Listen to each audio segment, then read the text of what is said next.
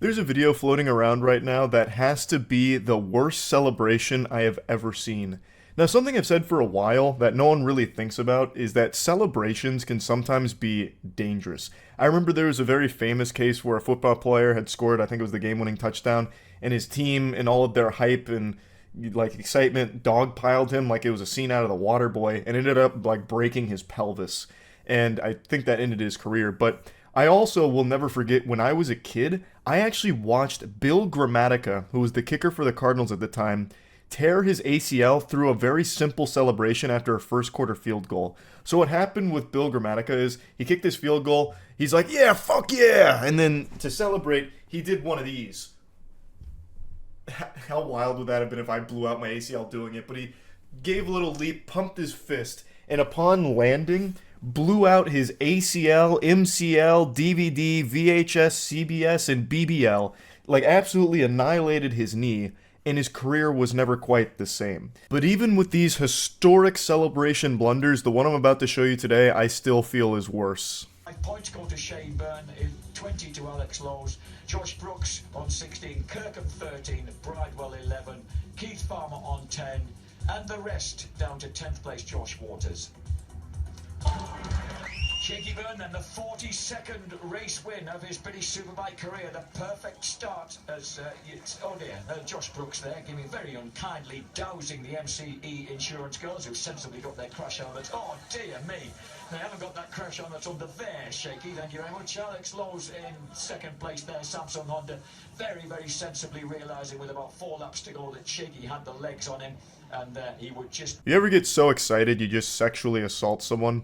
Like, I'm pretty sure that would be classified as sexual assault, right? Like, you can't just start putting things up people's orifices without their consent, no matter what the context is. Like, this is clearly not in the script. He, like, goes under her skirt and then blasts the champagne shower there like some kind of geyser, like a volcanic eruption. That's just downright diabolical, and I know it was probably painful, too. Now, I've never butt chugged, but I have to imagine getting alcohol forcibly shot up your asshole is going to hurt. And contrary to popular belief, I don't have a vagina, but if I did, I would imagine that would be equally as painful having all of that shot there too. It would sting and burn. Like, if I was getting alcohol being blasted up my bussy, I'm screaming. Like, let's say Moist Esports wins the Apex World Championship this year, and Matt decides to celebrate by hitting me with, like, the 1,000 years of pain, I'm pressing charges. Now, real quick, I want to jump in here and give all of you watching something to celebrate. Plague Seeker Issue 1 is here. My newest comic book series. It's 80 pages of just the most beautiful, most over-the-top, fucking violent, raw action you'll ever see in a comic book. I swear to God. As I mentioned with Plague Seeker, I was heavily inspired by Berserk for this one. And every single page of this is just a masterpiece. The artist, Vampire Tranel, absolutely knocked it out of the park. Like, no matter where you go in here, it's like a beautiful piece that you'd want to hang on your wall. So, issue 1 is here. You can find it at badegg.co. It's written by myself and Jackson, and the entire team put together something super special here. The artist is Vampire Tranel, extremely talented. The lettering is done by Dave Sharp. So yeah, definitely go pick up a copy at Plague Seeker. There'll be a link to it in the description, badegg.co. Also, it's more than just action, by the way. It's just, I think the action in issue 1 goes so fucking hog wild, like Insano style, that I can't help but mention it.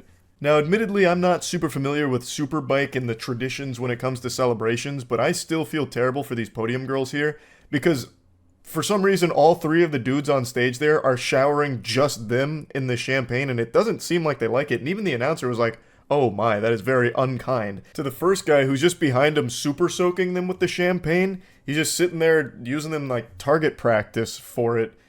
For some reason. Like, is that normal? Is that what they're there for? Just to be like a sponge for champagne? That sucks. But even if that is the role that they agreed to, they clearly did not agree to having someone go underneath and like violate them with champagne. That is very much crossing a line. That is not part of their contract, I imagine. The whole celebration is just weird from all 3 of them. So obviously the main guy who goes under her skirt, his name is Shane Byrne, or Shaky as they call him. But the other 2 guys as well. I don't really understand it. All of them targeted the 2 podium girls, when in every other celebration for every other sport, usually the champagne shower is towards the crowd or like each other. or like their team, not just like the two girls standing there at the podium. It just feels weird, but for some reason, all three of the dudes just come up and start like blasting them with champagne like they had a grudge against them. It was like a hazing ritual or something. They were like fucking bullying them with the champagne. Maybe they were, you know, bad blood between them or something, but it just seemed like brutal. Like it seemed like they had like a bone to pick with them. Now, after this started to make the rounds in 2021, Shaky did come forward to issue an apology in regards to the situation. I'm aware of a video that's currently circulating on social media of myself in 2013 where I inappropriately sprayed a promotional lady with champagne on the podium. I'd like to say I deeply regret what I did that day and I'm truly sorry. I'd like to apologise not just to the lady but to the other women on the podium that day, to all of my fans and to anybody else that's been offended by my actions. I can only apologise and I'm truly sorry. Super short, super simple, just saying that he deeply regrets what he did, he apologizes for it, says sorry to all those affected, and is trying to close the book on all of it. I still can't quite wrap my head around how this celebration even crossed his mind as appropriate or some kind of good idea. Like, I understand getting lost in, like, excitement, right? Like, I've celebrated some super important achievements in my life, like checkmating XQC in 6 moves and then going on to win the entire chess tournament, which is where the entire throbbing celebration from me came from. But at no point was I ever so excited that all common sense and reasoning just went out the window. I understand celebrations that lead to injury far more than I understand this celebration that led to an enema. Like, Bill Grammatica celebrating like, yeah! And then blowing out his ACL, I get, like, you're fucking pumped, you jump and you hurt yourself. Unlucky. Or another football player, I remember, got like a sack, and then he jumped up in the air and stomped both feet down, and he like broke his leg doing it. Those I get. Like, you're excited, you let out a bunch of steam all at once, and then you end up just breaking your body from it. But this, he was so excited that he just goes to like fucking Neanderthal brain. He's like, "Whoa!" And then like shoots champagne up her butthole. That shit just doesn't make any sense at all. But yeah, I saw this today, and I just had to talk about it a little bit. That it has to be the worst celebration I've ever seen. Again, I feel horrible for the 2 podium ladies during this, because this shit is cruel. This looks awful. Now, I do want to just mention again, Plague Seeker Issue 1 has been a passion project for about 2 years now, so to see Issue 1 finally be out there, I'm super excited for all of you to get your hands on it and get to read it. I'm also going to go ahead and drop the animation we had made for the initial release for Issue 0, because I think that this animation just goes so fucking hard, and it also just sets the stage for what Plague Seeker is about, for any of you that are curious. 1,000 years ago, humankind ruled the earth. Even in their failings, they prospered across the planet.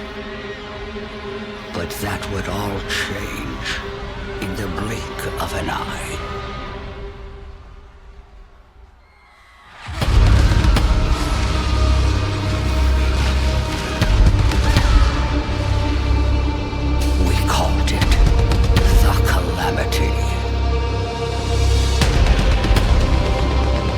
Those who persevered beyond the impact never truly survived.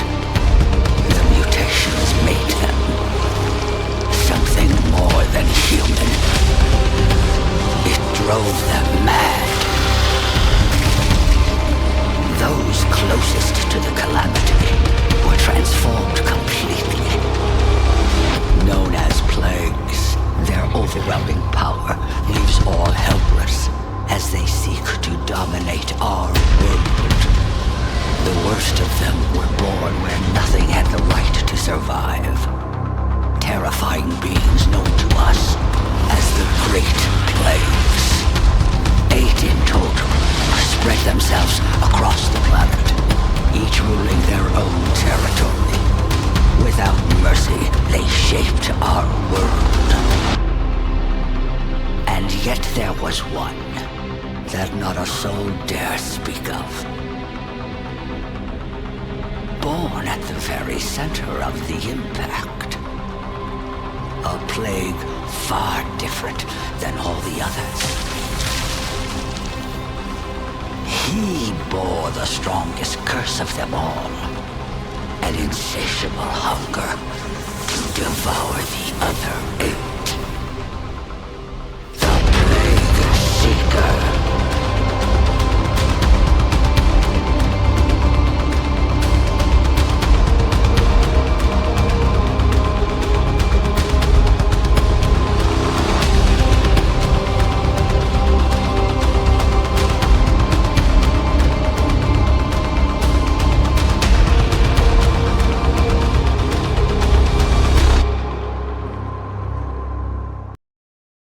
my eyes look to have a little sparkle in them today, a little extra special sauce there. Well, it's because I finally saw a great film, snapping the stinker streak of Joker 2 and Megaflopolis. God bless. I saw Transformers 1. This has been one of the most highly requested things I've had all year. Like, second only to people requesting that I get taller or cut my hair. People really love this film. It has a lot of hype. And apparently it hasn't been performing that well at the box office, which is just a fucking shame. Because it lived up to the hype. I actually liked it a lot. I planned on seeing it 2 weeks ago when it came out, but unfortunately my ass was getting cooked like a Thanksgiving turkey by COVID. So I wasn't able to go, but I went and saw it today and I liked it a lot. I do think this is one of the better Transformers movies that's been made. Like, period. I'm not just talking about like animated Transformers. I mean like of all Transformers movies. It's just super solid.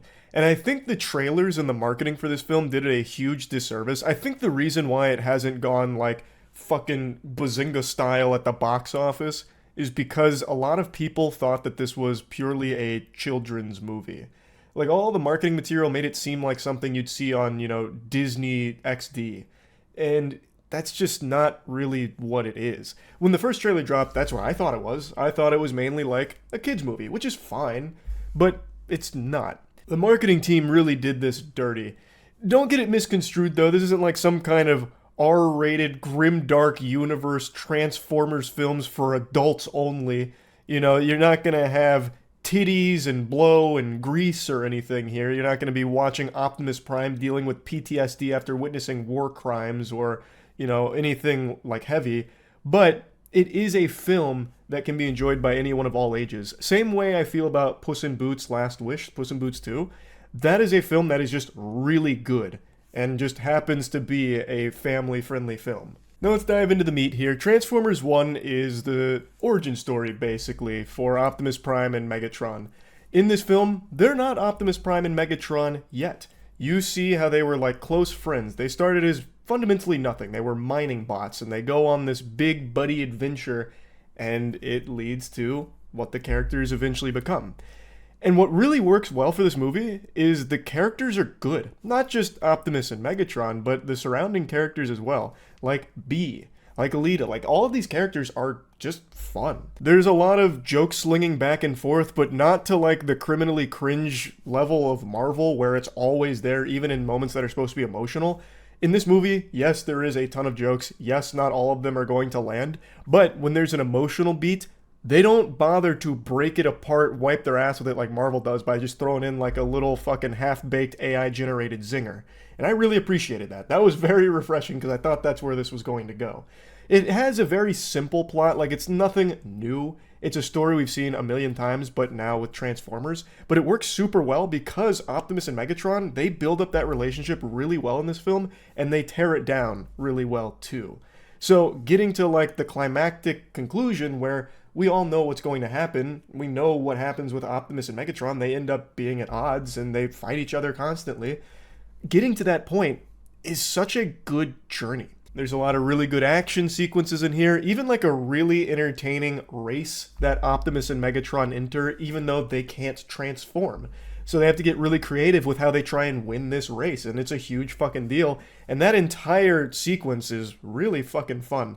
This is going to seem like an insult, but it did kind of remind me of Spy Kids 3D with that race, but done super well here. Like, I'm not using that to try and bring it down. It's just I love that, and that's always the first thing that pops in my head is that Spy Kids 3D race, that godforsaken sequence. But in Transformers 1, that race is so entertaining. Like, they're using jetpacks in the beginning. Then they're running on feet, but since they can't transform, they're getting fucking blasted by everyone. Then they have to use a couple of other really creative measures to try and get themselves back in the race. There's traps, there's obstacles. It's just a good ride. I've always had a soft spot for the Transformers property ever since I was addicted to Beast Wars as a kid growing up. So seeing a movie like this was just really refreshing. It really felt like a good time. And there's not a lot that I didn't like about it. Yeah, I wasn't, grabbing at my stomach like hardy har har laughing out loud at every joke or anything, but I was still highly entertained. And this is probably cope, but I'm hoping that now that we've had a movie about, the beginning of Cybertron and all that, maybe we can revisit games like War for Cybertron and Fall of Cybertron. Those games were such bangers, and it's a shame that they haven't received any kind of like remaster or anything. But I don't think that's gonna happen just because of this movie or anything. But I wanted to throw that out there. Those games fucking slapped. Anyway, though, I liked Transformers 1 a lot. It lived up to the hype. I definitely think it's worth watching, for sure. Even if you're not a fan of Transformers, it's a fun, short movie, which is rare. You usually don't have any movies under 2 hours anymore. This one is not 2 hours, which is nice. It doesn't overstay its welcome. You get exactly what you want. A lot of action, a fun story, good characters, and it all looks great because the visuals are pretty top-notch for the movie. So yeah, Transformers 1, it was good. That's about it. So yeah. Linkin Park is back and they've got a new singer. And there is a lot of drama going on and there's a lot of weirdness to talk about. I feel like all of you have heard of Linkin Park before. They're probably one of the most well-known bands of the modern age. And even just hearing the name Linkin Park is like time travel for my brain. It just transports me, like astral projects me back to like 2002. I've said this before, Hybrid Theory is my favorite album ever, and I think it always will be. It was the soundtrack to my formative years. The boner jams on here I don't think will ever be beaten. And I feel the same way about Meteora. I think both of those albums are masterpieces. But when Hybrid Theory comes on, it's like Popeye getting his spinach. I'll hear that, and I'll just go fucking superhuman. I'll feel like I can run through 5 brick walls. Point is, I feel strongly about this band, and when Chester Bennington tragically passed away, it was really rough, and it still is. It's extremely sad. He is a one-of-a-kind talent that will never be seen again. However, Linkin Park the band is back, and they have a new singer, and last week they performed a concert with her. Her name is Emily Armstrong. So they did a performance with Emily, they released a single with Emily, and Linkin Park is putting out an album with her as well. And there's more feelings and emotions here than in Inside Out 2. There has been a lot of discussion around it, and since the performance, a lot of information has come out that has changed the conversation from Linkin Park and even the new song they put out, and put it entirely on Emily Armstrong. Because she's got a lot of weird stuff that's gone on, to put it lightly. So, she's apparently a Scientologist and was actually at like a preliminary hearing for Danny Masterson as like a show of support for him. If you don't remember who that evil piece of shit is, let me jog your memory. Danny Masterson is the actor from That 70s Show who is a rapist in real life. He is a convicted rapist. And if that doesn't, reconnect some neural pathways in your brain, maybe you'll remember some of the drama that happened last year, where some celebrities wrote character letters to the judge going over how great of a guy Danny Masterson is to try and help with some lenient sentencing for him. He's got a great smile. Well, he never raped me. Come on, have a heart. What are you doing? Have you seen That 70s Show? What an actor. And some of those celebrities include Ashton Kutcher and Mila Kunis, who are glazing him like a donut. And then once all this information came out, they then released an apology video trying to, reduce the shrapnel they were getting hit with all the backlash from it. Not to just go off on that tangent, but that is still an infuriating thing that happened.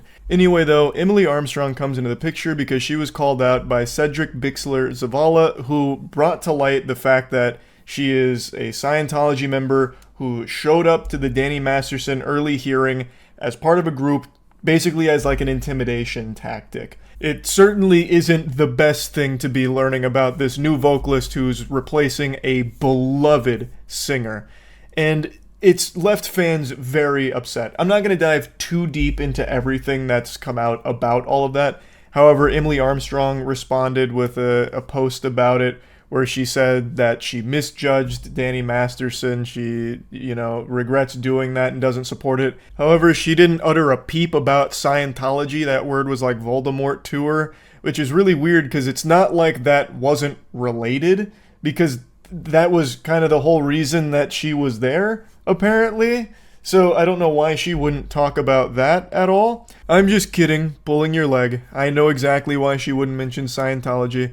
because she's probably afraid to, fearing for her fucking life if she pisses off the Scientologists. That's kind of the whole situation in a nutshell. It's by no means a thorough dive into all of it. I highly encourage all of you to read more from Cedric Bixler-Zavala about the situation and more information around it. And there's been a lot of good coverage on all of it. I just kind of wanted to give you like the bare bones breakdown of it. And I also kind of want to give you my perspective on Linkin Park moving forward with a new singer, even if it wasn't Emily Armstrong. I really do think it is fine for Linkin Park to continue as a band. I know a lot of people have said they should have like changed their name or something. I disagree. I don't think there's anything wrong with carrying on the legacy of Linkin Park as a group. I think that is a totally understandable thing to do, especially if they all still have passion for the project. And I think everyone, including them, knows you can never replace Chester Bennington. And I think them hiring Emily Armstrong to do that is them understanding that it's an impossible task to replace a talent like that, a soul like that. So Emily Armstrong being their vocalist is very much not a Chester Bennington, impressionist or anything. She sounds completely different. During their live performance, she sounded fine. There were some moments where her voice would crack and sometimes it sounded a bit like karaoke, but overall, she did a good job with the songs as a singer. I did not like the single at all. That's just not my style of music that I really vibe with. That didn't have me wiggling my finger and salivating for the album to drop, unfortunately. And it's no secret, I didn't really like any of Linkin Park's albums after Minutes to Midnight. But even still, I've always had an appreciation of the band. I think there was a time when I was in college where I was really upset that the music they were putting out wasn't the music I was used to. But I've come to understand now, since I'm 30 years old, that you're just not going to be doing the same thing forever, and it's silly to expect that. So them changing their style so much over the years makes a lot of sense to me. It's just not a style that personally resonated with my taste, and there's nothing wrong with that. I also wanted to mention that I completely understand why Linkin Park wouldn't want a clone of Chester to replace him and move forward with this group. There is a group called Hybrid Theory, and they are a tribute band to Linkin Park. And their lead singer, his name is Ivo Rosario. There are times where he sounds almost indistinguishable from Chester Bennington. He is about as close as I think anyone could ever come to sounding like Chester. Even if someone gathered all the Dragon Balls and made a wish to just have Chester's voice, I still don't think it would sound the same. I think Ivo Rosario is as close to that as a mortal can possibly get. His screams are pretty much one-to-one sometimes. He has the raspiness and the grit to his clean vocals that only Chester could really do. Even when he was doing Given Up, which has Chester's longest continuous scream, Ivo matched not only the same tone of the scream, but also the same duration. He's an extraordinarily talented vocalist who sounds about as close to Chester as my two nuts are to the shaft of my cock. It is close. And he also kind of looks like Chester.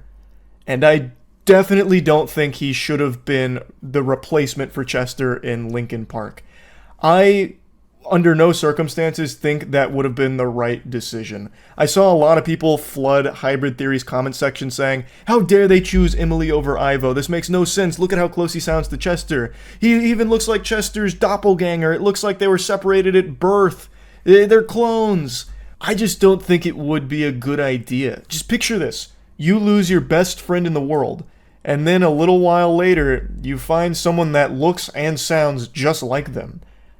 I don't think you'd be like, "Oh, my new best friend. Perfect. I needed someone to come in here and fill these shoes." It'd be extremely weird for the band, I would think, and it'd be extremely weird for fans, I would think. It certainly would be for me if I heard Linkin Park have a vocalist that sounds exactly like Chester. I think it'd almost be disrespectful in my eyes. So I do think them going for a different sounding vocalist for a different direction was the right call. I'm just not convinced Emily Armstrong was the right choice to fulfill that role. I think you could have got a better quarterback. I feel like if the band knew all of the Scientology stuff, they probably wouldn't be super thrilled about that either, especially given everything that they've gone through. I'm not going to be, putting thoughts in their head, putting poop in their butt or anything. I don't know them personally. I'm sounding very parasocial here. But from everything I've ever learned about them, it feels like a lot of what I've learned about Emily Armstrong would be very much not something they'd be super happy about. And I don't think that she's the best possible vocalist they could have gotten or anything either.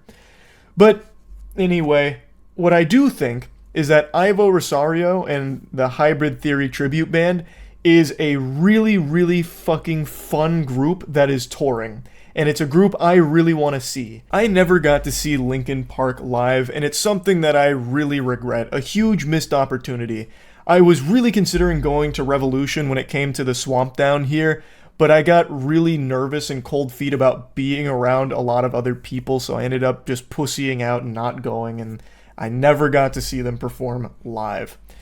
But seeing Hybrid Theory perform live will probably be about as close as I can ever get to experiencing a fraction of what an OG Linkin Park concert must have been like. And I think that's super cool. I am really happy that Hybrid Theory is such a talented group that does all of these tracks justice. And hopefully they'll come around the area at some point so I can go to one of those concerts.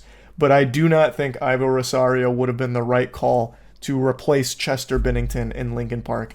I think it just would have been a little weird for the legacy of Linkin Park and Chester. Anyway, though, that's really about it. So, yeah. CoffeeZilla's new video on Tate's scam. What? I didn't see CoffeeZilla posted a new video. Oh, 4 hours ago. Oh, this is bold. Shaking the hornet's nest of the Tate enthusiasts, of the top G's. He's got a death wish. Yeah, we can check it out. Today, I'm getting a PhD from Hustler University, also known as Hustlerversity by those of us with the grind set. It was created by this guy. I'm top G. You think you're smart? I bought this coin and it's going up. You could have bought any coin and it went up in the last year. The Matrix was broken. Hustler University is the greatest thing. Ooh, I've actually heard that a lot. The Matrix is what does that mean? I've seen like a lot of YouTubers say that recently. What does that mean? Like, that's ravings of lunacy that I would have heard back in the day. But now a lot of people are saying it unironically. I don't know what it means. The video goes into the Matrix being broken? Oh, okay. I might be getting ahead of myself then. That exists on the face of the planet for people who are trying to escape the Matrix. Become Hustlers University. Welcome to the metaverse. Inject it into your brain. You can skip university, you can buy my program, and I guarantee you will know everything you need to know. Have you ever seen a college professor with an S63 and a McLaren and a Lambo and an Aston Martin standing next to a Porsche? No, you've never seen any of this. I know how to make cash. Now, if you're wondering why I'm enrolling in a college that looks like it was started by the son of Mr. Worldwide, it's actually quite simple. Hustleversity was started by Andrew Tate. It still blows my mind that this became a real thing. I remember, and I think we did it on stream, when we were going through the alpha male rabbit hole, I remember we watched Hustler University's promotional piece, and all of us were making fun of it.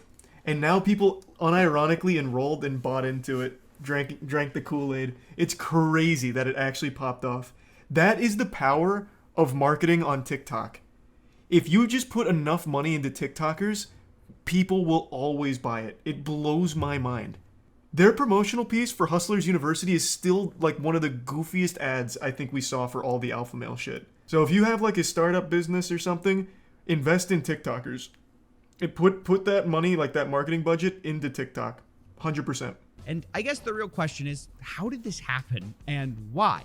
Well, Andrew attributes his meteoric success to a change in business strategy. I put together a particular strategy about 6 months ago because I decided to step up my overall exposure because of a new product I launched. I run an online school that teaches people how to make money online. Mm-hmm. I changed my approach towards social media and I ended up absolutely everywhere. Now, if you're wondering what business strategy that is, or the program he runs is called Hustleversity, where he teaches you how to make fast money if you'll only pay $50 a month. And one of these fast money methods turns out to be selling Hustleversity to new people by posting clips of him, Andrew Tate.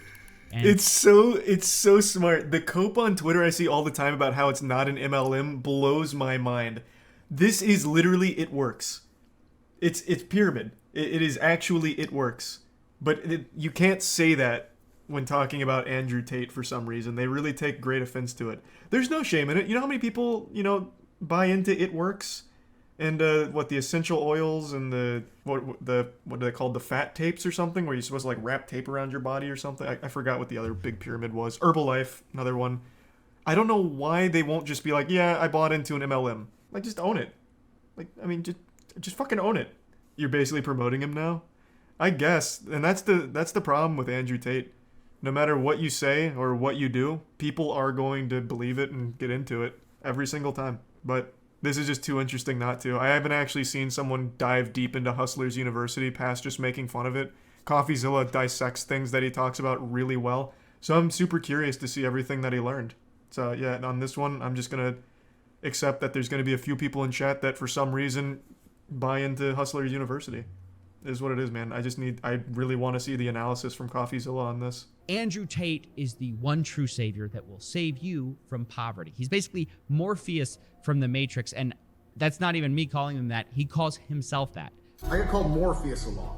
We are living inside of the Matrix, and I am Morpheus. He says he wants to wake you from your mental prisons, all by selling you a program that sounds like what high school dropouts used to put as their education status on Facebook. Attended the School of Hard Knocks and graduated Hustleversity with a PhD. Wait, you're a doctor? No, that's the pimping hose degree, which is something, by the way, I didn't make up. It's a course that Andrew Tate himself sells. But I don't think you want to take advice from someone who's in the middle of a human investigation. And that's not even to mention accusations of beating women. Or him allegedly those accusations could could happen to anyone. Was, quote, Andrew does have one undeniable skill that seems to be responsible for most or all of his success so far. He's just really entertaining.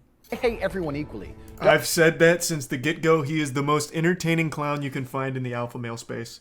And that's why it's probably worked so well. Between Tik Tok promotion, the MLM stuff, and just him being so enjoyable to laugh at, it's popped them off. Wild. Do you think the guys paying for this think it's a joke? I think there's a good balance of people who pay for it, like ironically, like, haha, I'm part of Hustlers University, and people who actually believe it. And I think the believers probably outweigh the former, which is sad, but it is what it is. It's the same for every other alpha male we ever looked at. You remember the guy who's a self-admitted cuck? Oh, fuck. It's only been a couple months. It's the big guy. He sells the course on, like, so your wife doesn't want to fuck you? That's okay. No, I'm talking about alpha males, bro. Is it Jack Murphy? It might be Jack Murphy. Oh, yeah, Jack Murphy, right? This he's literally a cuck. But he's also an alpha male. So he's teaching you how to be an alpha male while also being a cuck. It's this guy, right? A lot of these guys kind of all look the same, like bald and a beard. Is it this guy? Don't come at me and call me sexist or racist or any of these things. I hate everyone. I don't care if you're black, white, straight, gay, man, and woman. I hate you anyway. I do know how to administer CPR. However, I will not administer CPR unless you're a hot female. If you're some fat dude and you just had a heart attack and I don't really know you. Is that a lady billing you and you back and rearrange your bones? Why is it being massaging me for a full hour straight, bro? I have a lot of muscle. It's painful to carry it around. It's a 2-hour massage. People are starting to realize that the only real currency is attention. Clout. Like, the worst thing that's going to happen to you is not that you go to jail. The worst thing that's going to happen to you is you become irrelevant. Yep. And this is what separates Andrew Tate from a lot of the fake gurus I've covered in the past. Jones and Tate operate sort of on this playbook where entertainment is king. They say a bunch of outlandish statements that builds attention, and then once they're the crazy guy, all they have to do is say a few basic things that everyone agrees with, and then their audience suddenly thinks they're a genius. I mean, everyone... That works for everything, by the way, not just people. This is the same thing with QAnon. Like, QAnon has the wildest shit, like believing JFK Jr. got revived and is still any day now going to cruise around some random corner in fucking Washington and announce his presidency. The reason they have so many people is, well, I guess the big reason is everyone wants to believe something that makes them feel special. But another thing is they also then put in some things that are true. Like, there's a lot of pedophiles in Hollywood. It's like, oh, well, it turns out there are a lot of pedophiles in Hollywood. I guess QAnon's right about everything else. It just becomes like a gateway. So you sprinkle in like little truths for the lunacy, and then you get people to buy into it. So it's not. It works for more than just like individuals. Everyone knows who Q is, right? Fuck man, I've heard so many different reports on who Q is. I couldn't tell you. Is it one of like the Clintons or something? I don't remember. There's so many theories on who Q is. It could be fucking anyone. I think that that's what makes society function. I think that's what makes the world function. I think that men and women falling in love and having children and having families are very, very beautiful things. Well, who doesn't agree with that? And he'll talk to like men's issues. He'll talk about how lonely men are. Yeah, sad Most men are absolutely and utterly invisible. I was just about to fucking say that. I paused too late. Yeah, the whole most men not being invisible, you're not invisible, men feel invisible, this and that. That's everywhere. That's a really big platform for alpha males right now. I see that shit all the time. I think, what channel was it? Is it Sneeko? Sneeko's been big on like, all men feel invisible now. Like that shit is all over the place. So like all of them kind of regurgitate the same points because it's really effective. This is the truth about masculinity, right?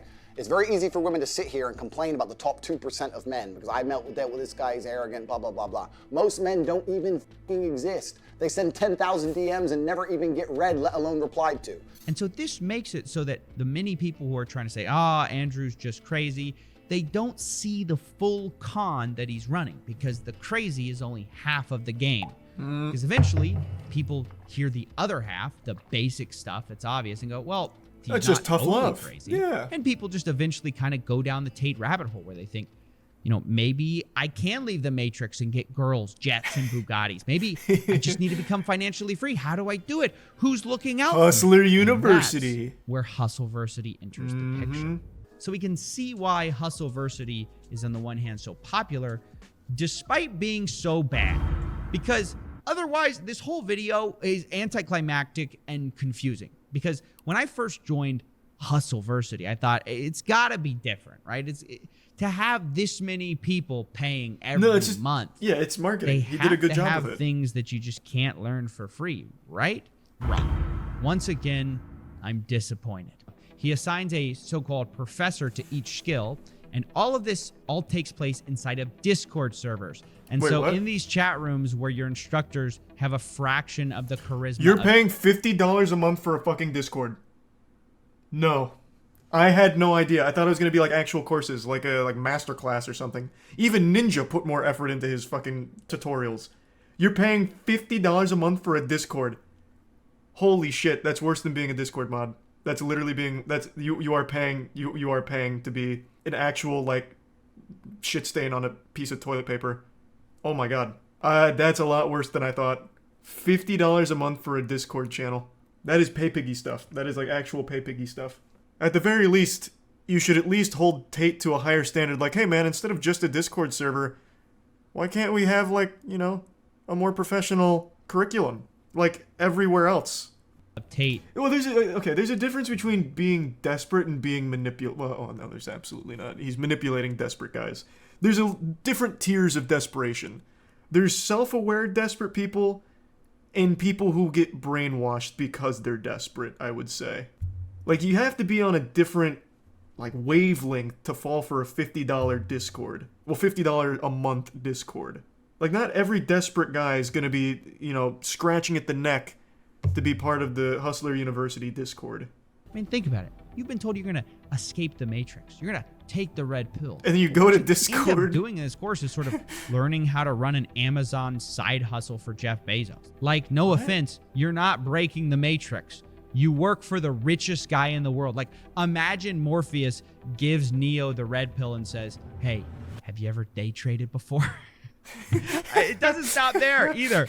Like they have this cash quadrant of time and cash where you're either time poor or cash poor, time rich, cash poor, cash rich, time poor. You get the idea. And what they define cash rich as is very telling. They define it as having $5,000, which by that definition, guys, what? I'm proud to say I'm cash rich. Now, guys. Wait, like in total? That is so different from the pitch. I imagine most dudes who buy into this have to have $5,000 total. It's $50 a month. That is such an expensive item. This makes no sense.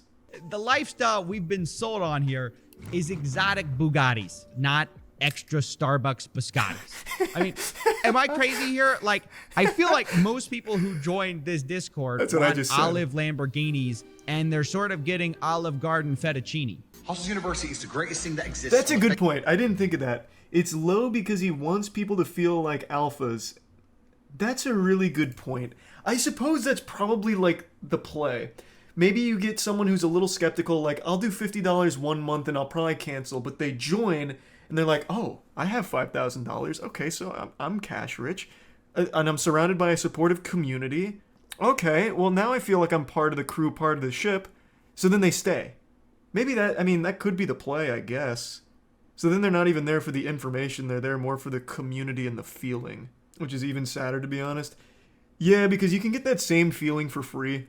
Like, there's always going to be a community of people just like you. Like, you're not special. Whatever your interests are, you're going to find a million people with those interests, and you guys can be friends. Like, and it's free. You just have to find them. You don't have to pay $50 a month for friends. At that point, join a frat.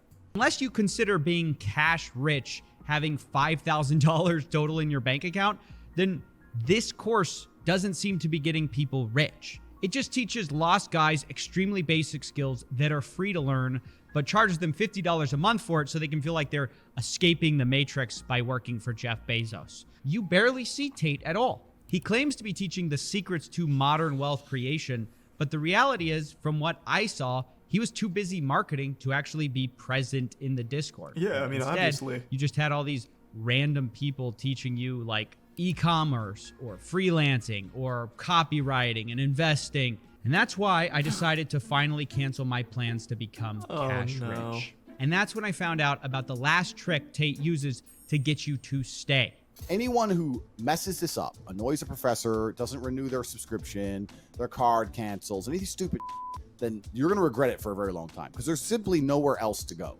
That's right. They tell you there's nowhere else to go besides Hustlers University. This is the only place What a shame. where you're going to learn not to be broke. I had to unsubscribe to get my mother a birthday present, but I resubscribed the next month. I don't believe that. I don't believe you. And I also think if you were a member of Hustlers University for a month and you didn't make enough money to buy your mother a birthday present, you f***ed up. So you're probably going to end up kicked out. Like, their two responses are, that's not true. Okay. And even if it is, it's your fault anyway. Who is this guy? I've seen him in a few clips now. All he usually does is put Tate's meat in his mouth. Who is he? Is he like one of the gurus? He teaches you on like cock sucking technique or something for like behind the dumpster transactions? Who is he? It's his brother?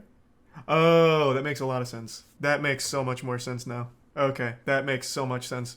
This guy only parrots what Tate says, well, like Andrew says, or reinforces it, or says outlandishly stupid shit. And you have to understand that for the people actually in the course, they're like deathly afraid of missing a payment because they've been told that if they do, guess where they're going? That's right, straight back in the Matrix. In jail, they call it. We don't kick you out. We put you in the jail and you sit there in your cell and you have no access to the money-making information and we just flood you with all the endless wins. Every time someone wins, we show.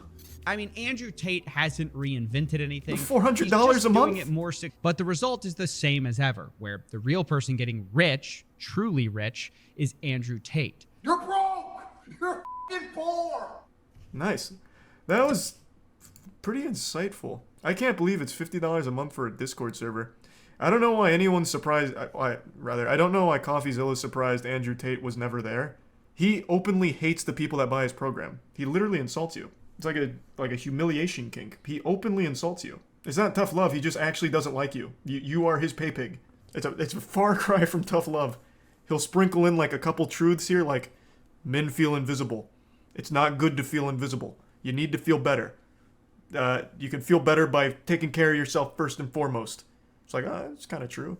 And it's like $50 a month. And I'll show you how to do some drop shipping, I guess. Oh yeah, I know, the 110,000 students, it's big. No, it's fucking big. Andrew Tate makes $66 million a year from this shit if everyone pays $50 a month. Yeah, no, it's a super successful hustle. He did what all the other alpha males did, but did it smarter by being like a punching bag. Like, obviously he's in on the joke. He knows he says the most outlandish shit, like CoffeeZilla mentions, and then sprinkles in enough truth where people hear about him for being insane. Then they'll hear some truth and be like, huh, maybe I'm going to check that out.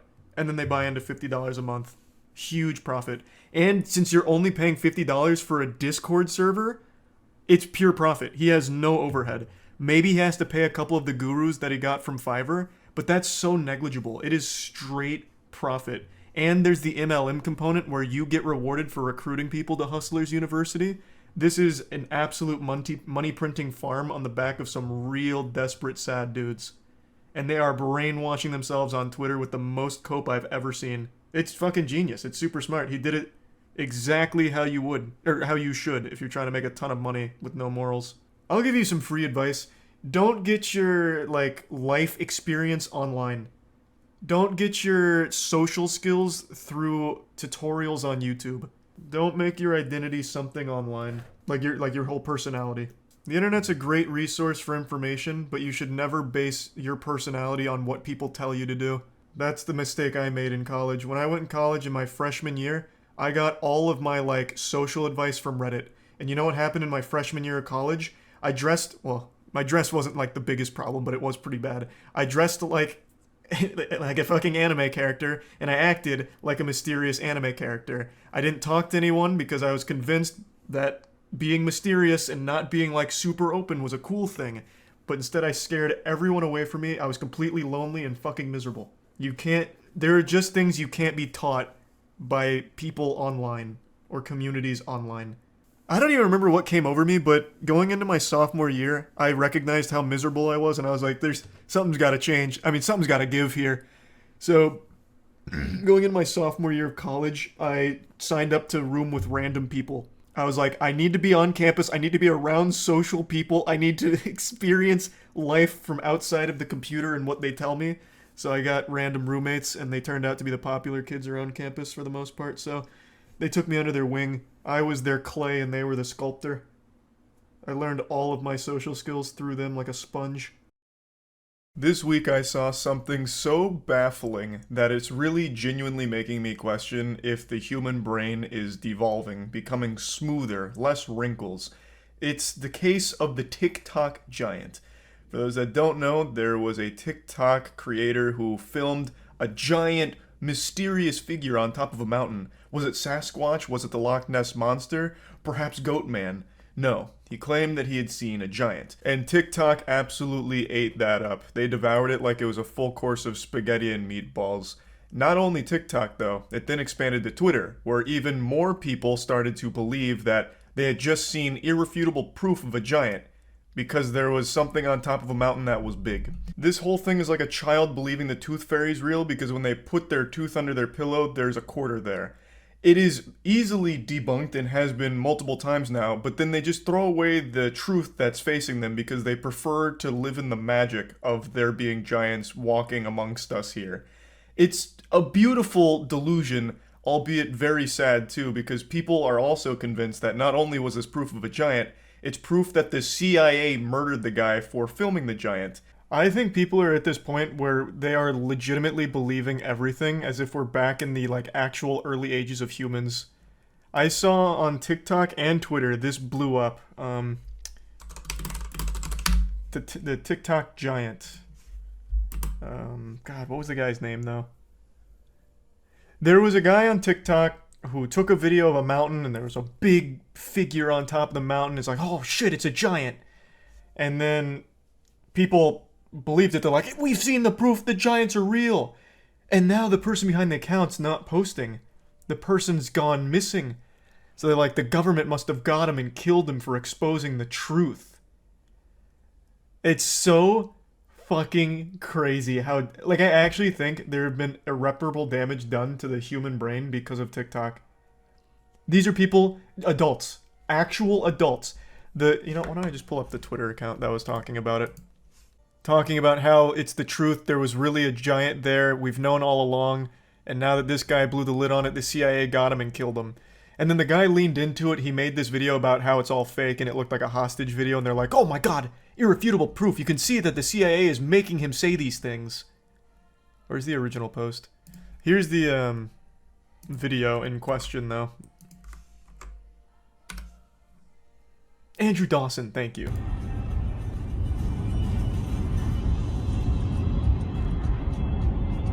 Oh, That's a giant! Person, dude. No, seriously, pull over, pull over.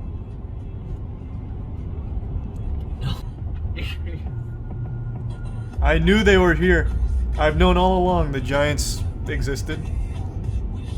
They called me a fool. Also, it's dangerous to scroll in the comments, but I'm pretty sure, you know, I'm not even gonna bother with the Council of Cock being down there as a possibility. Someone went on, like, Google Earth. They went over that mountain, and it turns out it's just a tower. It's just legitimately just a tower. But that didn't dissuade the believers. So, what they're saying is they must have built the tower after this video came out in order to hide the truth that there was a giant there. I shit you not. That was their explanation for it being a tower over there. They said that they made it. They put that tower in place in order to obfuscate. But this is what's on the other side.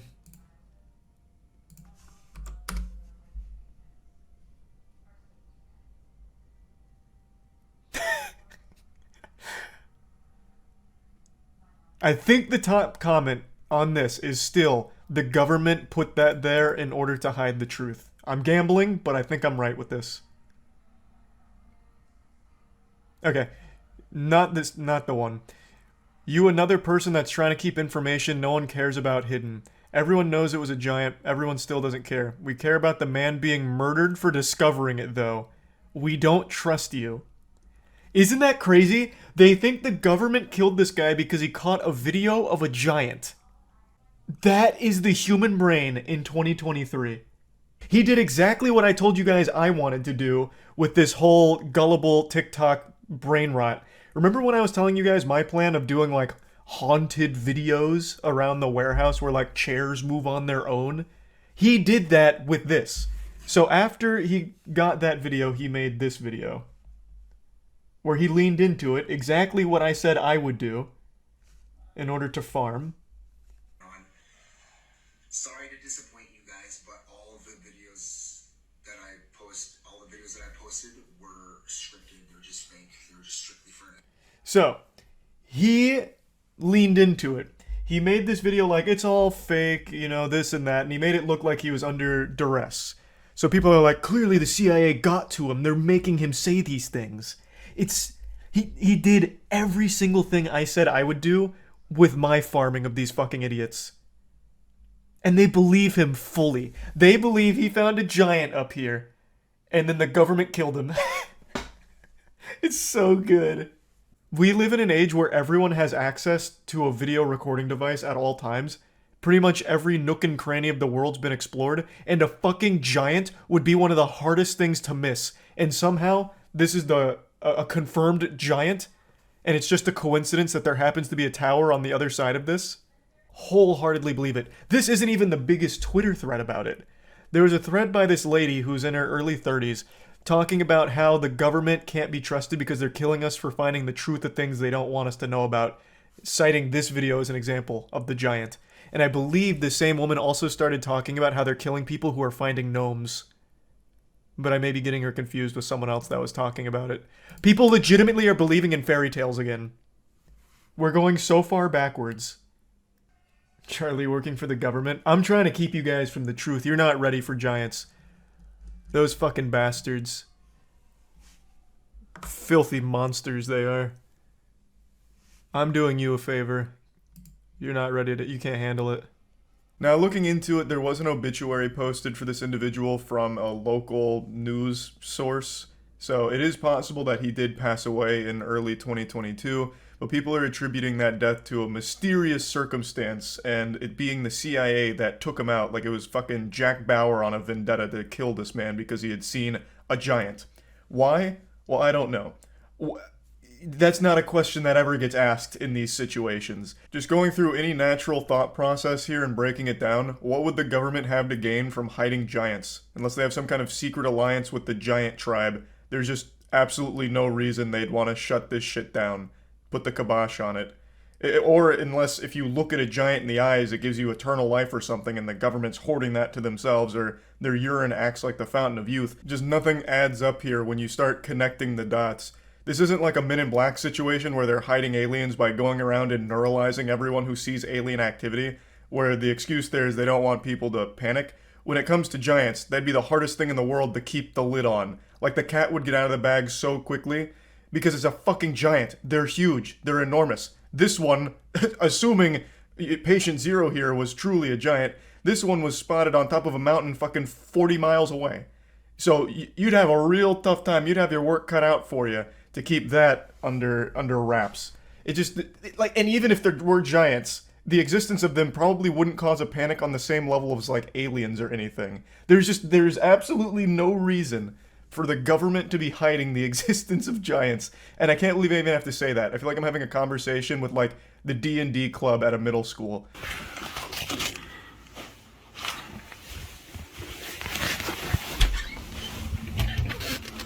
I think that's that same vehicle from... Hey! Now let's break down this little humdinger here. People use this video as proof that the CIA was hunting him down and stalking him because he made this video. He's very clearly leaning into it, if you ask me. But let's do a basic thought experiment here. How likely is it that this is staged? Very. It got millions of views, so there's real incentive to play on it. How easy would it be to fake? Extremely. All you need is your friend to sit in a car outside and then drive away when you come out and yell at them. Like, just look at the video. There's just a random car out there with their lights on. So if they're stalking, they're doing a terrible job. They're just sitting right in plain view outside of his house with their lights on. That'd be the worst tale ever. They would be fired from the CIA immediately because they're fucking terrible at their job. Like, at that point, the CIA might as well have a sign out there saying, "We're watching you. Honk if you like government surveillance." Like, this would be genuinely the worst stalking ever from the CIA. And then the guy comes outside and scares the car away like a flock of pigeons on the beach. It's an extremely easy thing to stage. Where's the proof that that is some kind of unmarked CIA vehicle and an operative in there stalking him? The video just starts where he looks out the blinds and the car's already just sitting there in front of his house with his lights on. I think this is so clearly staged in order to play off of the success of the giant video, because it got a lot of attention and a lot of engagement. Now, he hasn't posted on TikTok since 2022, and like I said, there is an obituary posted in a local news source, so it is very possible he did pass away, but I will tell you right now, I highly, highly, highly doubt the government had anything to do with that. Because, again, there's no such thing as fucking giants out there. Sorry to ruin Christmas, but it's the truth. It's a tough pill to swallow, but one you've got to grow up and take right now. I would love if there were giants out there. No one would be happier than me. I would absolutely be ecstatic to learn that giants really are out there and they're coming back. You know, and then they start their own sports league or something. It'd be amazing. I'd be super excited about that. I'd also love if there was a such thing as psychics and telekinetic abilities, as well as being able to form a Kamehameha ball in the palm of my hands if I focus real hard. I would love all of that kind of fantasy shit to be real. But it's not. So there's just nothing the government would do here about a man filming a video claiming he saw a giant, because giants aren't real. So they're not gonna fucking care. It's not like he actually exposed a government secret. They'd have no reason to go silence him. This is just a wild case of people believing anything and everything they see, for no reason other than they have fun believing it. And then they fight tooth and nail for it, even when they are faced with the absolute truth of what the situation is. It's wild. So yeah, I just wanted to talk about this a little bit. That's about it. So yeah. Hi, I bet you can't even tell that I have a mental illness. And that mental illness is called an addiction to bad movies. I can't help myself. I see every new horror movie that comes out. I've seen every single 2024 horror movie except for one. The one good one, apparently, which is Late Night with the Devil. I've seen every single other horror movie, and I double-checked. And I at this point, I don't even know why. Like, I know they're going to be awful going into them. And you all know I love bad movies, but I also know going into most of these that they're not going to be so bad they're good. They're just going to be a genuine, complete waste of time. So you have to wonder, am I possessed by some kind of dog shit movie demon that just somehow deep in my soul compels me to go waste money and time to see these on the big screen? Today I subjected myself to The Exorcism starring Russell Crowe. This one was really interesting. Not the movie itself, that was the furthest thing from interesting, but the concept of this movie fascinated me because last year Russell Crowe was in a movie called The Pope's Exorcist, where he played another exorcist. So I thought this was like the extended Pope's Exorcist universe, but these two movies have no relation to one another. He played the same role twice. He said like King Neptune, that was so good I think I'll have it a second time. He fucking said, hey, where's second breakfast? I love playing the exorcist role. And at the end of The Pope's Exorcist, they set up like a Men in Black style universe where there's this group that goes and fights the demons that are possessing innocent humans. And it all happens in the shadows, behind closed doors, where God refuses to look. Well, I'm going a little far there, but basically they set it up as I'm assembling a team of elite exorcists. We gotta go kill all the demons. We gotta go fuck them in the face. So they conclude that movie with like this almost pseudo montage of like exorcists getting ready and setting up like a network to track possessions and all of that. I have expected Linkin Park's What I've Done to start playing like the end of the Transformers movie when Optimus Prime makes a call out to the cosmos for more Autobots. I thought that was going to happen, but for exorcists. So this movie I went into really thinking that it tied into that universe. And can you believe my surprise when it turns out he's just playing the same role in a different way? And the movie's bad. But here's the really crazy thing. The whole movie's not bad. I actually thought almost the entire first half of the film was pretty decent. Like, it's not amazing by any means, but with all the slop that you get fed, like the fucking pigs we are in the movie theater seeing these horrible horror movies, it was at least a step above most of that. So the film's concept is they're filming a remake of the original Exorcist movie, which they treat like Voldemort. They don't name it, but they keep implying it, and they keep using the similar themes and scenes from the original Exorcist in a modernized way. So Russell Crowe gets the role of the Exorcist, who's going to perform the climactic final moment there. And he gets the role because the person prior to him got attacked by a demon on set and killed, and it led Russell Crowe, who was an actor struggling with alcoholism and drugs and just a really troubled past, to land this big position. And throughout the filming of the movie, more and more creepy, evil things keep happening as a demon has infiltrated Russell Crowe himself. And I actually really like the set here, where they have like this dollhouse, this open dollhouse that they're in filming the scenes, and Russell Crowe's struggling with the material, and the director's saying some really mean things to him, actually just talking shit like it's a League of Legends lobby, getting real toxic to try and bring out the best performance of him. His daughter also hates him because he's an alcoholic drug addict who abandoned her and her mother when the mother had cancer, and he was out apparently just getting high, getting drunk, and chasing pussy, as the director called it.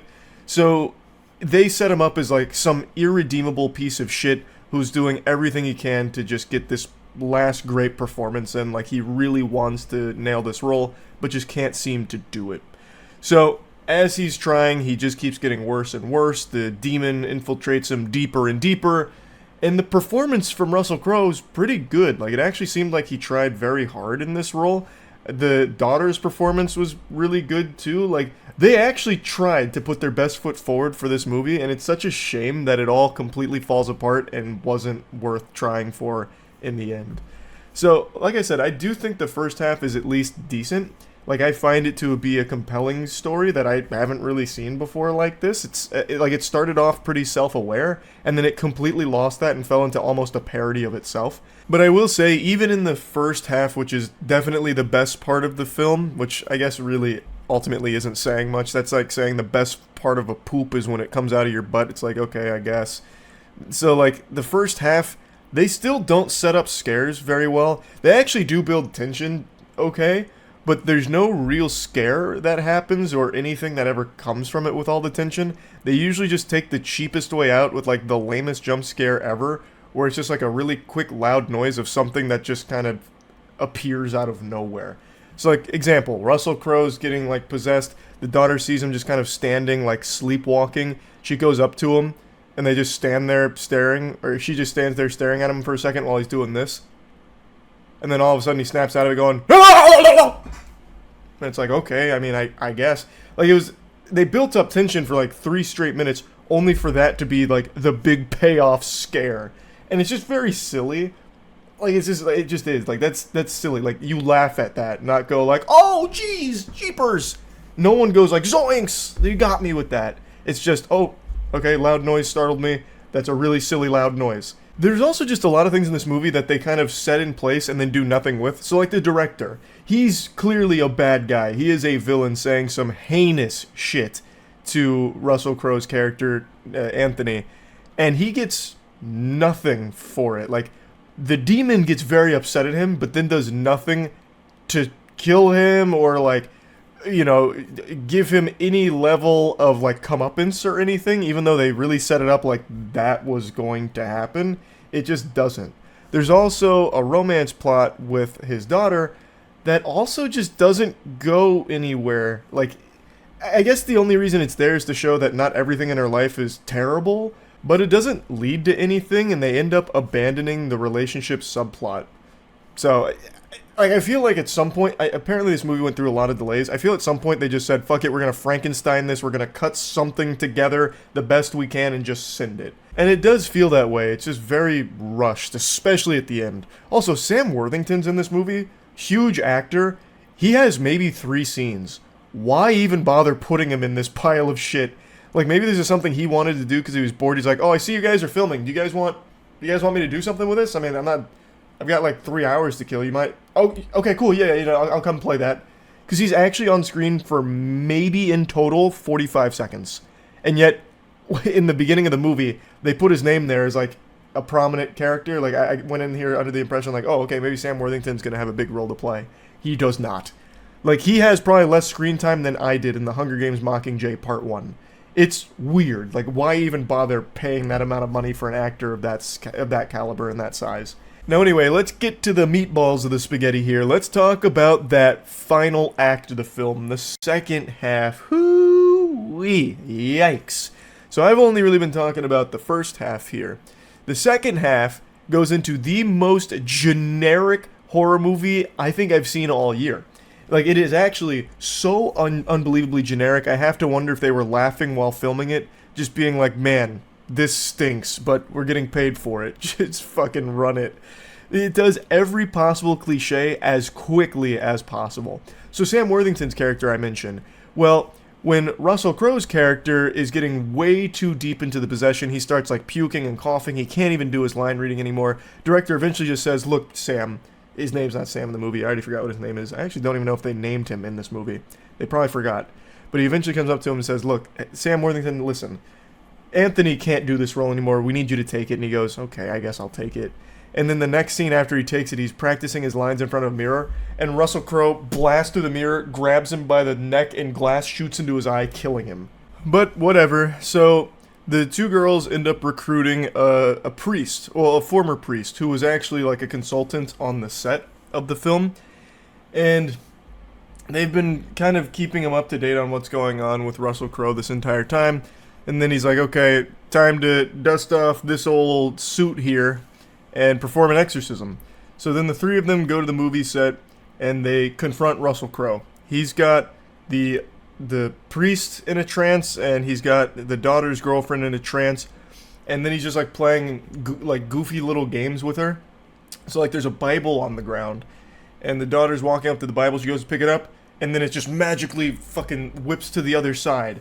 So then she goes over and then picks it up. It's like that scene out of SpongeBob with the dollar bill, where they throw a dollar bill out and then like yank it back.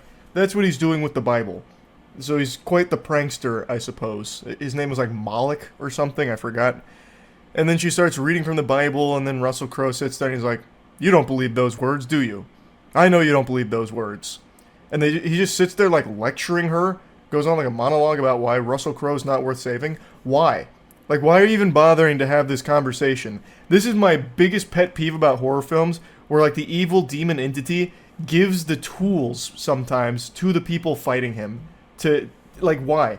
Why? Like, there's no self-preservation from the demons? What, they'd go through all this effort, this elaborate plan of possessing someone, and all of these steps, just to allow the good guys to get all of the necessary tools while they watch. Like, this demon could have killed all of them. Why put them in a trance? Why let her get the Bible? Why let them do that and you just sit there watching and sometimes laughing and giving a stupid speech? It's ridiculously dumb. It just shows that the writers have no idea on how to have, like, the humans combat the demon here. So they just rush through it with this cliche formulaic dog shit.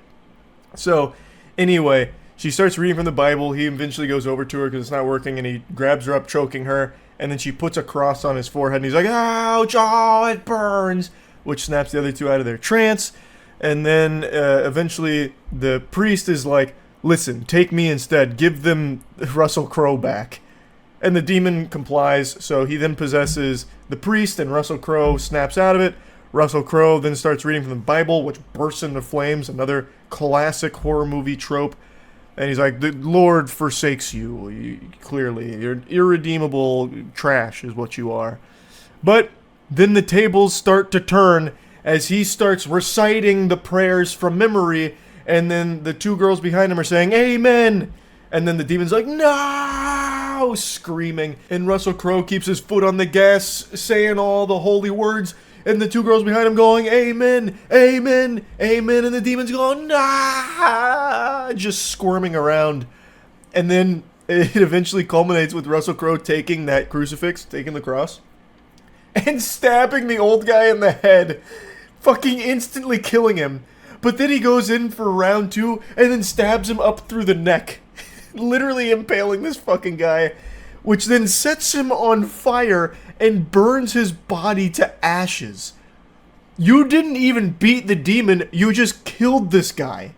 Keep in mind, he was, like, the priest was still there. Like, the demon was using his body as a vessel. They didn't just exorcise the demon, they murdered the man. In that case, you could have just called the police to come shoot him. It would have done the same thing. So they just fucking murder this guy, and that's their triumphant moment. It's so stupid. Like, the whole final act is so bad. It's so bad. But anyway, yeah, I just wanted to kind of talk about this movie since I saw another trash horror film. It's not the worst horror movie of the year, but it's definitely a bad one. It's another absolutely horrible one to put into this very impressive 2024 for bad movies. That's really about it. So yeah. Halt. You've just reached a smile checkpoint. And it's time to pay the fee, so put a big smile on that face. I'm here to help. I've got some amazing news that's going to tug on your heartstrings and make you go, aww. A YouTube scammer was just sentenced to over 5 years in jail for a massive fraudulent operation they've been running for the last half a decade. And boy, howdy I tell ya, it's always a great feeling watching a scammer get their comeuppance. A nice knuckle sandwich from the law. And honestly, he's getting off easy here. His name is Jose Terran, and he is like the Cobra Commander of scammers. This guy is going to go down in history as one of the largest fraudsters in not only YouTube history, but music history as well. Over the course of the last 5 years, Jose has claimed 50,000 songs, meaning that he then took the rights from these songs and all of the money that those songs would generate online went into his bank account. And over the course of the 5 years he's been doing this, he's made roughly $23 million in royalty proceeds from the music he's fraudulently claimed. Bro straight up found a money tree and couldn't help but take a bite from the forbidden fruit, just like in the Garden of Eden. And now he is paying the price. He may have raked in 23 million bones, but now it's coming at the cost of over 5 years worth of his life spent in the slammer.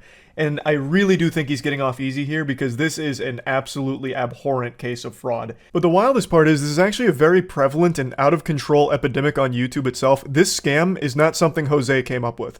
This is very common right now and used by a lot of other shady scumbags. In fact, I'm not here to start pointing fingers here and, calling out sailors on the ship. I'm not trying to lead a mutiny. But there's even some beloved YouTubers that do pretty much exactly what Jose did on a smaller scale. We'll talk about all of that in a minute. I just want to quickly thank today's video sponsor, Opera GX. Opera GX just has so many tools that really allow you to customize it to your liking, as well as even allowing you to limit how much CPU and RAM the browser uses with GX Control. GX Control allows you to enhance your performance on PC when gaming by changing the amount of CPU and RAM you're willing to allocate to the browser, which makes it a lot less of a load on your system, unlike something like Chrome, for example, which is a resource hog.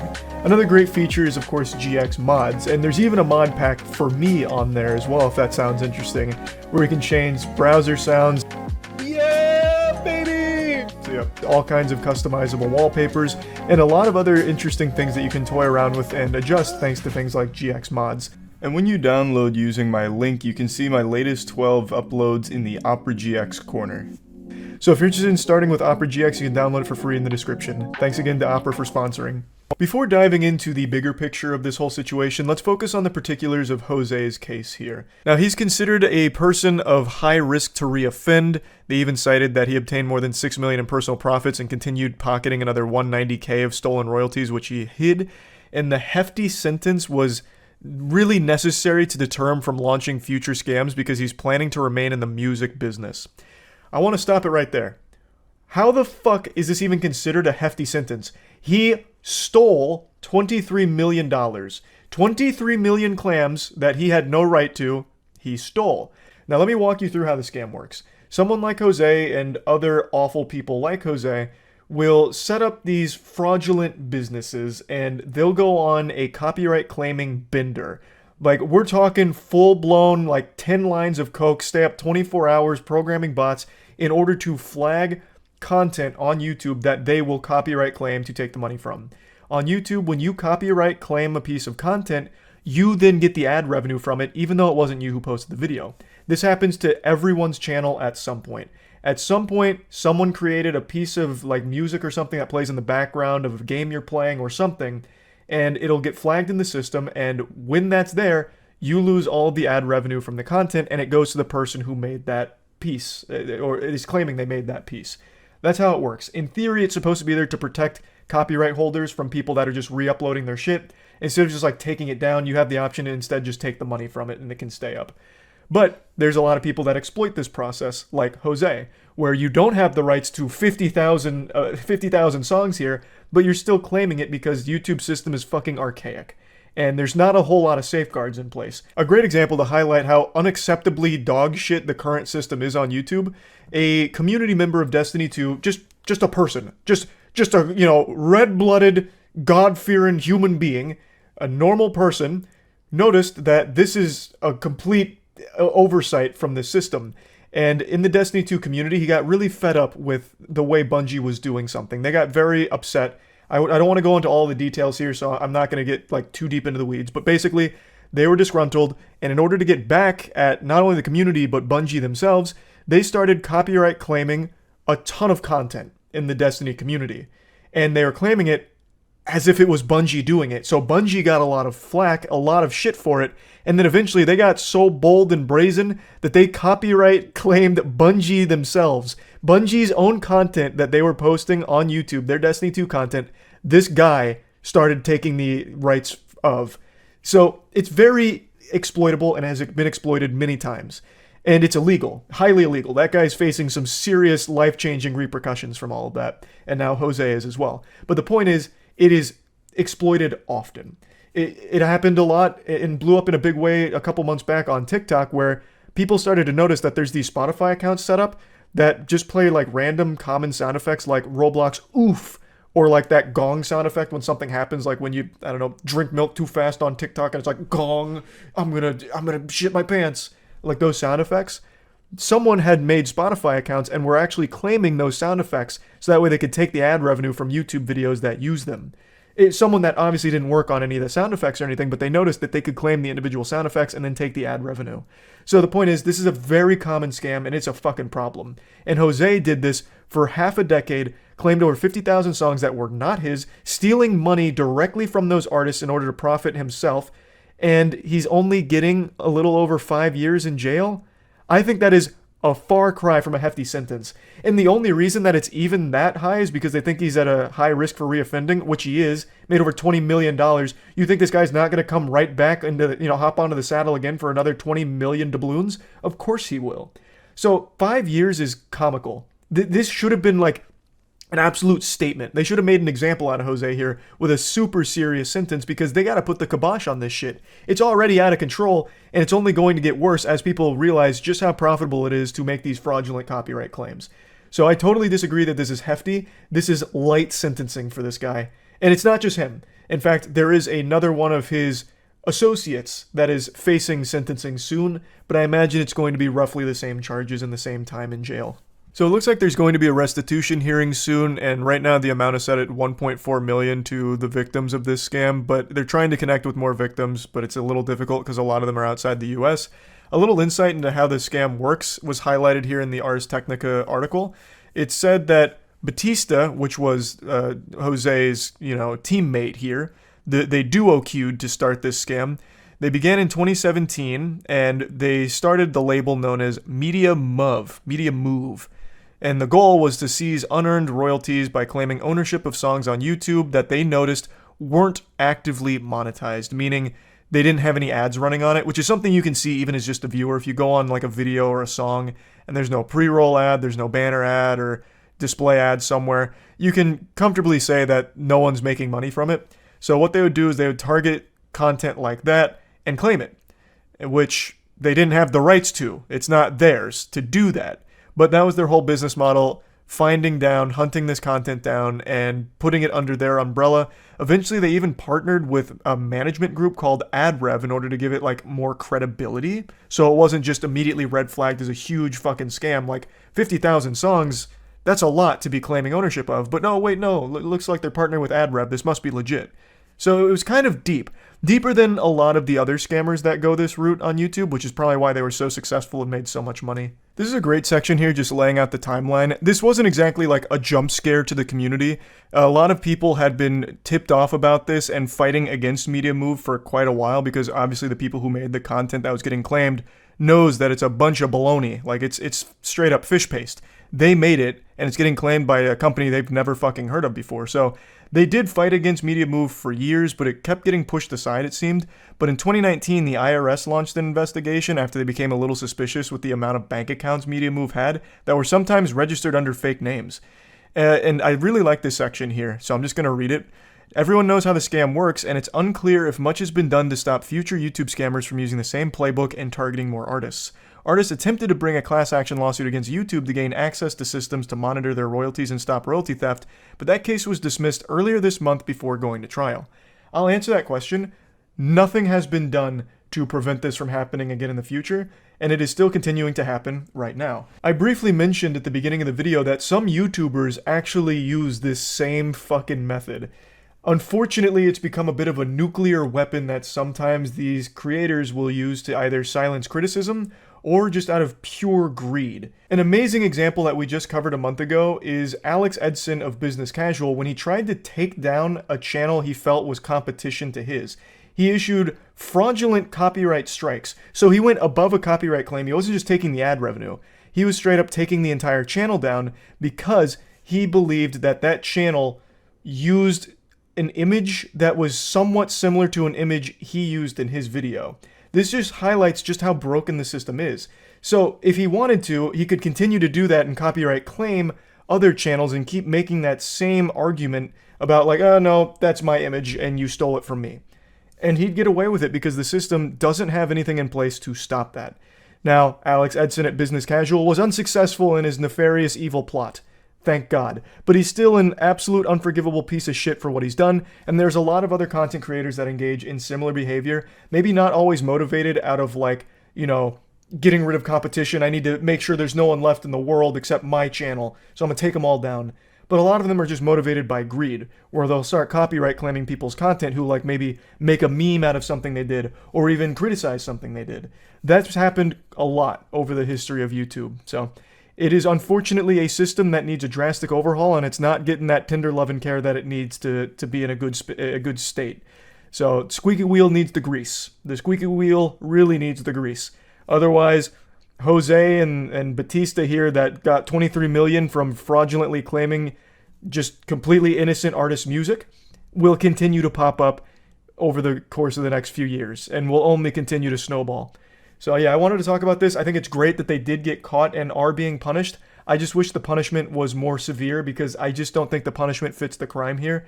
They likely won't even serve their full time in jail, and they got away with so much money for quite a long period of time. So I think the sentencing needed to be harsher, and hopefully as more people are caught doing this, the sentencing will continue to increase. So that way it can finally deter people from trying it more in the future. But anyway, that's about it. See ya. The time is finally upon us. Most people thought this day would never come, but it has. Mickey Mouse is public domain. Kind of, to a certain extent. Steamboat Willie is fair game now, and you're already seeing everyone with a pulse start to dogpile on it like they're trying to recover a fumble in the NFL.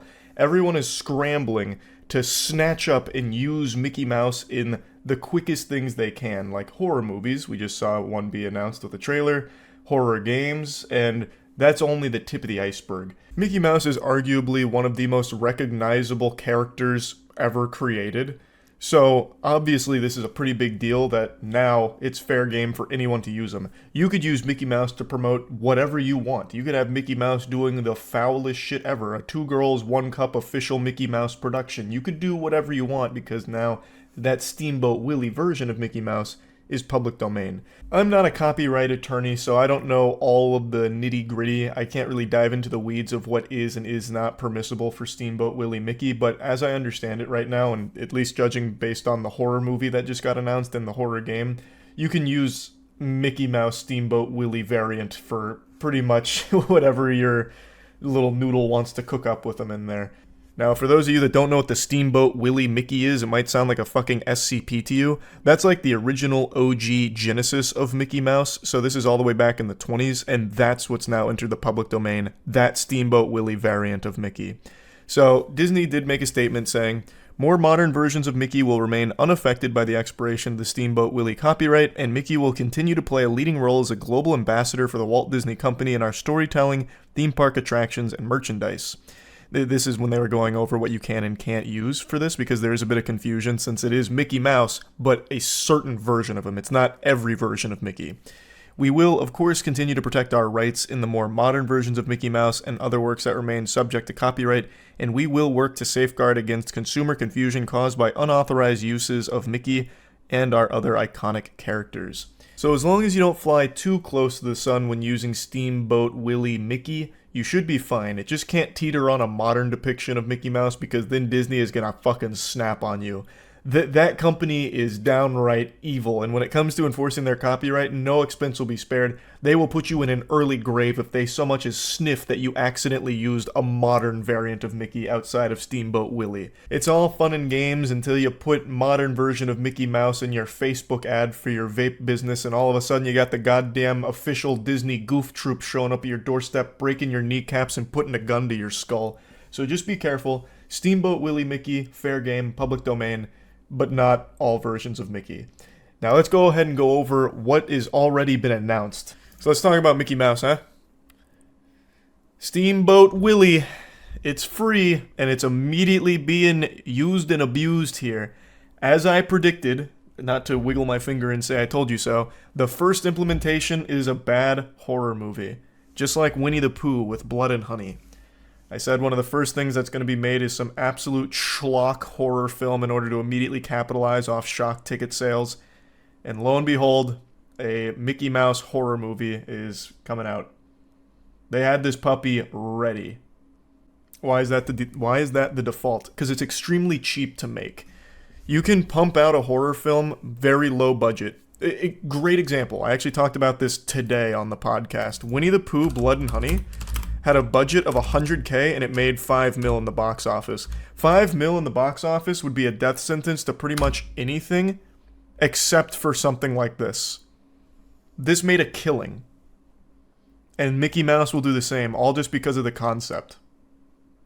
And this movie fucking sucks. It's not even fun bad. And they're making a sequel. Yeah.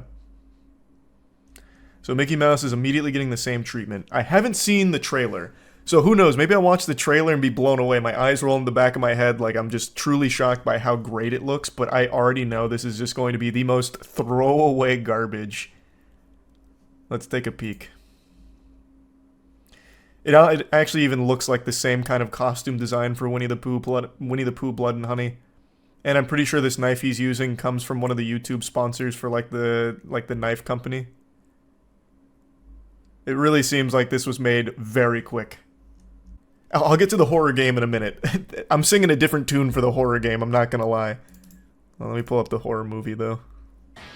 These are the best party that we can throw. Oh, actually, wait. I feel like this might have, like, titties or something in it. Has anyone watched it yet? Is this Toss?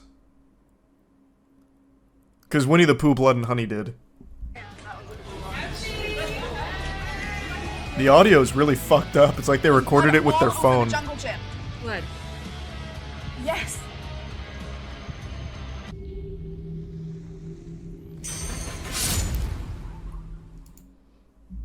Exactly the same DNA as Winnie the Pooh, Blood and Honey.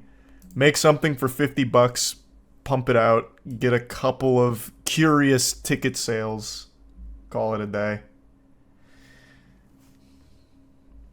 But, now on the flip side of that coin, this game actually looked kind of hype, I'm not gonna lie. So, the horror movie, a pile of dog shit. That sucks shit through a crazy straw. But, Infestation 88? We might have a little something here, I'm not gonna lie on this.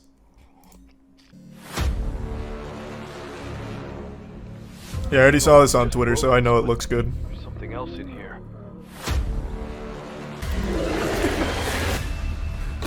Okay, I think this could be a banger.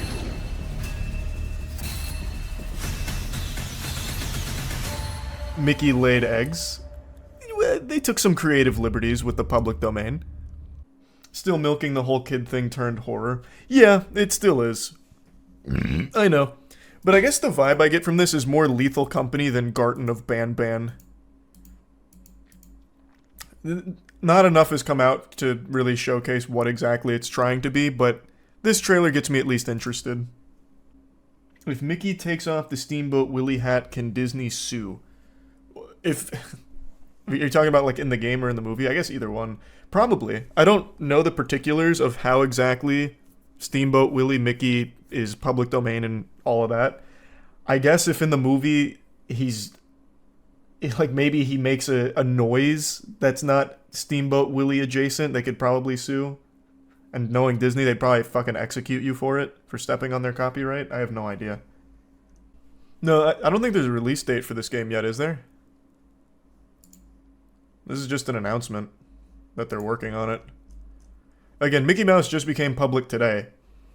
There's still so much time for people to mutilate Mickey Mouse's corpse.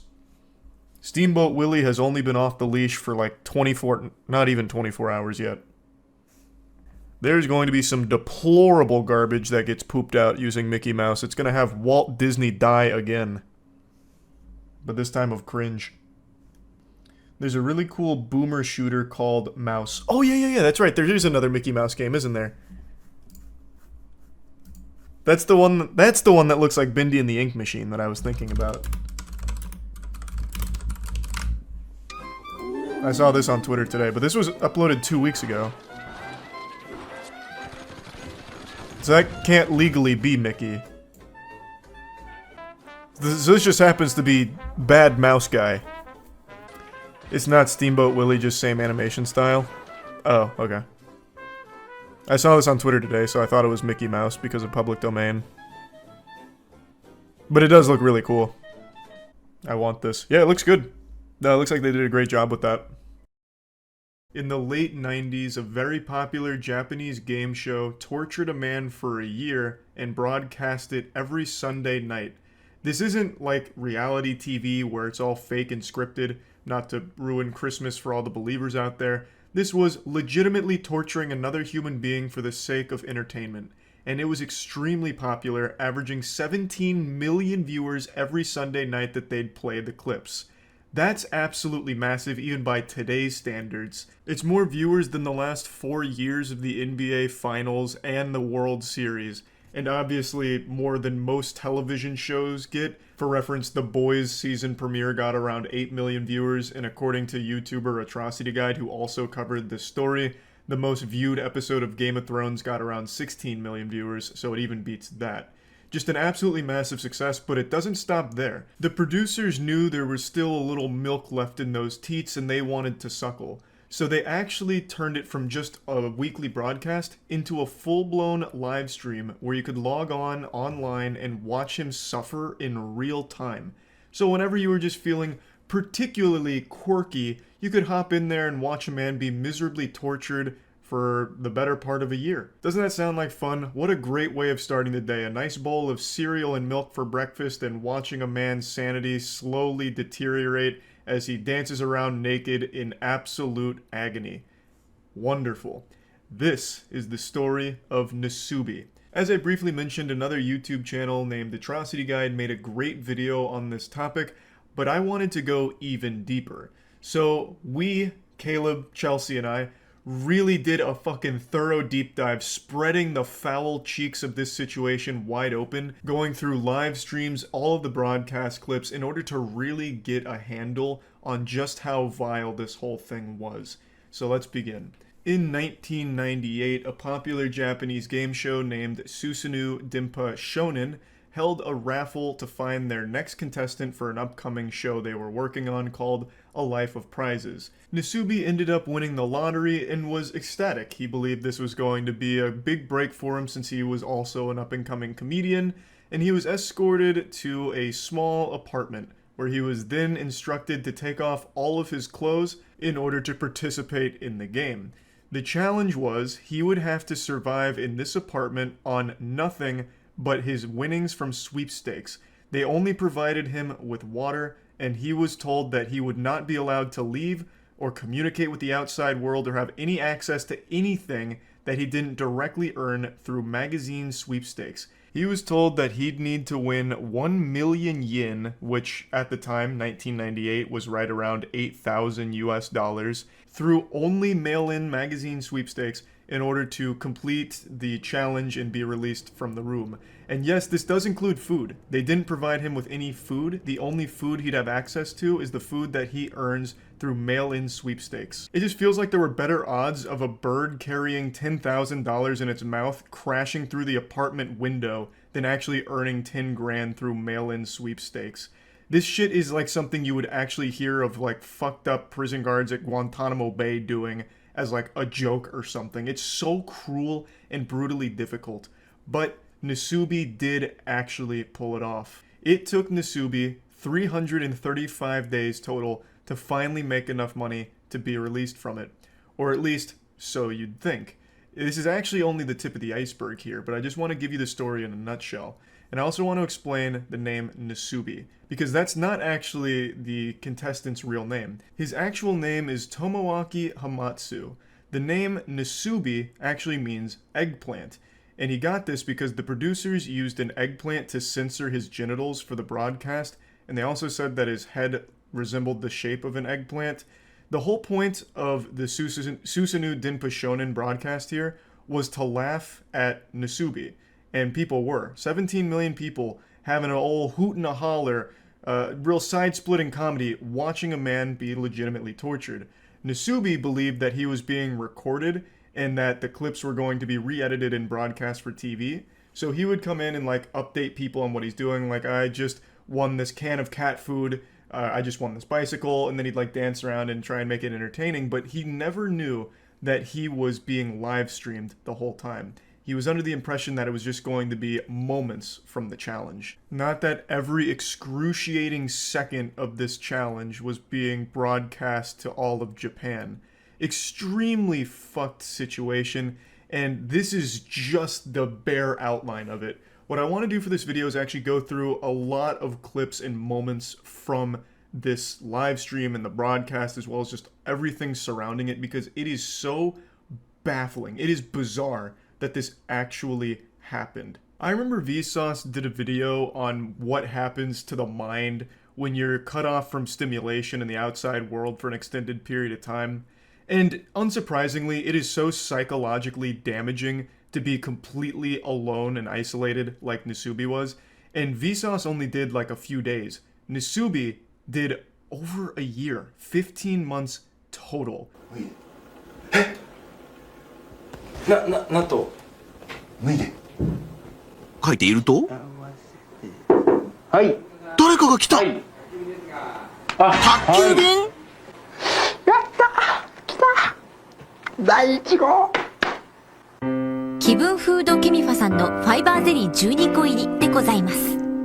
いただきます。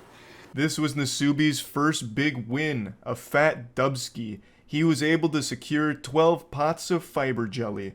I don't know what the fuck fiber jelly is. I've never heard of it in my life. That sounds like a made-up substance in the movie Snowpiercer, but it was huge for Nasubi because it's his first bit of food since this started, so he was extremely hungry and was able to get some nutrients. This wasn't the first thing he applied for, though. The first sweepstakes he was entering were for clothing items. He wanted to cover up, obviously, because being naked is going to be cold, uncomfortable, especially since it's being filmed. So he had applied for an apron first, but he didn't win. やった!また何か当たったんだ。はい。お名前出してもらいたいと思いまして。あ、はい、わかりました。はい。当選か？まずラーメン。全部で1700円になります。すいません、間違えました。Obviously, since Nasubi was trapped in isolation, cut off from the rest of the world, he cherished every single knock at that door. It was the only bit of human interaction he gets. So he'd get excited, and of course he's expecting to win something, since why else would someone be knocking at the door? So he gets really hyped up, like, hey, finally something came that's going to help me get closer to completing this challenge, or maybe it's food and I'm starving. But that wasn't always the case. Like in these two clips here, sometimes it was just fucking cruel, where a postman knocked on his door just to let him know that he needs to put his name on the mailbox or some shit, and then also someone put the wrong address for a ramen delivery, so he couldn't even have the ramen after smelling it. It was just really sad to see. 米か？でんでねー。米だ。ナスビ、米。お米5キロです。Finally, it seems fortune's looking up for Nasubi here. He's able to secure 5 kilograms of rice. But then things get heartbreaking when he realizes he has no way of cooking the rice, because he'd need to win a pot from a sweepstakes in order to use it. So he just has 5 kilograms of rice that he can't cook. It's fucking terrible. You know, like, it's a treasure that you can't have. So he gets desperate and he starts resorting to eating the rice raw. ママグロをかじる。お願いします。おかゆにでもちゃんとなってください。申し訳ないですけどね。ちょっとこれは失敗じゃないですか？ちょっと待って。ちょっと待ってよこれ。実験成功。見て。Unable to continue eating the rice raw, Nasubi knew he needed to find some way to cook it, so he went full fucking Jimmy Neutron here. He hatched an idea to put the rice into one of the jelly fiber containers, and he put hot water in it, left it out overnight, hoping to make it somewhat cooked. As you can see in the clip, he said, even if it's gruel, just make it into something. It didn't work at all. So he came up with another plan to put it in the fiber jelly container, put it in the hot water, and set it next to the gas burner, so that way it would kind of cook it by proxy. And this worked. It was able to cook the rice, and now he had an efficient way of actually eating that rice that he won. 自転車に乗ってご飯が食えるんだから。幸せだな僕は。ね。 Slowly but surely, Nasubi was chipping away at that million yen goal, winning more and more prizes, such as a bicycle, which on the surface seems pretty useless since he couldn't take it outside, but he turned it into a stationary bike, and I'm sure that was like a good way of stimulating him, because what the fuck else are you gonna do? So he'd eat his watery rice while pedaling on the bicycle, and he started gathering more and more winnings. It started to look like my fucking dorm room from college, just a bicycle and all kinds of miscellaneous shit all over the place. 来ましたね、見事に。いやいや、やってみるもんですね。ほら。お米の炊き方98年3月版ニューバージョンです。ちゃってるよこれ。もうトレビアン。 He also upgraded his whole cooking operation by using a pin and a can of sake. He was able to create a pretty efficient cooking apparatus, so he was able to make rice more efficiently. He was even able to cook spaghetti now. So he was really like climbing up the tech tree here by just being an absolute fucking genius. And it's also worth noting some of the more useless things he won, like the bicycle, wasn't entirely worthless because that helped increase the value of his winnings, bringing him closer to that million yen mark. So even if he couldn't get a ton of usage out of it directly, just having it in the room was beneficial because it gets him closer to being done with the challenge. 瞬間が訪れようとしている。しかし、でもちょっと厳しいね。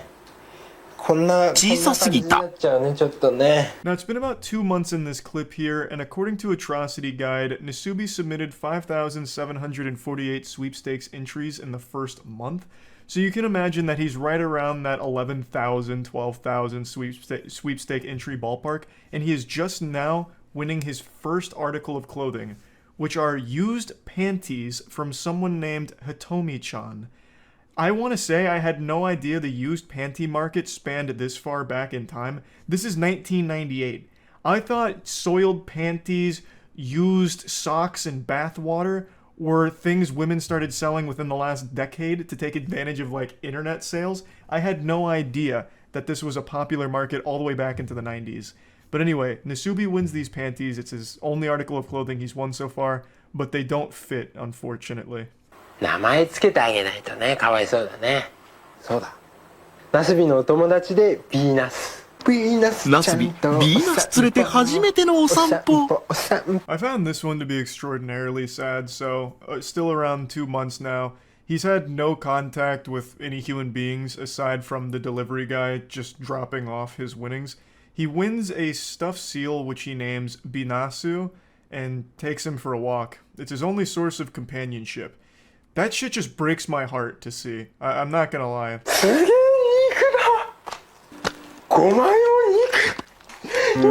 貧乏芸人の日常生活においてステーキの4文字なんて想像だにしなかった。肉をボールペンに刺して炙り始めた。5分後。美味しそう。ナスビにとって最高級の食べ物、ステーキを今まさに食べようとする瞬間。 This is his first time winning a direct source of protein. Up until this point, his diet was mainly just the rice and like spaghetti. So he'd be getting trace amounts of protein, but never something like steak. His macros had to be so fucked from this, but he finally gets steak, and he cooks it by using a ballpoint pen to cook it over the direct flame, and he gets to eat it and is super happy about it. I'd also like to highlight something in that note he wrote. He said, in the life of a poor comedian, he's only used the word steak in his imagination. I think this is big because prior to this challenge, Nasubi wasn't a popular comedian in Japan. He wasn't well off or anything like that. This was his big break, which is why he was so excited to be part of this show. And then he gets tortured. It's so fucking cruel. Like, you can't help but feel absolutely horrible for this guy. 当たった。電車でか。さらに。専用コントローラー好き。運転手はナスビ、車掌はビナスってな風に。加熱しないで食べるつもりだ。うん。全然いける。美味しい美味しい。うん。すべてヴィーナス君のおかげだ。He wins a PlayStation game as well as a special controller for it, but he doesn't have a PlayStation or a TV to play it on. He then also wins raw pork and raw crab and eats it raw because he didn't really have an efficient way of cooking those. And you can see that he talks a lot to the stuffed seal. This is very much like a Castaway situation with Wilson. When you're deprived of human contact for as long as Nasubi has been, you start to try and find ways of being social. Humans are social creatures by nature, which is why it's so torturous to be deprived of that. It's fucking brutal. It's been right around 3 months by this point, and he is not even halfway done to the million yen goal. 掃除機です。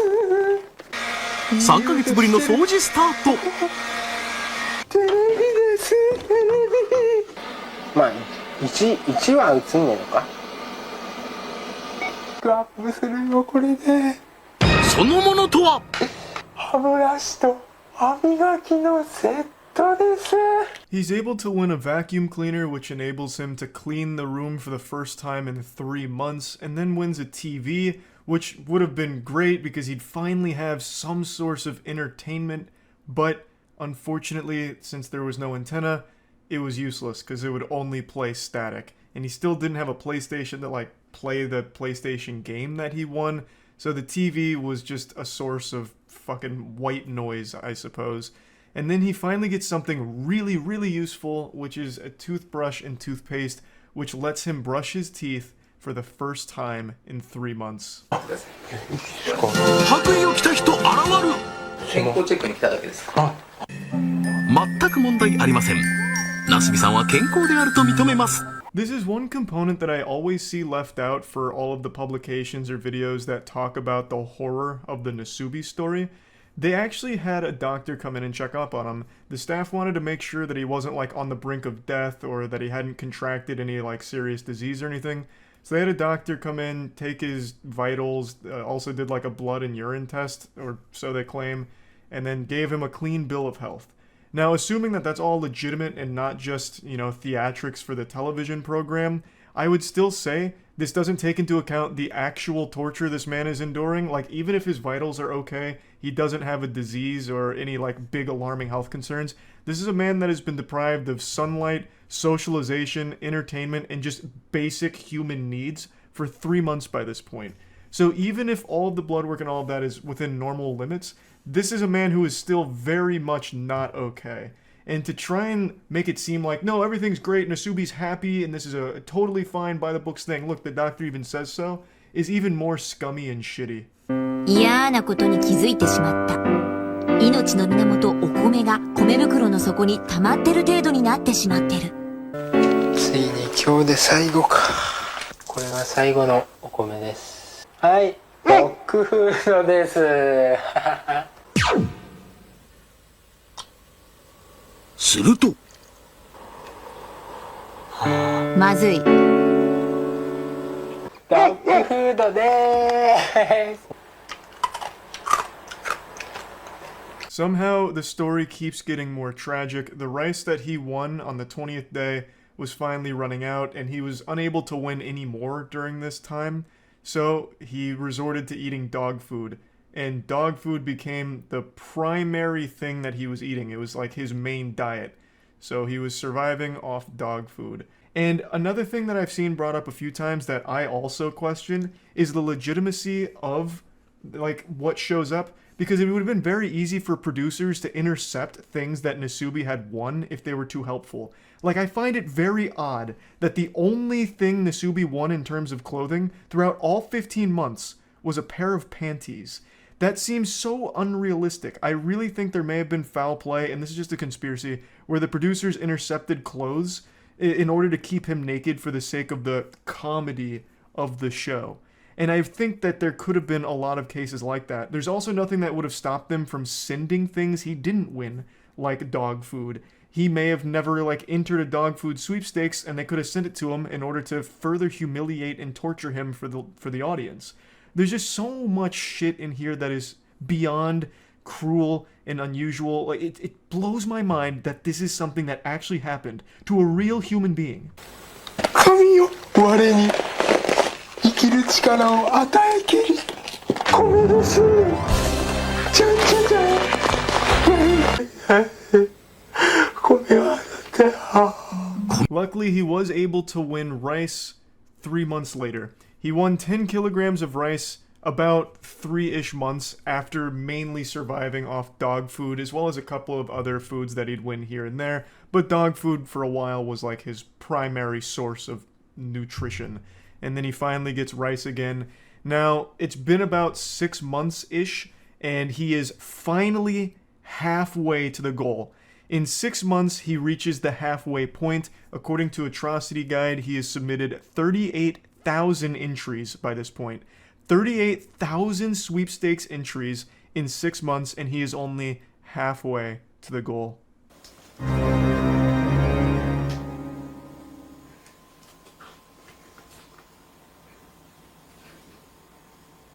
大丈夫だろ。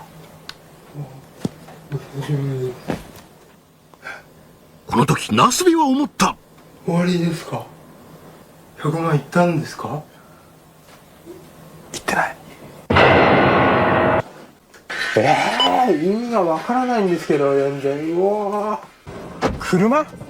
やった！動いてる動いてる。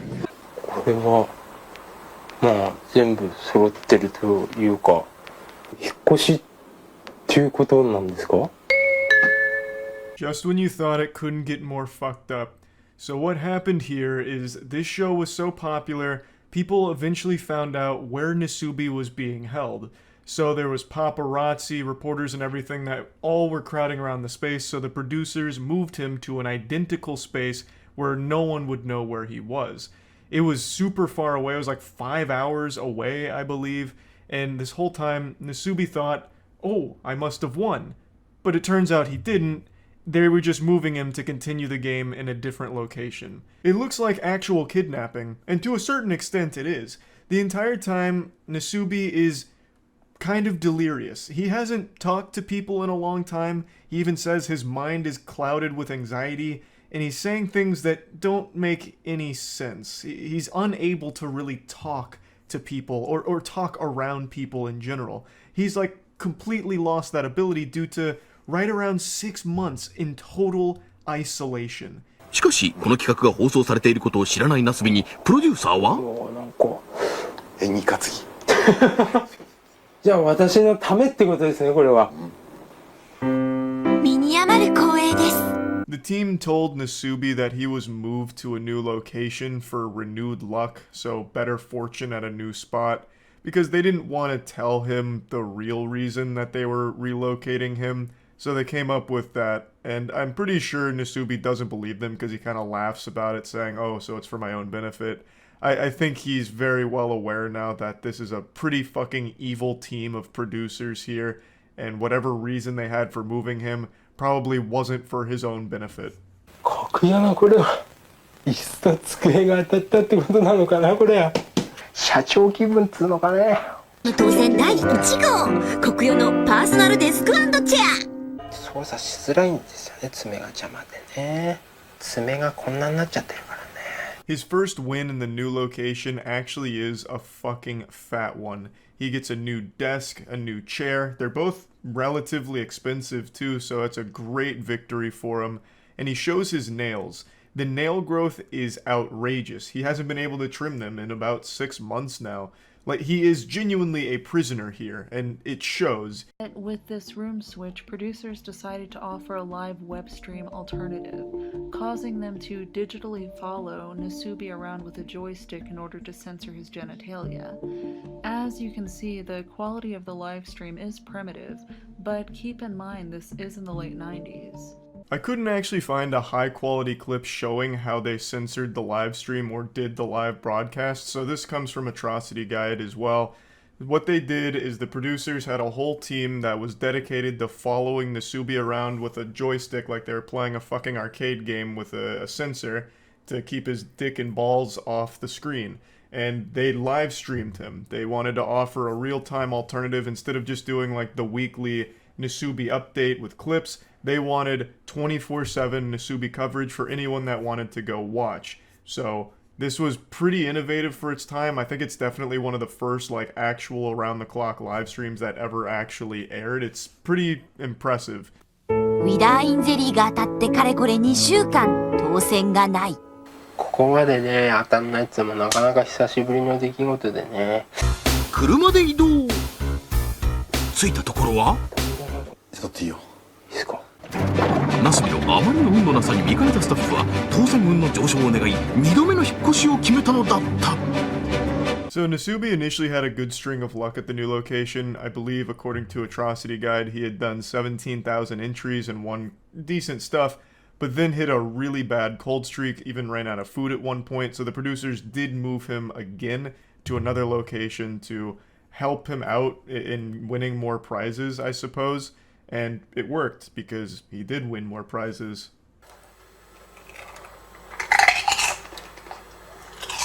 ビデオデッキを頭にぶつけ当選の舞。トイレットペーパーが当たりました。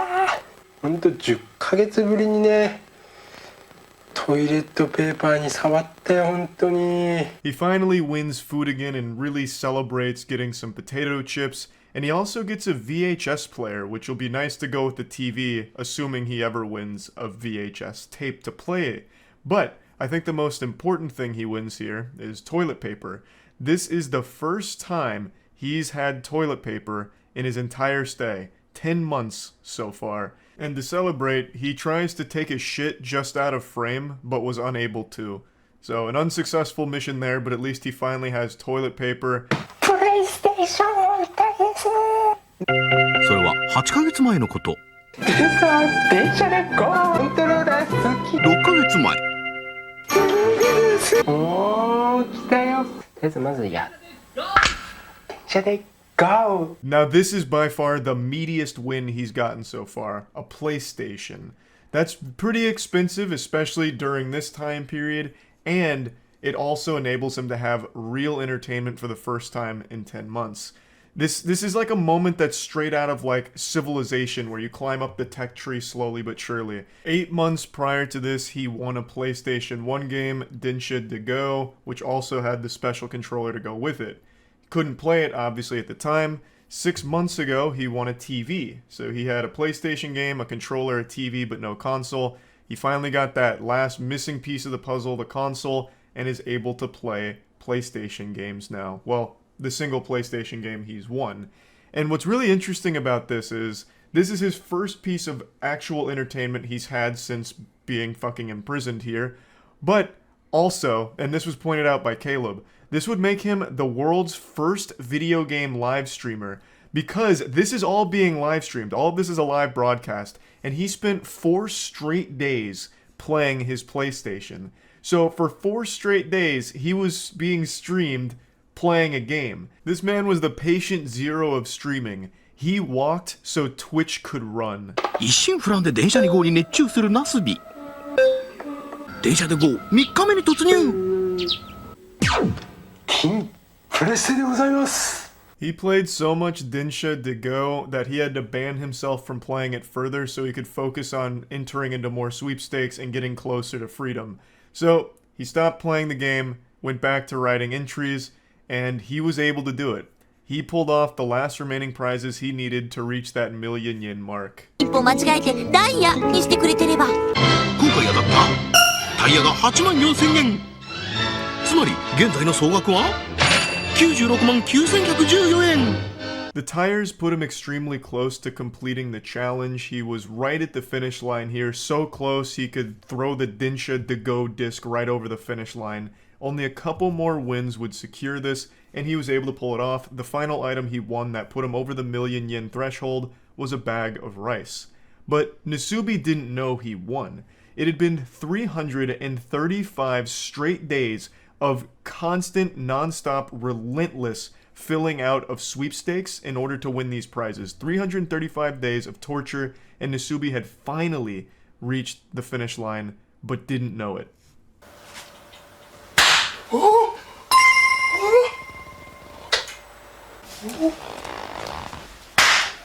ールを祝いクラッカーで祝福。100万になったってことですか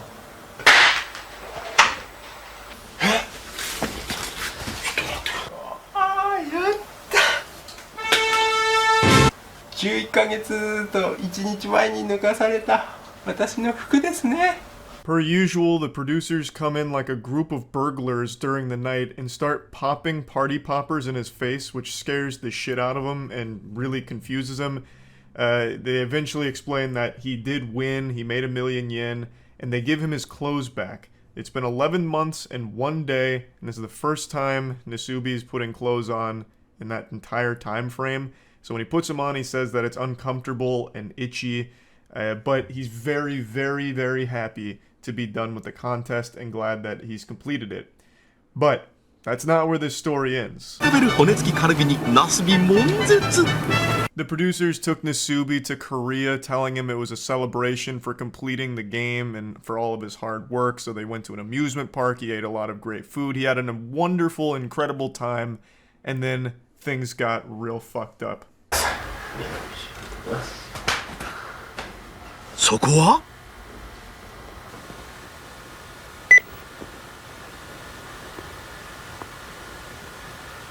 は？脱いで。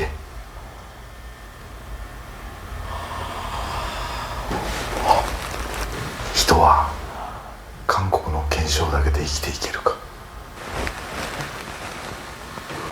ナスビ大ショック。Nasubi was making them far too much money. The producers weren't done suckling from this cash cow's teat, so they trapped Nasubi in Korea. The goal this time wasn't 1,000,000 yen. This time he was going to have to enter sweepstakes in Korea, which he didn't speak Korean, so he had to use a Korean to Japanese dictionary to translate. His goal was to enter the sweepstakes, win prizes enough to afford a plane ticket from Korea to Japan. That was the objective. He was stripped naked, yet again, and forced to endure the same torture that he had already endured for 335 days prior. I would like to make a mention here. There is a moment where the producer says, if you don't want to do this, just say so. To which Nasubi responds, I'll do it. So I don't think they had ever forced him against his will to complete these challenges, but he was pretty much promised fame after doing these things. So, in the pursuit of Nasubi's big dreams, he allowed himself to be tortured mercilessly for 15 months. こんなにいっぱいということは、商品総額が47,800円ということは、ゴール46,900円突破。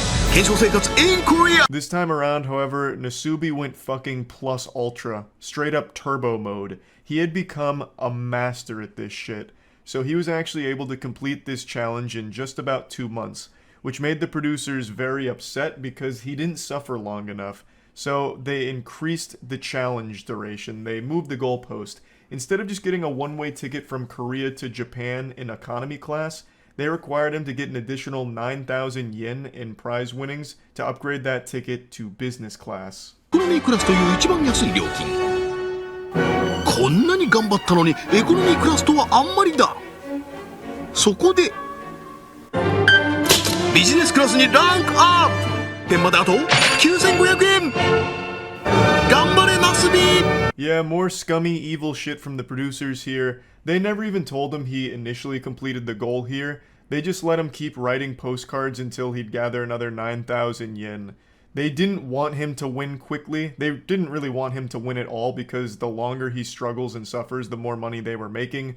So they let him just keep going and tried to spin it as a positive thing, like, look at how hard Nasubi's working. We're not going to let him fly in economy class, so the new goal is business class because it's what Nasubi would want. Just genuinely fucked shit. 頑張ったってこんなお茶2袋じゃよ。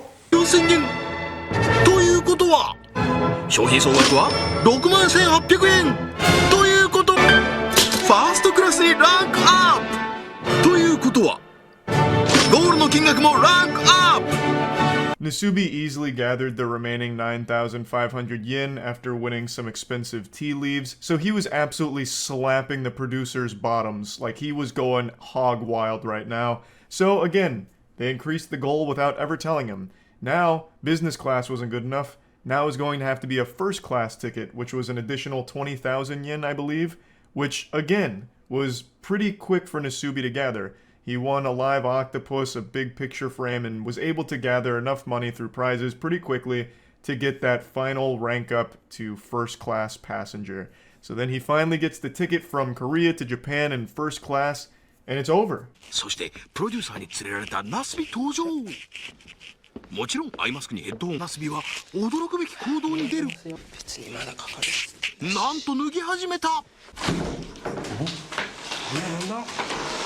せーの。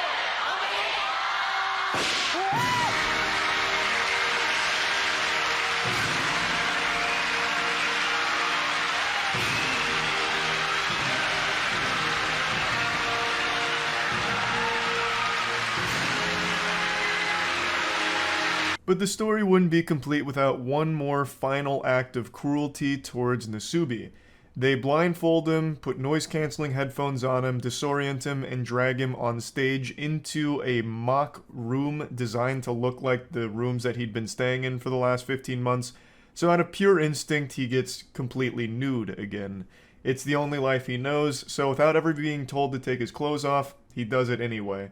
and then the walls break away, revealing a live studio audience laughing at him and congratulating him for completing the show.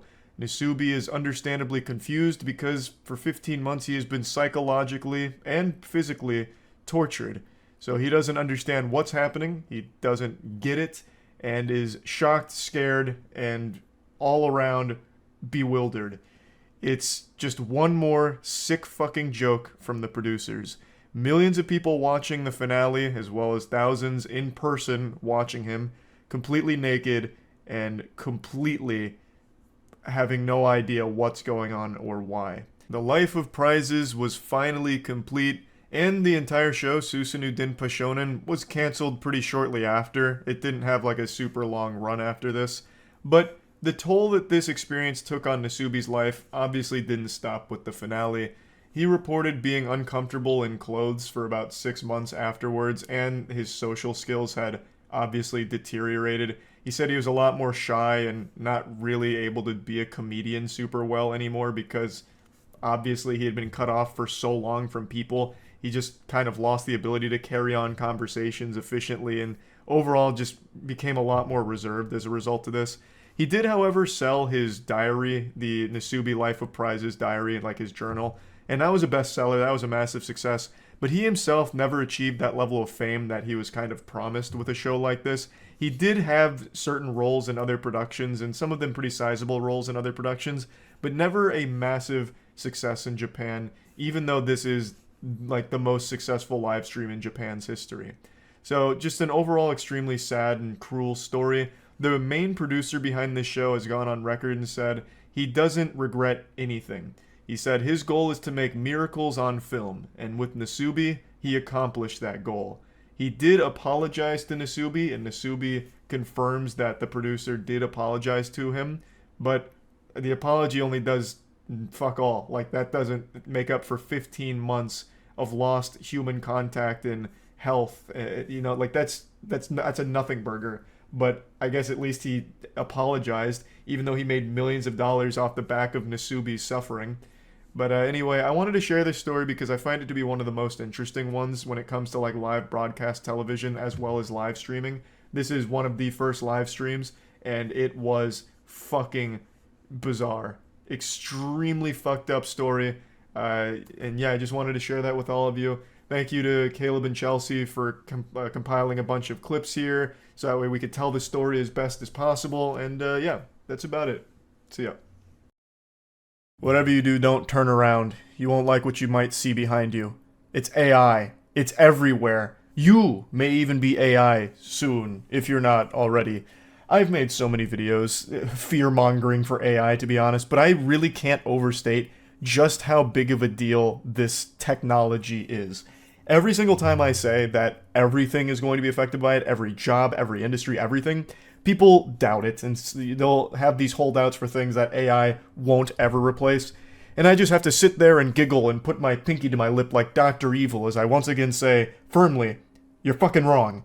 AI is such an unbelievable innovation, it's incomprehensible the effect that it's going to have on us in 10, 15, 20 years. Once again, look at where we started with Will Smith eating a plate of spaghetti that looked like some kind of LSD fever dream type experience, to now, where you can have a very convincing video of Will Smith eating spaghetti and you need him to come out and deny it in order to confirm its authenticity. But for some people, that wouldn't even be good enough because he could be lying. He could be lying about eating that spaghetti, or not eating it for that matter.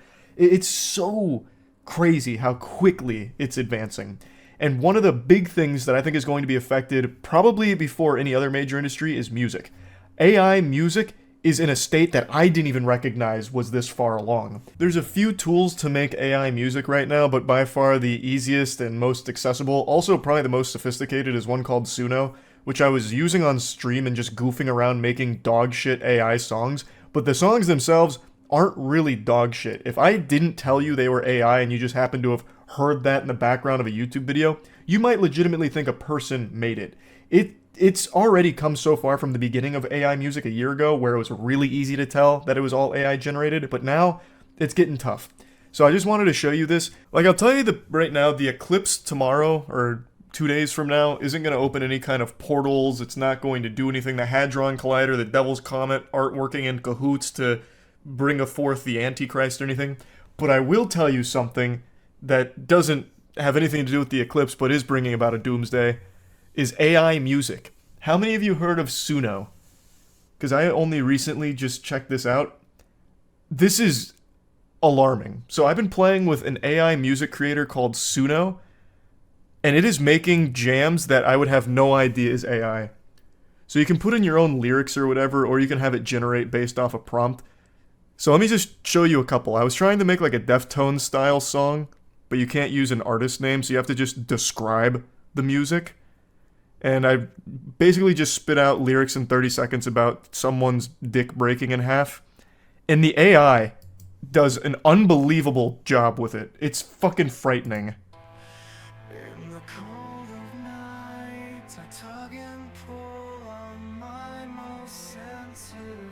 Thanks to Tier 1 Cloudy.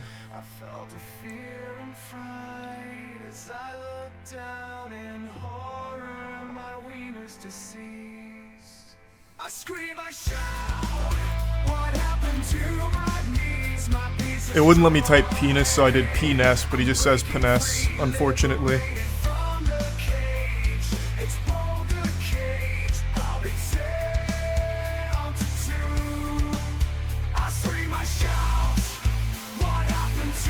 But it's like not, it's actually just not bad, which is the worst part.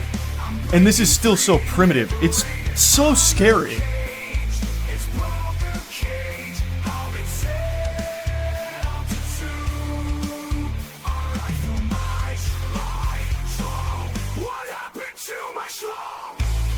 And that is a great hook. What happened to my schlong? I didn't even put that in there, by the way. That was the AI just starting to feel itself and get into a flow state, so it hits you with the what happened to my schlong. I could see an arena going crazy for that. But this has been out for, I think, about a month now. V3 just came out, I think, 2 weeks ago.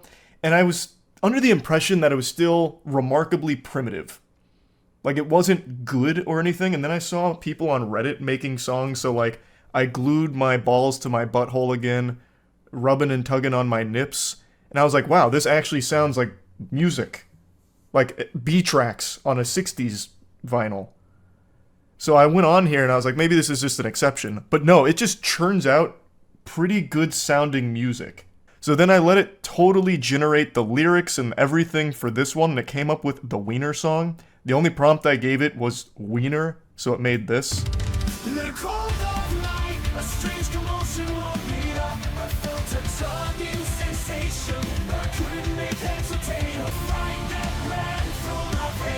But this sounds like something you'd hear in like The Hobbit when they're marching up the mountain, or when they're on their way to the Erebor or something. This is just Devil May Cry music. But yeah, like I could see that in Guilty Gear today. So then I did it again. I tried to change it a bit more. I really wanted to try and hit some kind of industrial metal sound. Since it was starting to get the Deftones, I was like, let's switch it up. So then I gave it another prompt, and it was just sax. So it made sax in my mouth. It was feeling some type of way, I guess. And this one I was pretty impressed with.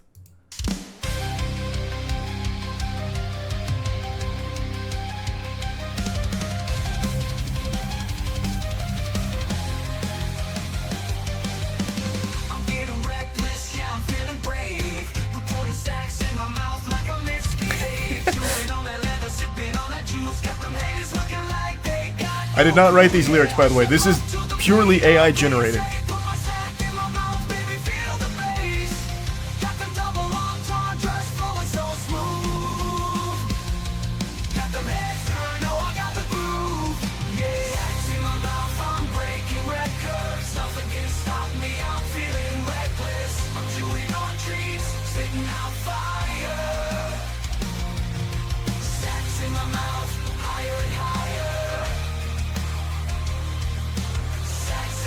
This fucks unnecessarily hard. Yeah, I could see this in an anime today.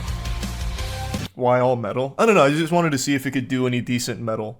So then I said this was on the right track, but I wanted more, so I changed the prompt. This one was growing a second asshole, so it made evolutionary shift, and this might be its best work.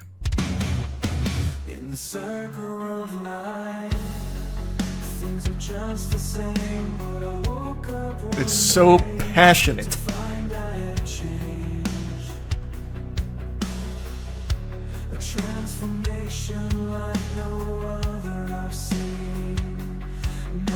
I poop twice as hard. I'll give it that prompt and we'll see what we can make. But this is just so alarming that this exists and it's already at this stage. Nothing is safe from AI, and you guys need to understand that. You need to get it through your fucking thick skull. Nothing. Everything will change with AI. He's a Prime Restless.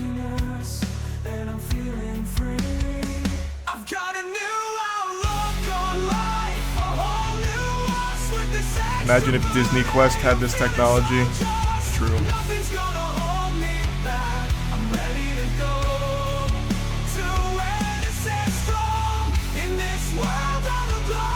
2 anuses strong. Amen. I have no doubt that a ton of artists are going to be using this. Maybe not to like fully make songs, but to kind of steer their craft. AI is just going to be integrated into everything. Actually everything. So here, that guy said, I poop twice as hard. Let's see what it makes with that. What kind of style? Oh, Midwest emo is not bad. Yeah, let's see a Midwest emo track for I poop twice as hard. The power of perseverance is what it gave me with that prompt. Sometimes life knocks you down, leaves you on the floor, but I won't stay defeated. I'm ready for the war. Where's the poop here? Oh, here it is, the chorus. I can't wait to see how that one hits.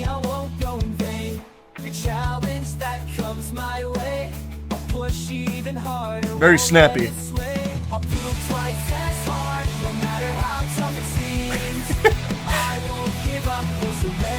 That's pretty cool.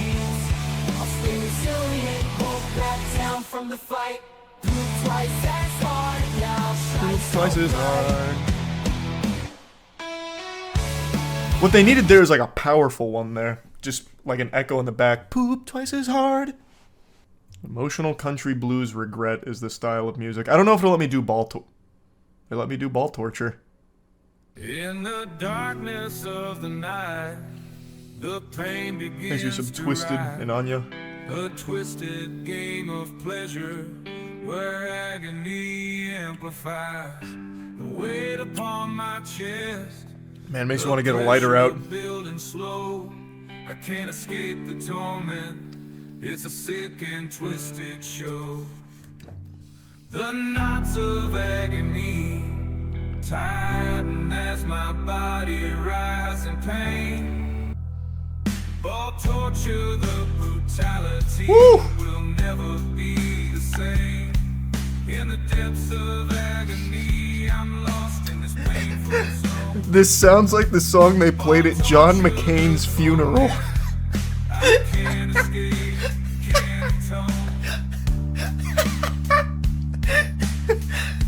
Yeah, the ball torture ballad. That's the one. Had a meth head steal our tractor at work today and ram our gate 7 times before the police came.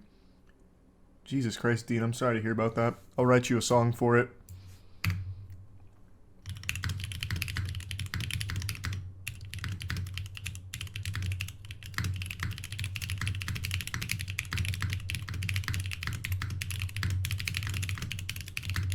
Okay. That was at least 200 words per minute, I'm just going to say. That was kind of fucking clean typing. Can we just acknowledge that real quick? This is the Stolen Tractor Blues for you, Dean. Let it wash away your troubles. Well, my name is Dean and I got a tale to tell. Tell it, Dean. About a reckless soul and a stolen tractor as well. What do you do? Not just any tractor, it was our pride and joy. But that meth-head thief he wanted to destroy. Shit. Sing it. Roaring in, ramming our gate with rage. 7 times he hit like a wild animal in a cage. Gooning for Christ. That's not bad. Do like break. Here, we'll mix 2 different styles very, very seamlessly. We'll do breakcore gospel. And see what it makes with that. That feels like it's gonna be tough. This might not even work. chorus goonin' for Christ. That's what we do. Woo. Singing praises, lifting hearts, all for you, Lord, it's true. Kind of lost the plot in here somewhere along the way. I'm a goon for Christ, ready to spread your love. You like that? Lord have mercy, I done gooned again. Tripping on my own 2 feet, can't pretend. All right. Lord have mercy, I done gone again. Tripping on my own 2 feet, can't pretend. Oh, I came in hot. I can see playing Sonic Frontiers to this. That's nice.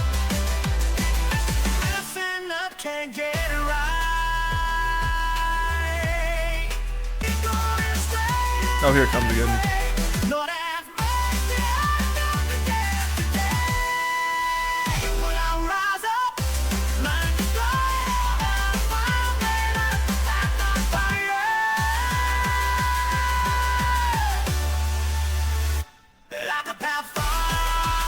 Oh, that was a perfect time for Goon. See, if there was a real human soul behind that music, at that like drop right there, it would have been Gooned again! Something like that. But overall, I could see myself playing some Dance Dance Revolution of that, fucking full combo it. So this is how Disney made the songs for Wish. You're probably not wrong. I'm actually very curious. Let me write that one down in this style. Well, I don't know if I can use Disney. This is a great, okay, this is a really good title it came up with. Messes and Memories. For the dude who was telling me about the guy that came in and took a shit on his floor at work or whatever. That's a banger title. Very Blue Man Group.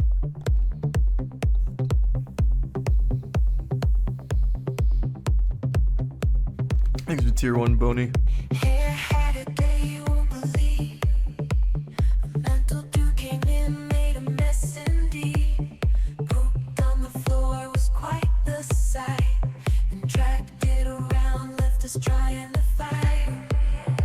Woo! That's kind of flames.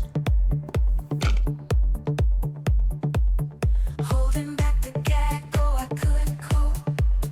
Cleaning up the chaos, it felt like a joke. But we won't let this ruin our vibe. Clean it up with a smile so wide.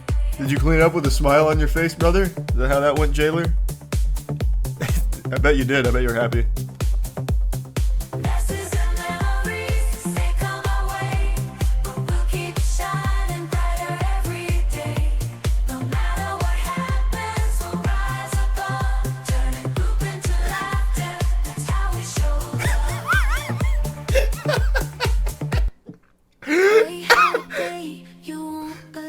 That was a fucking... Wow, what a chorus. I'm getting a thumbs up in that one. What a fucking chorus on that. Turning poop into laughter, that's how we show love. Oh yeah. Fuck, that's good. That one goes Insano style. Let's do a sea shanty about testicular torsion. There's a condition that can cause a fright. Testicular torsion, a painful twist. Gotta fix it fast, can't resist. Take care of your jewels, don't let Hey, that's not bad. medical help, don't let it hurt. Testicular torsion is no good news. Listen to your body, don't let it abuse. On the islands where the palm This is some, scurvy can strike. is it the Wiggles? I think it was the Wiggles. Vitamin C is It's like a Wiggles track. lemons, oranges, a citrus feed.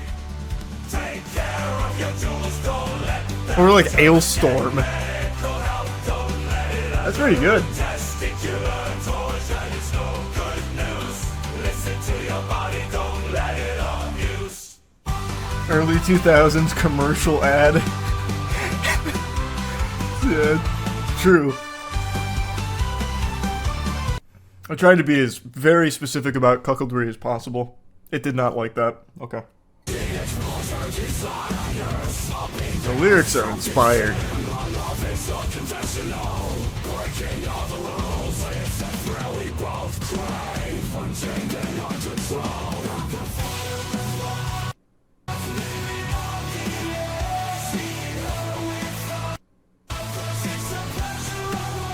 Damn it, stop breaking up. The chorus is actually kind of good. Damn, stop. I'm trying to listen to Voyeur of Love. Stop fucking with the aux chord.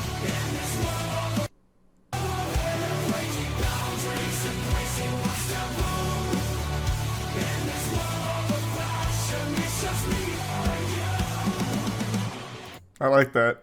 In this world of passion, it's just me, her, and you. That's fucking great. I like that line a lot. They did a good job with the cuckoldry lyrics. The metalcore, not so much, but chorus was kind of nice. Really good final line. Well, we're gonna go ahead and get AI mixed up in the Kendrick J. Cole beef. Oh wait, can I don't know if it'll let me use names in lyrics. Let me see.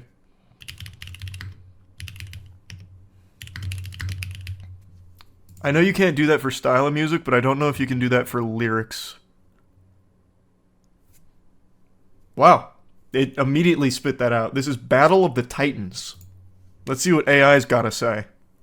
And it felt that terrified. How Kendrick first it off, throwing punches with precision. With that cool ain't no thing, but they ain't friends. It's all about the competition. Spinning fire on the mic, no room for repetition. I'll be fighting off, throwing full repetition. Knock it off, throwing punches. Yeah, it definitely doesn't know this style very well. Yikes. Well, maybe trap music might be safe from AI.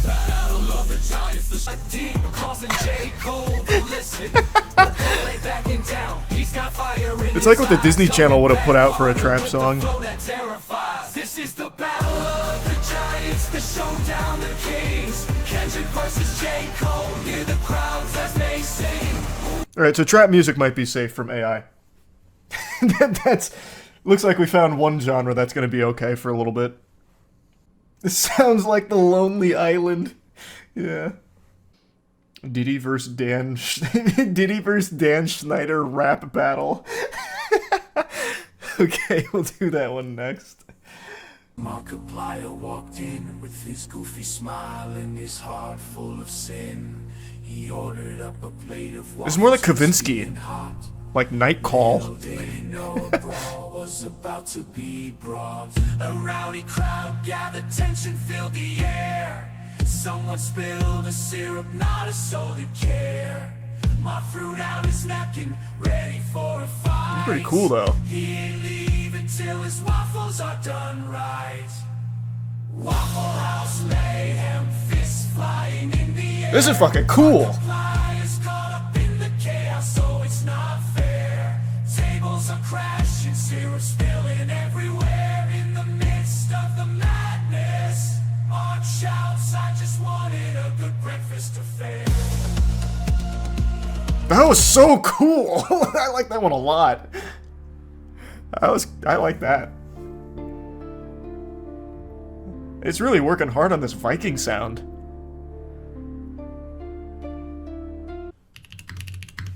We already know it can't do trap, but we'll see how it does with hip-hop. Just general hip-hop.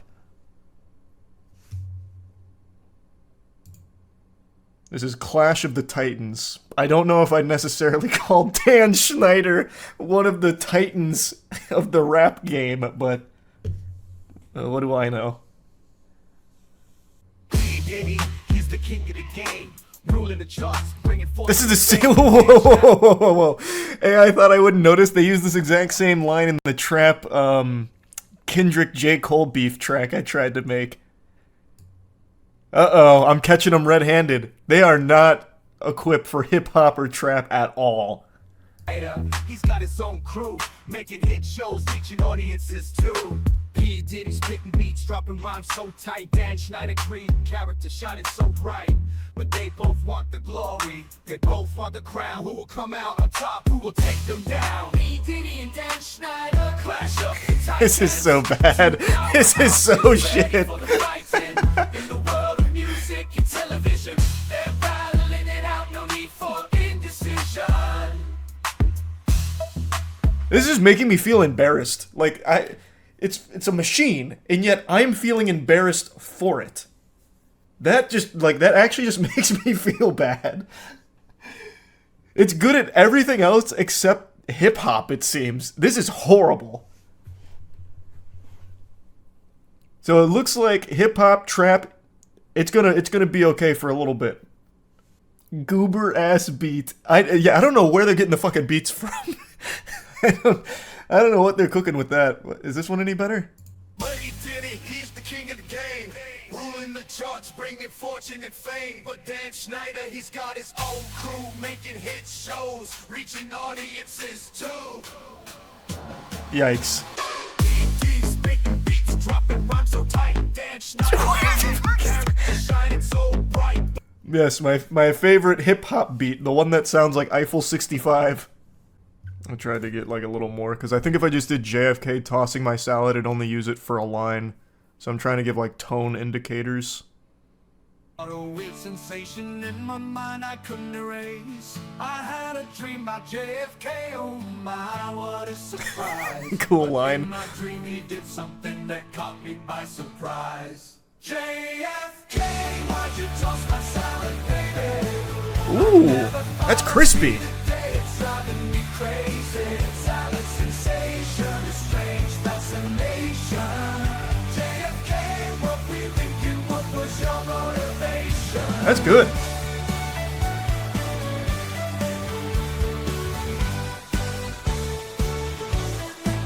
I called my therapist to talk it through. She said sometimes dreams need It's not really like an Irish pub song, though. but I can't shake the image, it's stuck in my head. JFK tossing my salad, now I'm catching myself wondering what he said. That's pretty good. Shadows of the Truth. I like that. These titles go so fucking hard. That's great. Shadows of the Truth for an Epstein didn't kill himself song. The AI knows.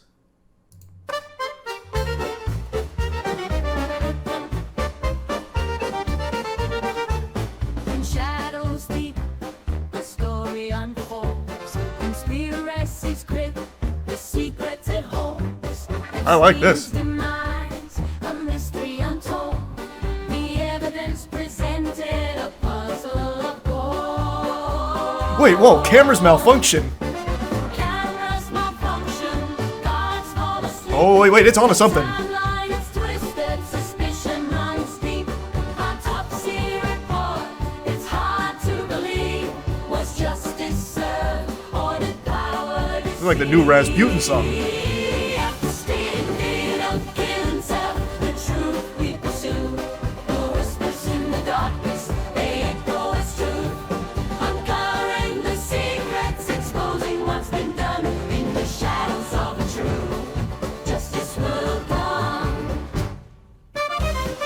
That's great. I like that a lot. Thanks for membership.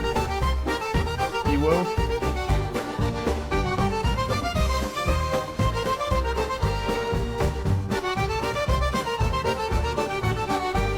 Some smooth things jazz.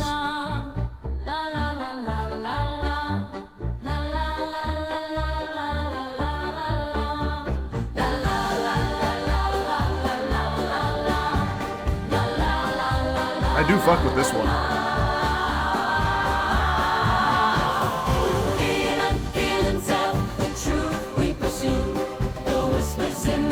This one's got a whole full 2-minute song for it. It's passionate.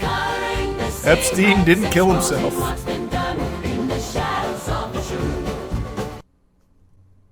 Oh, cut it. It's buffering. Unlucky. The NSA just took down the entire service. In shadows deep.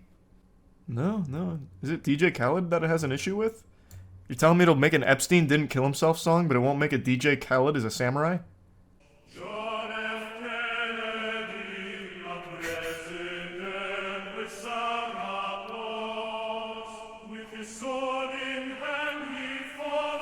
Brings a tear to your eye.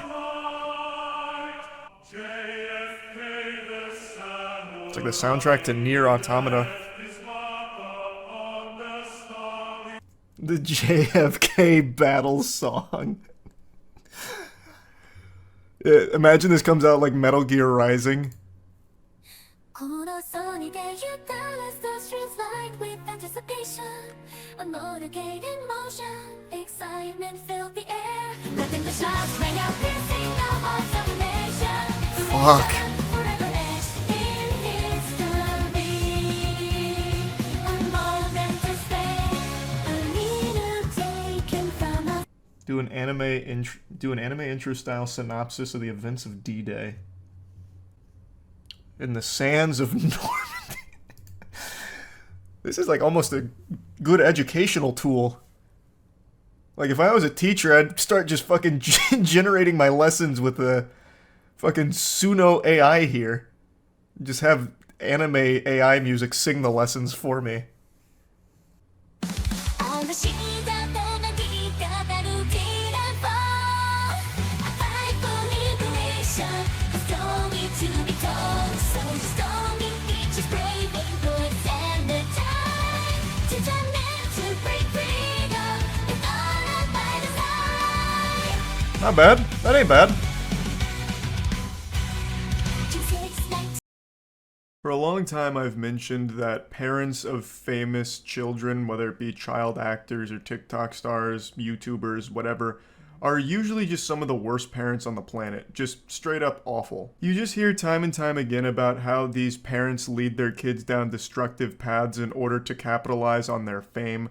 A great example of this is recently from Jeanette McCurdy, who played Sam in iCarly. She released a memoir called I'm Glad My Mom Died, and in it she documents a history of abuse from her mother, as well as Nickelodeon. She talks about some awful shit Nickelodeon did to her, and her mom's response to it was things like, that's just the price of showbiz. You know, you gotta shake it off. This is what it means to be famous. All the girls would love to be in the position you're in. Don't be so ungrateful. Just horrible things. The mom was well aware of everything that Nickelodeon was doing to her daughter and didn't care. In fact, even piled it on by calling her names and doing other horrible shit. So she just sounds like Shao Kahn. And I know a lot of people were upset with the title of the book. It's kind of aggressive. I'm Glad My Mom Died. Not exactly a Dr. Seuss book title. But I think most people would be somewhat relieved when the boogeyman in their life passes. So I understand where the name is coming from after reading some of it. I haven't finished it, but it's really interesting and very fucking sad. And the reason I'm bringing this up is because it ties into a topic that I want to talk about today that I just learned about. I'm sure all of you have heard of the name Addison Rae by now. She's one of the biggest stars on TikTok, and she's gotten so famous that it extends well beyond TikTok. So even if you're not big on the platform like me, you still at least know her name. Well, her dad is a fucking weirdo, and he has torn apart their family for the sake of his own clout chasing. Can I get a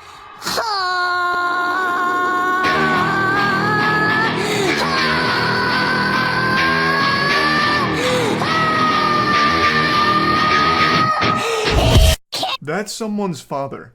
That's a 46-year-old man posting some fine, distilled, twice folded over, double caked up cringe on Maine. This is Addison Rae's dad. And he, of course, did what every other TikTok parent does. He made his own account. He has like 5.4 million followers.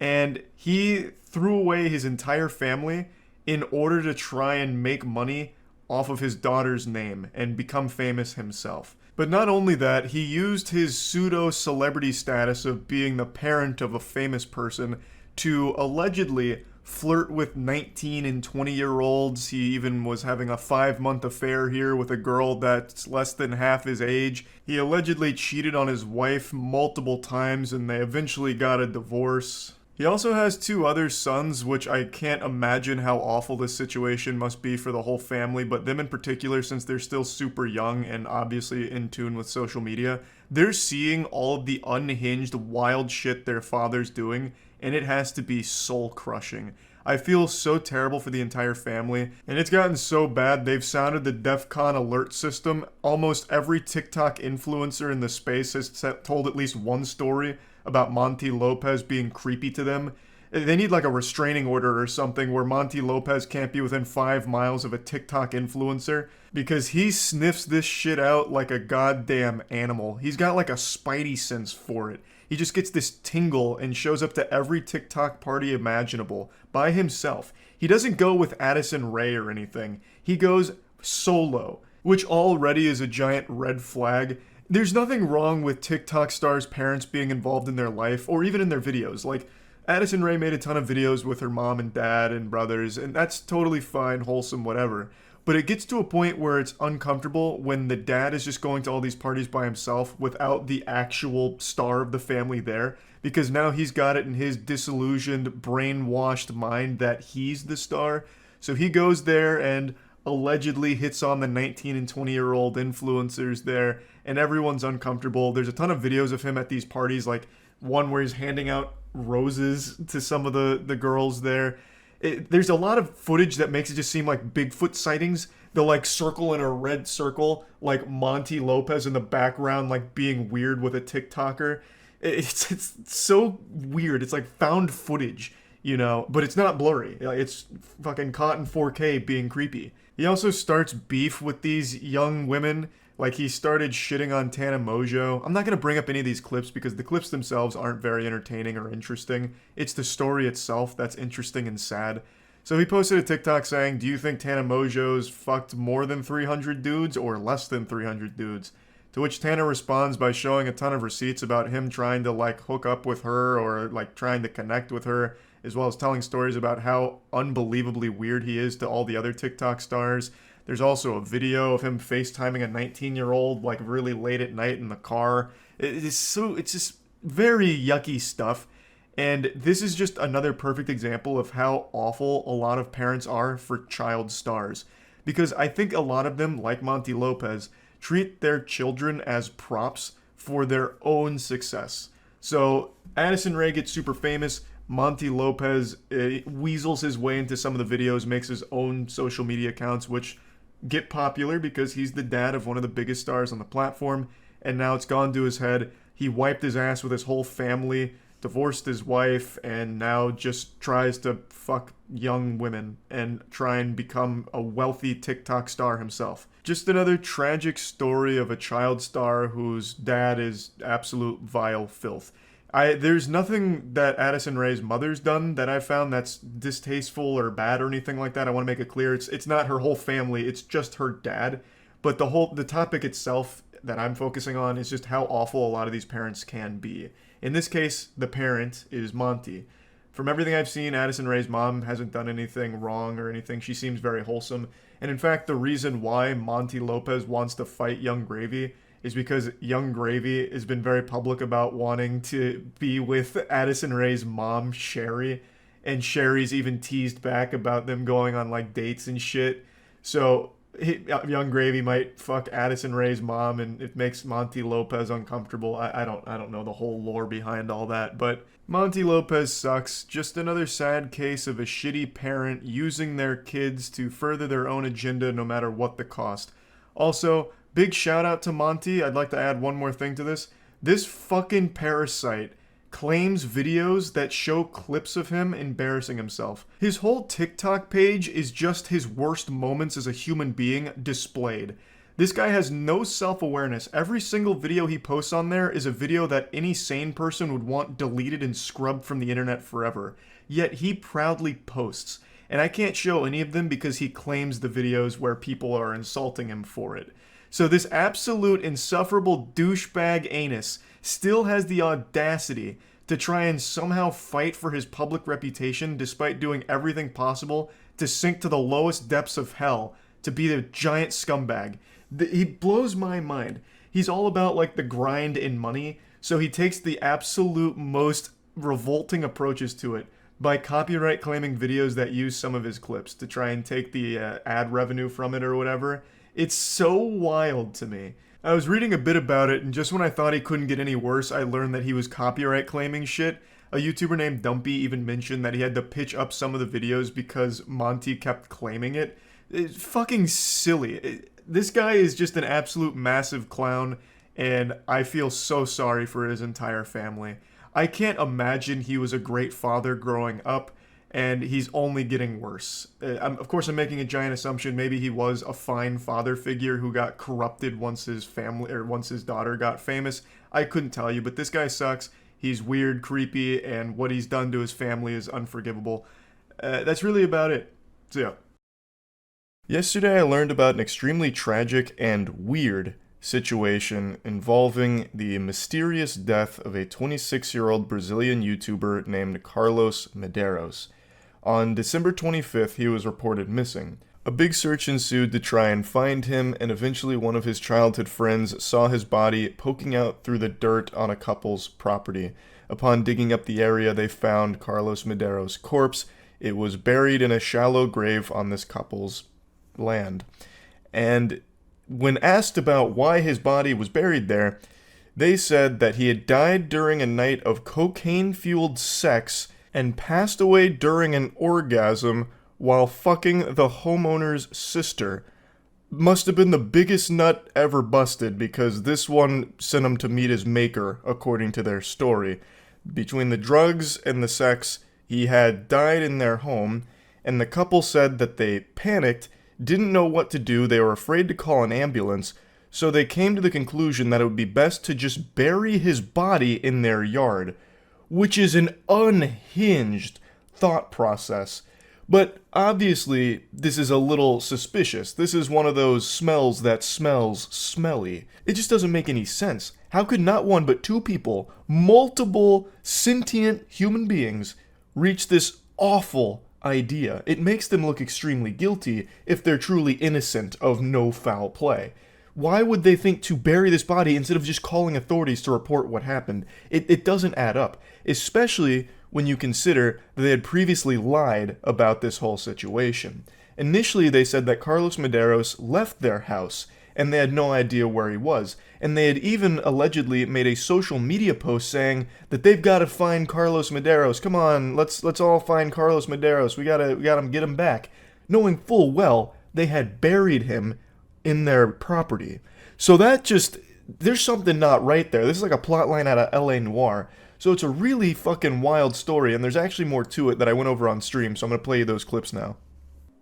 There was a YouTuber who was buried in a backyard. Oh, you're talking about the Brazilian YouTuber, right? Hold on, I'll pull that up in a second, because that was kind of crazy. Let me send a quick text. 26-year-old Brazilian YouTuber found in neighbor's backyard. It was Carlos Medeiros. The body of a 26-year-old Brazilian YouTuber has been found buried in the backyard of some of his neighbors. He was reported missing on Christmas Day after he failed to return home for dinner with friends who later said that he had left their home late at night. Medeiros' family searched hospitals and woods until Saturday. Someone saw a mound of dirt in the house of this couple he had visited for the holidays. They went in and saw my brother's t-shirt showing in the dirt. They called the police, who went there and found him buried. So, here's their defense. The couple who owned the home claim that the influencer died while doing drugs and having sex with Caroline's sister. The couple's version is this: they buried him because they didn't know what to do with the body. That is the most dog shit defense I've ever heard. What do you mean you buried him because you didn't know what to do with the body? You just call the police. That's nobody's first instinct. To bury a body is such an incredible time commitment. Like, there's no way that was just impulsively done. It's not like, alright, just quickly throw him in this fucking, grave we made. This is absolutely seeming like they killed him and tried to hide the body poorly in a shallow grave because of the drugs, assuming it wasn't murder. Yeah, well, I don't think they've ran a toxicology report or anything yet. I think it's still too new. But they're saying that he allegedly had an overdose while taking Caroline's sister to have sex in the bathroom. At the moment he was having an orgasm, he felt unwell and fell dead. Which I don't believe for a fucking second. Because, I would believe it if they didn't bury his goddamn body in their garden. Also, if that is how he died, what a crazy way of going out. That is a rock star's death right there. Man's out there fucking boofing meth, all kinds of shit. Making a cocktail of ketamine, all kinds of wild shit. Has sex and dies during an orgasm. What a way to go to Valhalla. Merry fucking Christmas, I guess. I guess so. But I don't believe that story. I really don't. If the report indicates that his death was accidental, the couple will be charged with concealing a corpse. If it is proven that he is murdered, the man and the woman will be charged with homicide. Simple enough. The Post reported that the couple turned themselves in to authorities on Sunday. Now an autopsy will determine the cause of death. However, police said that they found evidence of stab wounds. It said that they found evidence of stab wounds, strangulation, or gunshots on the body. I think they meant found no evidence. I think that's what they meant to say. Because that reads as though, like, this is an open and shut case of not being a drug-related death.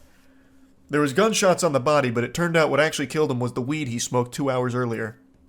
Gunshots were circumstantial, not significant. Or is not a typo. I think this has to be a typo here. I'll go to another source. That really feels like a fucking typo. Yeah, let's go to this one. Oh, fuck, it's the Daily Mail. They probably just copy and pasted this article. This one's saying that they're claiming that he took cocaine and had a heart attack while fucking. And they said that they were afraid of calling an ambulance. This is where they found the body. This was the grave they dug for him, I guess.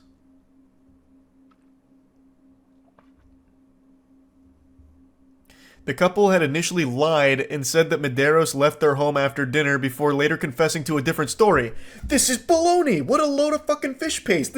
He didn't die from cocaine and sex. Like, it's not, I don't believe this for a second. Also, these ads are nuts. These ads are going fucking Insano style. Man. All this inundation with ads will put you in an early grave. Good God, what an eyesore. They also made a social media post asking the public for help finding Medeiros. Shameless. Absolutely shameless. There's no way, there is no sensible couple that would bury a body of someone that just died in their home while having sex with their sister. That's already wild. And there is no way that they would start lying about it and then making social media posts. There's some fishiness afoot. Civil Police Chief Louis Faria told G1 that the incident is being investigated as a homicide committed by an unknown perpetrator. Sounds about right.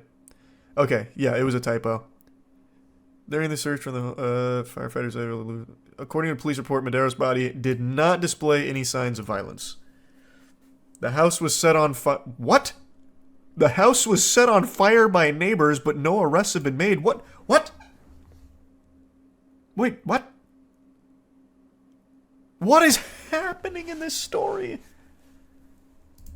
It's like an episode of CSI that just keeps going. So their house got set on fire? Residents in the Brazilian town set fire to the home where the body of the influencer was found buried.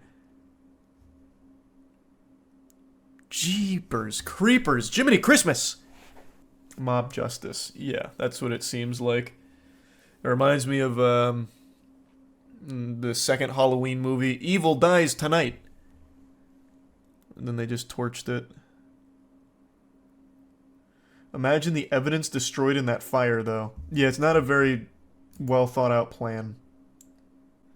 Look down, they're only charged with concealing a corpse. Yeah, we already covered that. Well, they will be charged with concealing a corpse if it was accidental, or if it's ruled, like after the autopsy, that he died from a heart attack from cocaine. Then my brain just had one of those like record scratch moments where everything just went foggy. Right now, it's just looking at concealing a corpse. If it was accidental and his death was a heart attack from cocaine. But if it turns out they killed him, obviously they're going to be charged with murder. It'd be so much less suspicious if they didn't burn the fucking house. Well, no, the family didn't burn the house. The community did. Assuming that there was foul play afoot here. They hid the body and then lied. And then made a social media post like, where is he? We gotta find him. When he was in their backyard. They're lying about that too. Oh, interesting. So you're claiming that the couple burnt the house down to hide further evidence. It wasn't the community. Oh, an interesting theory. That seems like a really drastic step to take. When they could have just scrubbed it all with bleach. Yeah, but they did just bury a body in their backyard. Yeah, that is also pretty drastic. True, true. Alright, where's this murderer at? Oh, they even have English support here? I thought this was just going to fully be in Russian. No, I won't be immersed. I bet Troy Baker's gonna do some of the voice acting here. Hopefully it's a good English dub. Talk to Anna, the wife of the murdered man. Here I come. We arrived here at 12 noon. I told you, we arrived here at 12 noon. Oh, is this guy saying that? Why does he say that to me? I told you, we arrived here at 12 noon. This taxidermy dog is wonderful. Very cool, very nice. He died at about 1 o'clock at night. That what that Roblox guy did? I told you, he died at about 1 o'clock at night. What is this, a house for ants? Jesus Christ, I'm too much of a fucking Chad to fit through the door. How do I crouch? Oh, there we go, C. Hey, what's up?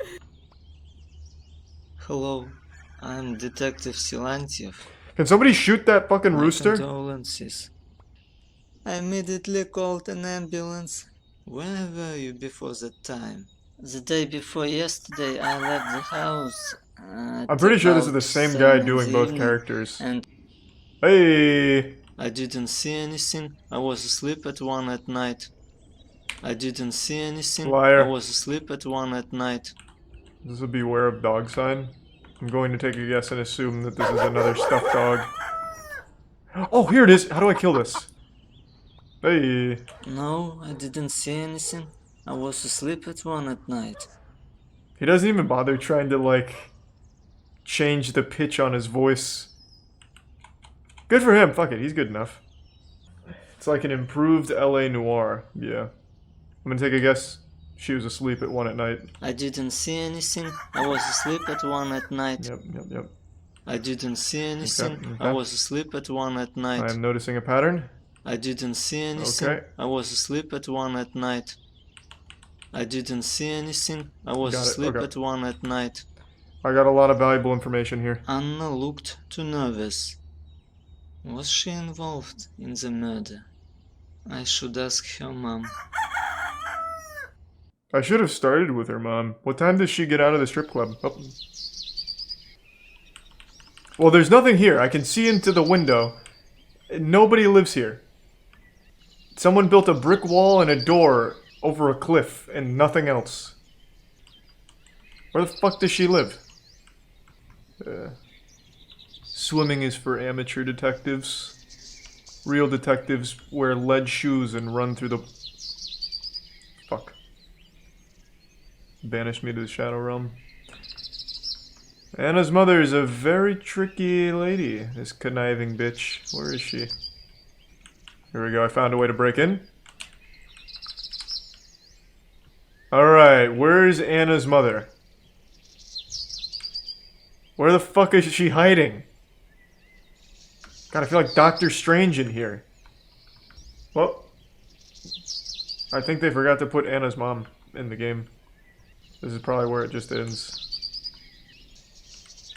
This is a very modern, ergonomic house design, I will say.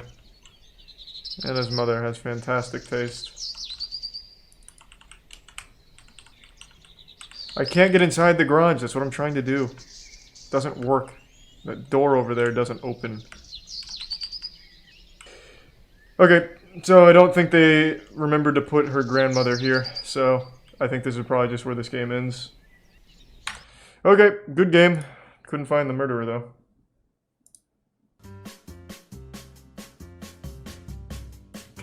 Cat's War is an incredibly addictive third-person shooter. This does look highly addictive. Is this gonna be another one of those extremely boring open world Unity asset flips? What do the reviews say? Wow, I like cat. Here I come. Just like in the trailer. Yeah, I'm already getting addicted to this. This is pretty good.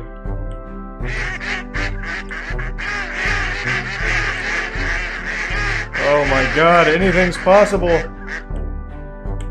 Donald Duck and the gang's getting all fucked up.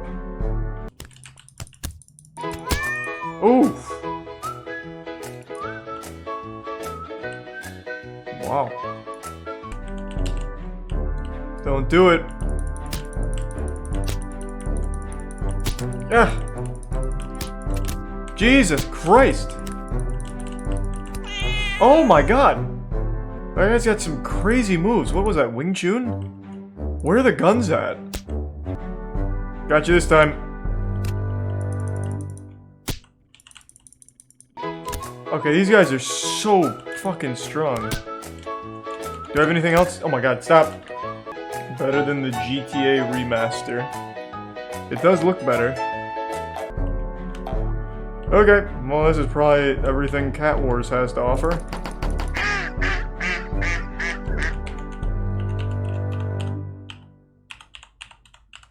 Pretty cool game. Keep that one in the old library there in case I ever feel like hopping back in there. That was pretty cool.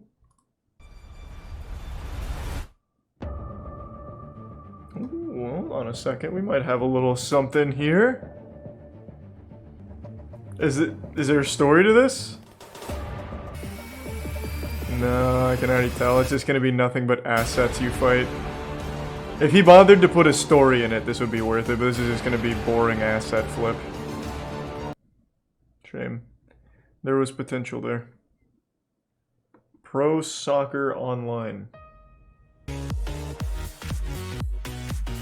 Okay. Time to take my soccer to the next level. Oh, the Unreal Engine. Okay, okay. 0 players in the global queue. That's because everyone's in-game, having fun. Let's do a little training.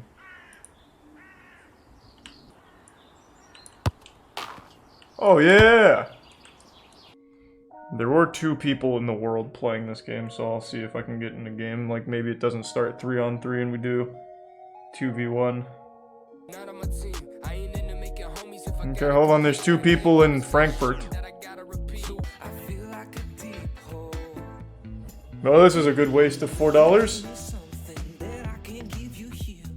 I basically played $4 for a jukebox. No, there's more than 2 songs. Oh wait, maybe not. I thought this was gonna switch.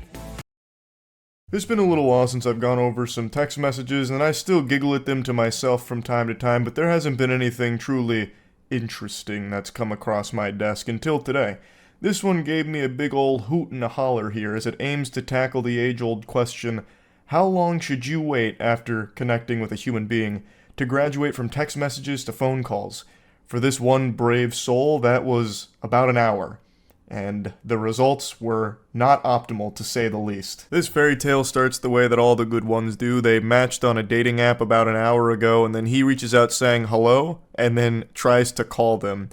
She responds by saying, hey, smiley face, I'm watching a movie with my parents right now. I'll be able to call in a bit. I'm sorry. She seems super sweet, giving an explanation and even offering an apology for not being able to hop on the hotline right away. And it's not like she owed him an explanation or an apology, but it was just a nice gesture. It's a very awful idea to try and call someone that you just met an hour ago. You only became aware of each other's existence like less than 60 minutes ago. He tries to grit his teeth and bear it, but the pain is too much. He says, oh, okay. And it comes across pretty sad. I don't know if he actually was sad here, but it seems to me like I can feel him looking down at the ground while he types that and like kicking some dirt. And I think she picked up on that because she issues another apology, but then says, how's your night going? So she's trying to at least make a conversation out of this, so she seems interested. He goes, no, it's okay. I'm excited to hear your voice though. Maybe send me pics of you? Mine is okay. I'm just chillin'. To me, it sounds like he's fishing for some sacred nudies here. I believe that he's probably in Coomer mode right now. His dick is in DEFCON 5, and now he's requesting some pics. I imagine if she did answer that phone call, it would have just been heavy breathing into it. Like something out of a horror movie. The phone calls coming from inside the house. But maybe I'm wrong. Maybe this is just a guy who really enjoys talking over the phone and getting some pictures of the person he's talking to over the other end. Totally innocent pictures. Holy shit, what are you playing? It's a little game called AFK Journey. you want to know more? Yeah. Big thanks to AFK Journey for sponsoring this video. AFK Journey is a wonderful free-to-play game that's available now on iOS, Google Store for mobile, and the AFK Journey official website for PC. Again, it's totally free to play and I highly recommend checking it out. AFK Journey is an ethereal RPG with distinctive visuals that you can just get lost in the breathtaking 3D canvas art of its world. It's more than just an idle game. There's new gameplay elements to it, a lot of new mechanics, as well as an added dimension with the PC-compatible side-scrolling. You'll be gathering heroes across 6 factions and formulating winning strategies with different teams. The Hex battle map allows players to freely assemble their hero lineup and strategically position them so you can master battlefield strategies to conquer each challenge with precision. You'll be exploring big maps, solving fun puzzles, meeting interesting NPCs, all with extremely fun and effortless one-handed gameplay. The official release is giving away over 40 heroes for free, including 200 free pulls for completing things like a 7-day login. So make sure to check out AFK Journey and use my CD key AFKJourney88. You get a lot of goodies for that, 18,888 golden coins, 100 diamonds, some great stuff, so make sure to check it out. The links are in the description, and big thanks again to AFK Journey for sponsoring. Surprisingly, she doesn't seem creeped out by that. She says, "Oh, that's cute. I'm excited to hear yours too." And yeah, of course, I'll send some pics right now. Which is not the response I thought that would garner. I would have expected some kind of ickiness to it and maybe a question about, like, why? I mean, we've known each other less than 60 minutes. You can just scroll my fucking online dating profile to see some pics of me. His response to her is just, okay, cool. This guy is just very concise, matter of fact. She says, "For the pics, do you want like recent ones? Because I have a ton ranging from like 2 weeks ago to like 4 years. He says, "Yes, but any," frowny face, and then winky frowny face. Every bone in my body is telling me that this dude is absolutely looking for some titty pics. He's looking for some honkers or something here. He's not looking for just like your normal Facebook photos or something you'd post on your Instagram story. He's not looking for you at the movies or something from 2 weeks ago seeing the Winnie the Pooh horror film. He's looking for ass and titties. That's my guess here, especially with like the winky frowny. I don't know why he's frowning so much. I'm not really sure. Maybe that's like an accident. Maybe you want to do like a winky face with a smile. But for some reason, he just keeps accidentally sending frowning faces, including like a winking frown face, which I've never seen before. I don't know how you even like sad wink at something to begin with either. I don't know, just, it seems like conflicting emotions there. He then calls her twice within 20 minutes and says, "Hello, upset. I'm waiting, lol." This guy types like he's playing a MOBA. Like he's typing as quickly as possible just to convey the bare minimum amount of information. Upset. Hello? Okay, cool. Frowny. Winky frowny. Like it's just very basic shit here. He's not actually even having a conversation. It's weird. Yet he keeps really wanting to talk on the phone. I don't know what would have happened if she answered some of these calls. Like maybe he'd just fart into it and hang up while giggling. Perhaps, I don't know, like a big prank call? A huge ruse? Anyway, after 2 more failed calls, she says, "Hey, sorry, I just finished the movie. I wasn't looking at my phone, but I apologize that you're upset, but I just want to be straightforward with you since you were with me. I'm not like a very clingy person, and I'm kind of getting that vibe already, you know?" And he goes, "No, I just wanted to talk. You can answer, or call back." Completely missing the point of what she was saying, just insistent on having this phone call here. It's worse than a telemarketer. This guy just cold turkey calls her out of the blue. She doesn't answer, even issues an apology for not answering, which she didn't owe him, and he is still hung up on that and won't take any new information in. His brain is flooded with one idea. He can only hold one thought in his mind at any time, and right now that thought is, want to talk on phone. Upset if no talk on phone. So he's just stuck in that mode. So she goes, "No, I get that. I just like taking things slow if that's okay." And he says, "Are you scared of connection? You can't talk without thinking it's too fast. Just call Jeez Louise." I have to wonder if she's communicating with a 13-year-old. Jeez Louise? You're dropping Jeez Louise in 2024? This is not what the Lord died for. Are you kidding me with this? Is this some kind of joke? Get out of town. A Jeez Louise in this day and age? He then goes, "I could literally call right now. It's so easy. I don't like being ignored." No shit, it's easy to call, but why do you want to do that? And why won't you take no for an answer? You've known each other less than an hour. You don't even know each other. You just both had like a Metal Gear Solid ping that made you alerted that this other person existed. And now you're talking through Snapchat. This actually might be a toddler. Maybe the person that she matched with through Tinder or whatever the online dating app was, maybe they went to an Easter celebration with family and then their little nephew got a hold of the iPad and then just started talking to some of his contacts, and this lady was one of those victims here. So she's actually just communicating with a legitimate diaper-shitting, milk-snorting little kid. Because no adult, I feel like, communicates this way. I'm starting to really believe in that conspiracy theory here. But anyway, she responds, "Of course not, but I like to take things slow. I'm sorry. Please respect that I'm trying to be as cordial as possible. I haven't had the best experiences in the past." That's in response to the "Are you scared of connection" line that he drops here. Like he's out of some kind of bad Hallmark movie, or The Young and the Restless. Because she won't accept his random fucking phone calls here. And then in response, he tries to call her again. She says, "I would like to just text maybe until I'm more comfortable." And his response is, "I'm S."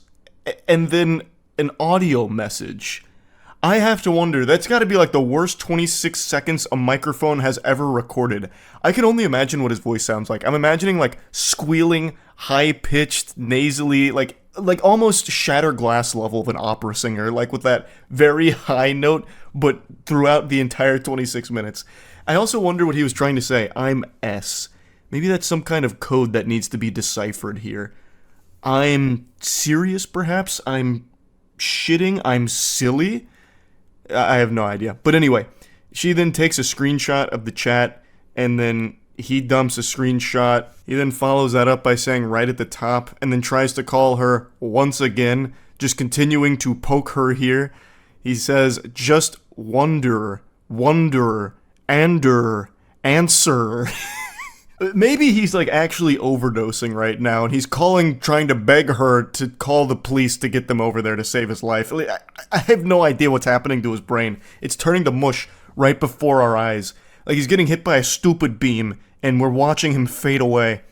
She says, "I don't really know what to say. I feel like I'm being backed into a corner right now." He says, "Stop typing," and then calls her again, which of course she doesn't respond to, and then says, "OMG," drops another 26-second audio message, which is interesting that it's the exact same amount of time. I wonder if it's just the same message he dropped again. I'm not really sure. I also wonder what he said during that, to be honest. But anyway, he then says, "Bye, little baby." Oh, the heebie-jeebies. I'm getting them. Jinkies. Oh, good. Bye, little baby. Oh, yuck. And then she just says, "Can you please respect my boundaries? I apologize that I said I'd call earlier. I got nervous and I would feel more comfortable texting. If calling is more your thing when you first meet someone, then maybe we just aren't the best match. I wish you luck. Maybe we can try again tomorrow. I'm going to take a shower and head to bed. Good night." I don't know why she would even try and say, like, maybe we can try again tomorrow. She should have just not responded at all, because this guy is unhinged. This is just an absolute weirdo, and there's no salvaging this. Maybe she was a little fearful of, like, what this guy might do, perhaps, which is a very legitimate fear, so it's best to, like, cushion the blow. But even still, this guy is fucking weird. He then just says, "No," like a defeated Power Rangers villain. Because that boundary is silly. I don't care. I'm of interested anymore. Bye. Not. So he's saying, I'm not interested anymore. So because she wouldn't talk on the phone, he's no longer interested, and he thinks that boundary is silly, thus he has no respect for it. What a man. And then she says, "Okay, I apologize again. Hope you have a great night." And then he just says, "Just say bye." What a quirky little lunatic here. Impressive self-sabotage. Like, this lady seemed more than willing to communicate, like, interested in learning more about him, just didn't really want to hop on a phone call, which is super understandable since they'd only known of each other for less than an hour. She gave so many chances to just stop doing the creepy phone call routine and just text like normal people that are starting to get to know each other through like an online dating app. Like, you're not friends and you don't know each other at all. So why the fuck would you want to hop on a phone call first thing right away? That's overwhelming. That's a lot. That's just weird. And he just kept getting creepier and creepier. He fell apart. But anyway, yeah, I just wanted to go over this one because it had me giggling quite a bit, because geez Louise, he was off the rails. That's really about it. See ya. Going to be visiting the dark web version of the Internet Strangers websites. This is the final and technically fourth part Let's of the go, series, so I made dark a playlist you can web. check out at the top right of the screen if you want to I've watch all seen the that episodes. movie. For my safety Unfriended. and yours, I will not be sharing the links. Go watch the other parts of this series. Anyway, in case you guys don't know about the dark web, you can only access it using Tor web browser, not Google Chrome, not Firefox, not Internet Explorer. I don't know why you would use that anyway. This allows you to go into. Well, it's not called websites Internet that Explorer are now, it's not onion. Edge. The websites usually consist of random numbers. In the last video, we covered the basics, and this time I just decided Tor was made by the CIA. and clicking and clicking. So what you Is that true? I remember that rumor floating around back when I was learning what the dark and deep web and shit was. Was Tor actually made by the CIA? It was made by the Navy. Oh, we're getting... Oh, there's like a fucking civil war in the chat. Was it the Navy or the CIA? On Tuesday, the CIA announced its own Tor Onion service. So the CIA, I guess, is getting into the dark web space. What are they, like, releasing dark web NFTs? I don't know. This is a weird announcement from 2019. The United States Naval Research Laboratory.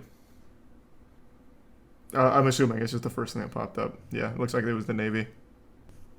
So besides like arms purchasing and like illegal shit, what is the point of the dark web? Like I can't imagine people are accessing the dark web going through Tor to look up like video game walkthroughs. That seems like there's no way that happens on the dark web. Who's going on the dark web like, bruh, I'm really looking to buy some crocodile. Oh, someone's selling. All right, here's my credit card info. No one's typing that shit in on the dark web. No fucking chance. No one's dumb enough to do that, right? College kids? Nah, I don't believe that for even a second. Nobody would. They're absolutely using like Monero or some kind of crypto or something. They're not going to be using like their actual just fucking Visa card. Revenge. Now you might be saying, we already covered revenge in the last video. Yes, but those websites were taken down. I won't be sharing the name of the website, but I'll show you guys the layout. So right out of the gate, you're given a list of female names to browse through. If you click on a name... This used to exist on the surface web for what it's worth. Tuv even covered it once. There used to be a website that was all for revenge porn, and eventually the guy who ran it faced, how many years in jail? I don't remember how many, but yeah, he got fucking blasted. But this was something back in the early internet days that existed just on, you know, you could go on AOL and just look at revenge porn. It was fucking crazy. He got 18 years? Was it 18 years? You might be right.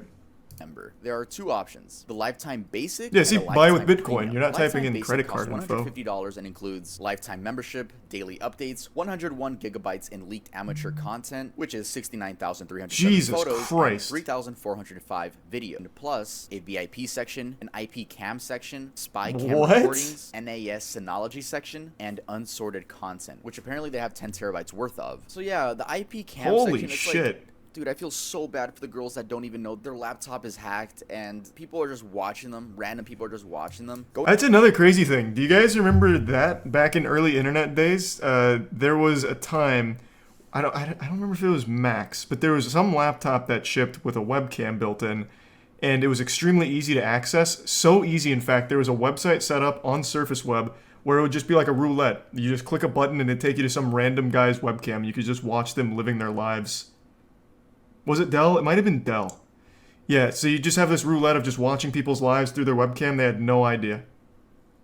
It was fucking wild. It was wild. So then, like, it was such a big deal that eventually the experts were like, if you own this laptop, just put a piece of tape over the webcam. Otherwise, you are most likely being watched.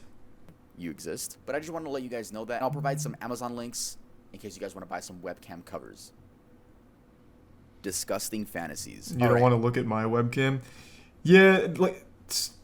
It's just one of those fucking creepy things, man. I don't think looking through those webcams ever really, like, nothing, like, crazy ever happens. But it's still just fucking scary to think about. If you are not of legal age, or if this type of material is not legal in your jurisdiction, do not enter. This site contains absolutely no videos, photos, 3D rendered art, or other illustrations of or adults. If you're looking for any of that, you're in the wrong place. It's basically saying, we have a bunch of these, like... Shit's like a fantasy Tumblr blog. stories about... The fuck? Not only that, but they have 2 philic prevention campaign advertisements to deter the users from doing anything in real life. They're obviously only doing this so it seems like, hey, we're actually the good guys. We're preventing this stuff from happening in real life, when in reality they're just providing the acceptance, normalization, and culture of files. That is something that is... I've seen this on Twitter. There's a verified account, couple 100,000 followers from what I recall, They have this belief that if we could just use AI to generate fake children for porn, it would solve pedophiles. There is a group of people that genuinely believe that providing, like, more child porn but without real people, that it would somehow get rid of, like, pedophiles. It is the most ass-backwards idea ever. It's fucking disgusting. They've made this post like, this is where I think deepfakes need to go. We need to create deepfakes of children in pornographic settings, so that way people would no longer be incentivized to use real children in child porn. It blew my fucking mind, and there were people supporting that. Like, all that does is provide more child porn for pedophiles and make the market even bigger for people to fucking film that shit in the real world. It's crazy. It's crazy. Twitter is just the most outrageous wasteland of horrible ideas. That's what this just reminded me of. I think it was actually Mudahar who commented on that. I don't remember what the account was that was talking about it. I know they deleted it shortly thereafter. Minor, and it's still illegal to have on your device. Take Lolly, for example. Even though they're just drawings, you can be arrested and charged with a crime if you possess lolicon in any form. Other countries have also... Oh, wait, let me read that. I didn't know that. Is that real? You can actually get arrested for lolly? So what is Twitter talking about then where it's like, it's not illegal? In fact, lolly is something to be celebrated. So enacted laws making lolicon. We offer the best collection of real snuff and authentic R-word pictures and video clips. Jesus Thousands of Christ. photos, videos, comics, and books. Join us for your very Comics. special never forget experience. For a small one-time fee, you have unlimited access forever. We add always new forbidden content, completely safe and anonymous. Jesus. The document. The stuff on that document is absolutely fucking insane. Thanks, The Research worst part Devs. is that they provide image proof. So, they provide image proof by using these web links. Everything that I'm about to Reddit? say is real. They use Reddit? They provide some video proof too. I did check out some of them, and oh my god, I never want to go back. Like, deadass, I never want to fucking go back. I never want to see those images again. But it is real. I'm letting you guys know. This shit is real. Let's go over the document. I was actually kind of stupid and I downloaded the fucking text document. I don't know why I downloaded it. I downloaded something from the dark web. It's on my computer now. It's just a It's like a J-Station video. I downloaded some shit from the dark web. Now all of a sudden I'm an 8-foot smurf. I accidentally drank the Amogus potion at 3 a.m. from the dark web. Jesus Christ, tough. Yeah. So the first thing they're claiming to sell are guns. We have sniper rifles, Mossberg 500, TOZ rifles, Kalashnikov rifles. I've never heard of that. But it says made in Russia, not China. From the other video. So let's just get into something shocking. This one, bro. This is what really got me. Video filmed according to your script with torture, R-word, snuff, etc. We need from you how many actors will be, race, gender, and your script/scenario. I can't believe Jesus this, Christ. The youngest actor we had, 4 days after she is born. The oldest actor we had, 93-year-old woman. Holy I'm assuming fuck. it's kidnapped people, blended up babies in smoothies. A classic smoothie is a drink made from pure raw fruit and or vegetables using a blender. Classic smoothie is a healthy No type of fucking cocktail shot. that you can drink for breakfast or a bit later. But we have a special smoothie. It's made from newborns. We place in blender the newborn with or without legs/hands. Nah, that your no request, fucking shot. And blend until the mixture is sourced smoothies from newborns strictly in the refrigerator or cool place. That one seems very you can fake. Also buy male and female genitalia, just like they're obviously I don't know kill about someone, that one. cut That it one off, doesn't and seem send it like to a you. real Safe thing. and secure container will be transferred and marked as for medical school. So they got their own methods to. That's CIA make it seem bait. Legit. They have Yeah, it drugs, definitely they have seems like methamphetamine, bait. Cocaine, and why does that even matter? What? By reading the names, I recognize some of them. It's extremely fucking illegal. They're also selling the Logan Paul video. You guys know which one, which is a complete shock to me. It was like a YouTuber on this list. What was going on? But you know what Logan Paul video I'm talking about. Can't you just find that on It's at 720, archive.org? 60 FPS. Here's Why would another you buy video, that penis on the out dark through web? meat grinder. Pretty sure it's For on that one, I actually archive.org. did check out their image proof and like It makes you seriously. tier 1 Ash. And you guys don't worry about my mental health. A lot of people comment like, I hope your mental health is good. It's good, bruh. I'm gonna go play GTA after this, right? But thank you guys so much for just Yeah, it's the supporting Logan me. Paul Like, Forest honestly, video. It's a blessing. I'm It is again, a I'm pretty sure fucking it's on blessing. archive.org. You guys, like, don't worry about me. Go on with your life, and I'll see you guys. Actually, leave a like on the video and subscribe if you're new. And I'll see you guys next time I upload. Nice. So besides like illegal shit, is there any reason to go on the dark web? I know Mudahar's made a few videos on like other things besides like the worst shit on there, but what else is there? Besides just a bunch of illegal shit. to get around taxes. Wait, there's like accountants on there. You could charge for like services to evade taxes or something. That's more just illegal shit though. I'm saying like besides all illegal shit, people just go there to hang out sometimes. Oh, well, if it was made by the Navy, then why the hell was it made and has a bunch of illegal stuff on it? Well, the reason it has a bunch of illegal stuff on it is because of the anonymity. That's like the whole point of the dark and deep web. As for why it was made, that I don't really know.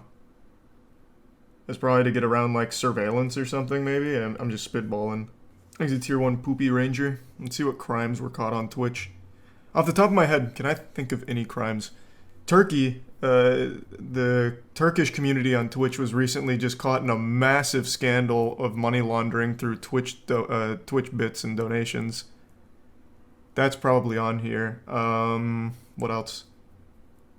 CSGO Lotto? Would that be on here, you think? Twitch started off as just Prime TV. Raptor. A man strapped the camera to his head and would live stream everything that happened to him 24/7. Eventually, the site grew and welcomed people from all over the world to I live used to stream on The Justin company had a TV. name change, which we now know as Twitch, and in 2014 was bought out by Amazon for $970 million. The first thing I want to do is talk about the horrible Twitch staff. Now, it's very known that Twitch has some, let's say, biased staff. Every other month, it seems like a female streamer gets banned and then unbanned within the same week, whereas a male streamer can get banned for the same thing, if not something less harmful, and end up getting permanently banned. This has been proven time and time again, with the most recent case being about Narcissa Wright, a Twitch streamer that literally tweeted out, "I want to kill myself and shoot people at Twitch headquarters." That story is very sad, Who was honestly. banned, and then what do you know? Unbanned a few days later. I mean, if you ask me, that should have been a permanent ban, but no. We see in this tweet here that they're reducing her ban, and basically, you know, she got unbanned, is what I'm trying to say. Point is, Twitch, I see where your bans come, I see where they come from, but it's like, to me, Where's the bits, Alex? it's just like, this situation, shoot people at the Twitch headquarters? Should be a permanent ban. Now, why? Are the Twitch staff just full of simps? Yeah. And in all honesty, it does seem like Twitch has favorites. Sometimes the reasoning for people getting banned is so stupid, but then if a female does it, again, this is not every Now, single correct me case. if I'm wrong. Wasn't she rebanned after being... Or... Wasn't she rebanned after being unbanned and then banned again? I'm pretty sure they did correct that mistake. The whole Narcissa Wright story is extremely sad, though.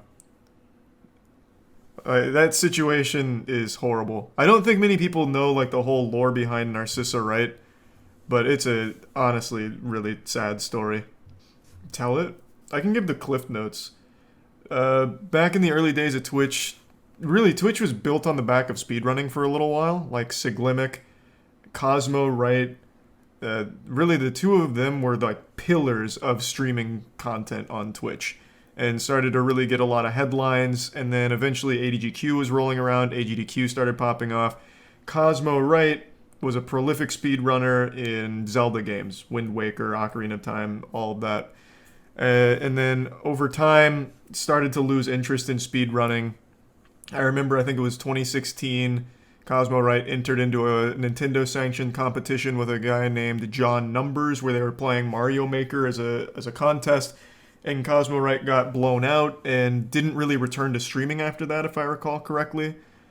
And then after that, Cosmo Wright's mental health seemed a little spotty from what people were seeing. Eventually, Cosmo Wright transitions into Narcissa Wright, and from there, the streams that she would do were really focused on like really negative things, and it was very like a toxic environment. Eventually, Narcissa stopped streaming for a while, and what I understood is that she just outright stopped altogether. And then she posted that tweet about wanting to kill herself, and then the Twitch staff, which obviously turned a lot of heads as like, hey, what the fuck is this? So that's where the story's at. There's a lot more nuance to it, but that's kind of like the Cliff Notes breakdown. That whole story there, a lot of like sad and unfortunate things happened along the way. But since I was so big into watching Siglimic, Cosmo, that whole community of speedrunners, it's something I actively followed for a really long time.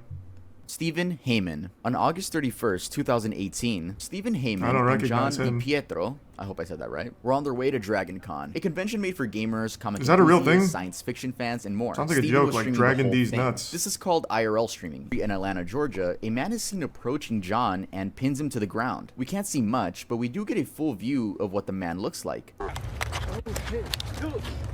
Ow. JP, just let go. JP, just let go. What the fuck is happening? JP, just let go of it. JP, just let go of it. Wow. You can hear Well, that was Steven awfully repeatedly calm. say, JP, just let go. And this is due to what I'm assuming is John not wanting the man to take his camera, which the man did end up stealing. From the reports I've Oh, read, wow. it seems like the man was never caught. The YouTube comments were full of, L friend, this dude is such a bad friend, and comments like that. But honestly, that was the best thing to do. You don't know if someone is carrying a knife or a firearm, and your life really isn't worth getting killed over something as simple as a camera or your wallet, when you could just, Love how the dude reorder didn't all your help. credit card. Bro, you're not gonna just give up the camera. Everyone shits on Dale Brown for giving like survival advice for how to like survive in an intense situation and disarm the attacker, and you guys give him shit. But the optimal thing to do is to not fight back. Just give your camera. Again, like Tuv just said, could have a knife, could have a gun, and that guy's big as fuck. That guy was significantly more jacked than Steven here. Just give up the fucking camera. Like, I guarantee if this guy did fight back and got his ass beat, people would give him much more shit anyway. Or he could have lost his life over it for a camera. The police officer explains the call and asks Mr. Big for his name. Mr. Big explains that he doesn't need to give him any sort of information. Oh boy, you went and full it's Reddit. honestly a pretty long and petty back and forth from both of them, up until the cop places Mr. Big under arrest. I would say wrongfully place him under arrest. I mean, he did have his right to not say anything. Cops can always arrest you based on suspicion. You know, it didn't seem in the clip like there was any suspicion of anything other than just the way Mr. Big was acting. Anyway, so Mr. Big gets arrested, right? They leave and they close the door. So a few minutes after the arrest, the door opens and reveals a neighbor, presumably the one that made the complaint, walking in and stealing a pair of shoes and a headset. He then returns and steals what seems to be his phone and a watch. I tuned into Mr. Big's Twitch page, and to my surprise, he still streams. Well, he took a break and is back and averages about 5 to 10 viewers. That's so I decided to ask him fucked. a couple questions. What and a he was galaxy nice enough to brain answer. scheme, Make sure to though. show him some love and make sure to tell Fucking him I sent supervillain him. mastermind. I'm a YouTuber. Yeah, he was charged. Guy was nice. a career criminal, man. Had a lengthy criminal history. I think he did 3 years for that shit. His name. I tried looking his name up in like a Washington police directory or something. I checked a lot of websites and I did not find a Jeremy Frost ad. It's not that I don't believe you, Mr. Big. It's just that I would have liked to pull up his mugshot.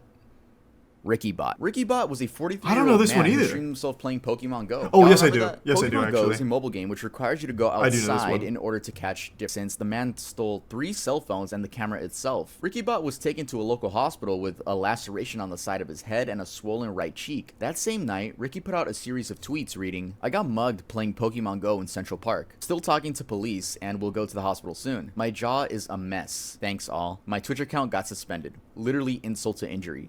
Yeah, that's another fucked up thing that Twitch used to do. I don't know if they still do. If a crime gets captured on stream, or like something like that, I guess, where you get your ass beat on stream, they just ban the account outright, which is weird.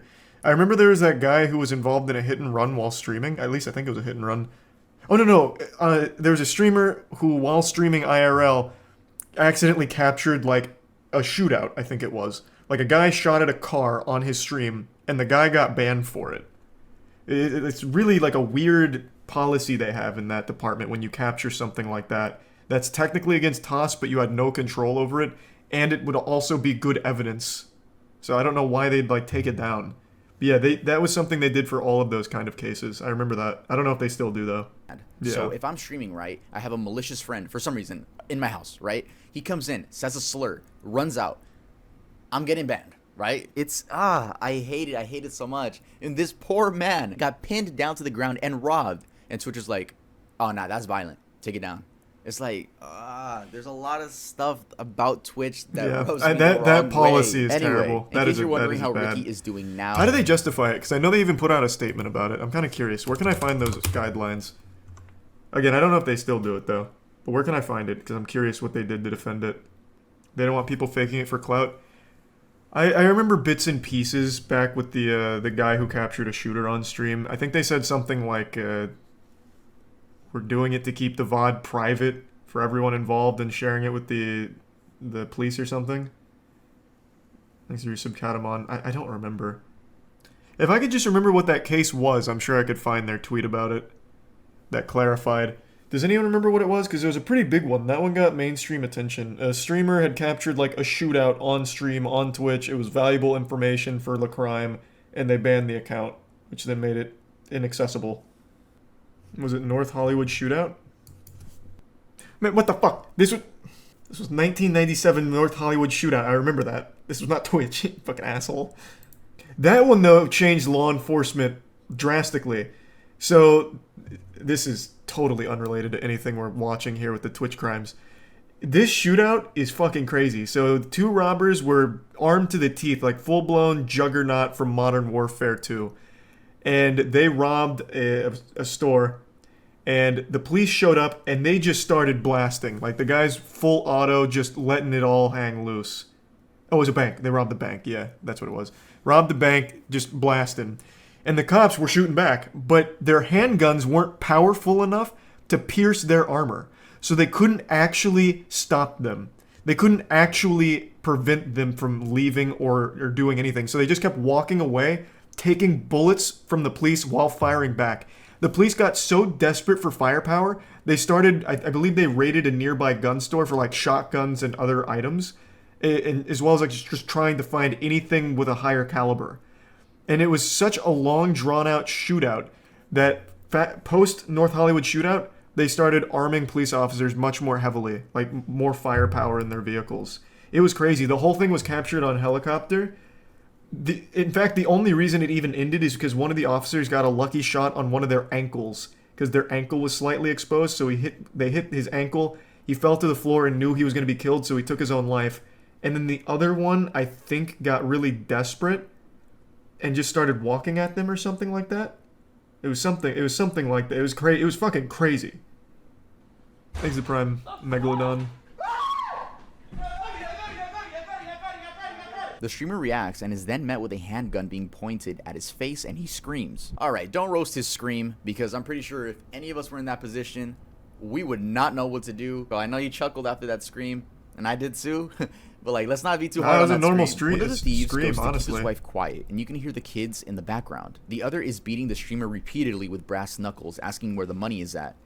How do people think it's fake then? Doesn't have any money, but eventually I did find the name of the streamer, and that's TMoneyFG. It seems he doesn't stream anymore, and I couldn't find a YouTube channel, unless it's the one with 1 subscriber, but I doubt it. I also found his Twitter, and it's extremely botted. 16,000 followers and no likes on his recent tweet. Yeah, a little bit weird. You would think that if he faked this, he would at least gain clout from it. And if he faked it, I don't know if he would scream like that on purpose. Plus, why would you put your kids through something like this? I mean, I don't think it's fake. A lot of people were assuming that the wife set him up because she was too calm. That was stupid too. You can tell she's trying to stay calm for the kids. So seems like a weird thing to fake if you don't even stream anymore. Can't tell. The video looked. Someone found it. Found the streamer you're asking about. Look up Bees on My Head TV carjacking. He was banned for getting carjacked while viewers were trying to use the VOD to find the guy who robbed them. Twitch came out and clarified their policy in response, stating that streamers are responsible for anything shown on stream. That's exactly what I was thinking of. A carjacking. Not a shootout around cars. You're absolutely right. Did he ever get his account back? Because this is like really a hardline stance. Twitch suspended his account for behavior caught on camera and has since informed the streamer he won't be getting it back anytime soon. Thanks again, Security breach. No, not the Five Nights at Freddy's game. So 6 months ago, on October 6th, Twitch was hacked and a this was the 125 gigabytes worth of leaks appeared on 4chan, and that included source code, streamer earnings, encrypted passwords, and more. We bring to you today an extremely poggers leak. Twitch is an American video live streaming service that focuses on video game live streaming, including broadcast of esports competitions operated by Twitch Interactive, a subsidiary of Amazon.com. Their community is also a disgusting, toxic cesspool. Beginnings, mobile desktop and video game console Twitch clients, creator payouts from 2019 until now. Find out how much your favorite streamer is really making. And then they link. Did they ever release the file. second part Jeff to this? Bezos paid $970 million for this, and we're giving it away for free. Hashtag do better Twitch. Though a bunch of stuff got They leaked, didn't? people mainly focused on how much their favorite streamers were making. I mean, your passwords were at stake, but people were, you know, kind of mad at XQC for being a millionaire, which we all know. We all know he's a millionaire. No, that Many was a people were surprise mad to at everybody. streamers saying they didn't make sense. It's really funny because a lot of Twitch streamers have their sub count like on the top of their head. They're letting me know No, how that much doesn't money mean they make. anything, It just though. takes a little bit of math. And they claimed that a part 2 was coming out, but that never happened. Many people just assume it was an ex-Twitch employee or a Twitch employee who knew they were going to be fired. I and doubt they it were was just an ex-Twitch "All employee." right, before I go, I'm just going to end this off with a big bang. I'm sure you guys remember the whole Save the Kids thing. Who could It seemed forget? like when crypto was, I wouldn't say at its peak, I would say at its peak popularity within the internet culture, there were a lot of influencers really taking advantage of this. This doesn't even count the NFT thing, right? This is crypto. Crypto and NFTs are very similar, but they are different, right? You buy Shitcoins NFTs with versus crypto, crypto is NFTs, just crypto. shit There were a art. lot of influencers promoting a bunch of scam coins, and once their fans would like buy the coins, they would quickly just take all the money, dip, leave the coin with no value. I mean, even Aiden Ross admitted to doing this. Chat, by the way, that MILF token shit I did a Yeah, I while back. remember this one. I already told you guys, don't buy that shit. I got paid a bag to do that shit. Like, I don't give a fuck. How many of you guys actually bought it? Oh my god. Which was Ice Poseidon. Now, Ice Poseidon used to be a very popular Yeah, Twitch we streamer. know this In one. case you guys haven't heard of him, he's very popular for getting swatted. Yeah, that's what he's known for. He once got swatted on an airplane. I actually don't know if I'm allowed to watch his story on Twitch. We all know this one, though. He openly admitted to stealing, what was it, 500, what was it, $300 or $500,000 from a shitcoin that he was pumping. Just very open. Watch it? I'll just explain it. I made a whole video on it when it happened. Ice Poseidon was pumping a shitcoin. Somehow his community bought into it. He ran away with 300 to 500,000. I don't remember what number it was, but it was somewhere in that ballpark. And he then went on CoffeeZilla's channel and openly said, yeah, I took the money. I was worried the coin was going to lose some value, so I thought I might as well take the money before it hit zero. And he was just very open and honest. And then CoffeeZilla said, hey, why don't you just give the money back since you still have it? I see it in your wallet. You could give the money back. And he said, I could, but I don't want to. Yep. It was fucking crazy. Have you ever heard of Andy Owen? Well, you're about to. I'm gonna drag you kicking and screaming in front of an Andy Owen original here with this big meltdown that she had on video where she made an absolute fool of herself. Now, Andy Owen is the head of Miller Knoll, which is the company most famous for their Herman Miller chairs. They're high-end chairs, and with the way people talk about them, I have to imagine that shit is made out of, like, unicorn hide or something. Like, it is actually fucking sewn with angel's tears. It must be so fucking comfortable with the way people rant about how amazing they are. I've never seen them, I've never tried them, so I don't really have a horse in that race on whether or not Herman Miller chairs are worth their price or whatever. But all I can tell you is Andy Owen is not worth her salary because she just embarrassed that whole company. In a nutshell, she had a video come out that surfaced where she was telling the employees that they need to stop worrying about not receiving company bonuses. They need to just do the work and everything's going to be all right. They need to focus instead on hitting their company's $26 million sales goal, and that's all that matters. Fuck bonuses, who cares? Meanwhile, she's getting a nearly like $4 million bonus herself. So the employee bonuses are kaput, but hers is still just fine. And her video is just so bad. And it was so bad, in fact, that she has already released an apology. In an email sent to employees, she said, I want to be transparent and empathetic, and as I continue to reflect on this instance, I feel terrible that my rallying cry seemed insensitive. What I'd hoped would energize the team to meet a challenge we've met many times before landed in a way that I did not intend, and for that I am sorry. Nothing will lessen the power and strength of our collective team. My appreciation for each of you is huge, and I will continue to do everything I can to help us meet our shared goals. Thank you for your hard work, your grace, and for the commitment you show to one another and our company every single day. This is a big nothing burger. This is actual garbage. Like, as far as apologies go, this is about as insincere as it gets. This is corporate PR speak. It's not like she was giving a rallying cry. She literally just started vomiting, just diarrheaing out cliches and just worthless platitudes to her employees before getting visibly angry that her employees were upset about not getting a bonus. And then even told them to leave Pity City. So it's all stupid here. This apology is trash. The most important thing we can do right now is focus on the things that we can control. None of us could have predicted COVID. None of us could have predicted supply chain. None of us could have predicted bank failures. But what we can do is stay in front of our customers, provide the best customer service. Maybe I should really understand the situation beforehand. So this right now sounds like National Lampoon's Christmas Vacation with axing the bonuses last minute. After telling employees to leave Pity City over lack of bonuses. Damn. Actually dropped an unironic welcome to the Wambulance. How about a side of French fries? Jesus Christ. CEO of the high-end furniture company is sparking backlash over video in which she exhorts employees to leave Pity City. After some asked about staying motivated in the absence of a company bonus, Andy Owen, whose company Miller Knowles sells the iconic Herman Miller Aeron chair, along with other upscale furniture, responded in a 1 minute 21 second clip. Okay, this is all about the clip. What's like the actual situation though? So it looks like she got a multi-million-dollar bonus and canceled all of the employees' bonuses. Okay. Is there any reasoning at all beforehand? Any like prerequisite lore I need to be familiar with? Doesn't seem like it. Also, Herman Miller chairs I know are like the holy grail of comfort for people. Matt, for example, can't stop talking about Herman Miller chairs. But I've never seen nor tried one. Service we can. Get our orders out our door. Treat each other well. Be kind. Be respectful. Focus on the future because it will be bright. It's not good to be in a situation we're in today, but we're not going to be here forever. It is going to get better. So lead. So by many example. platitudes so Treat quickly. people well. Talk to them. Be kind and get after it. Don't ask about what are we going to do if we don't get a bonus. Oh, yeah, she's starting to get a little animated.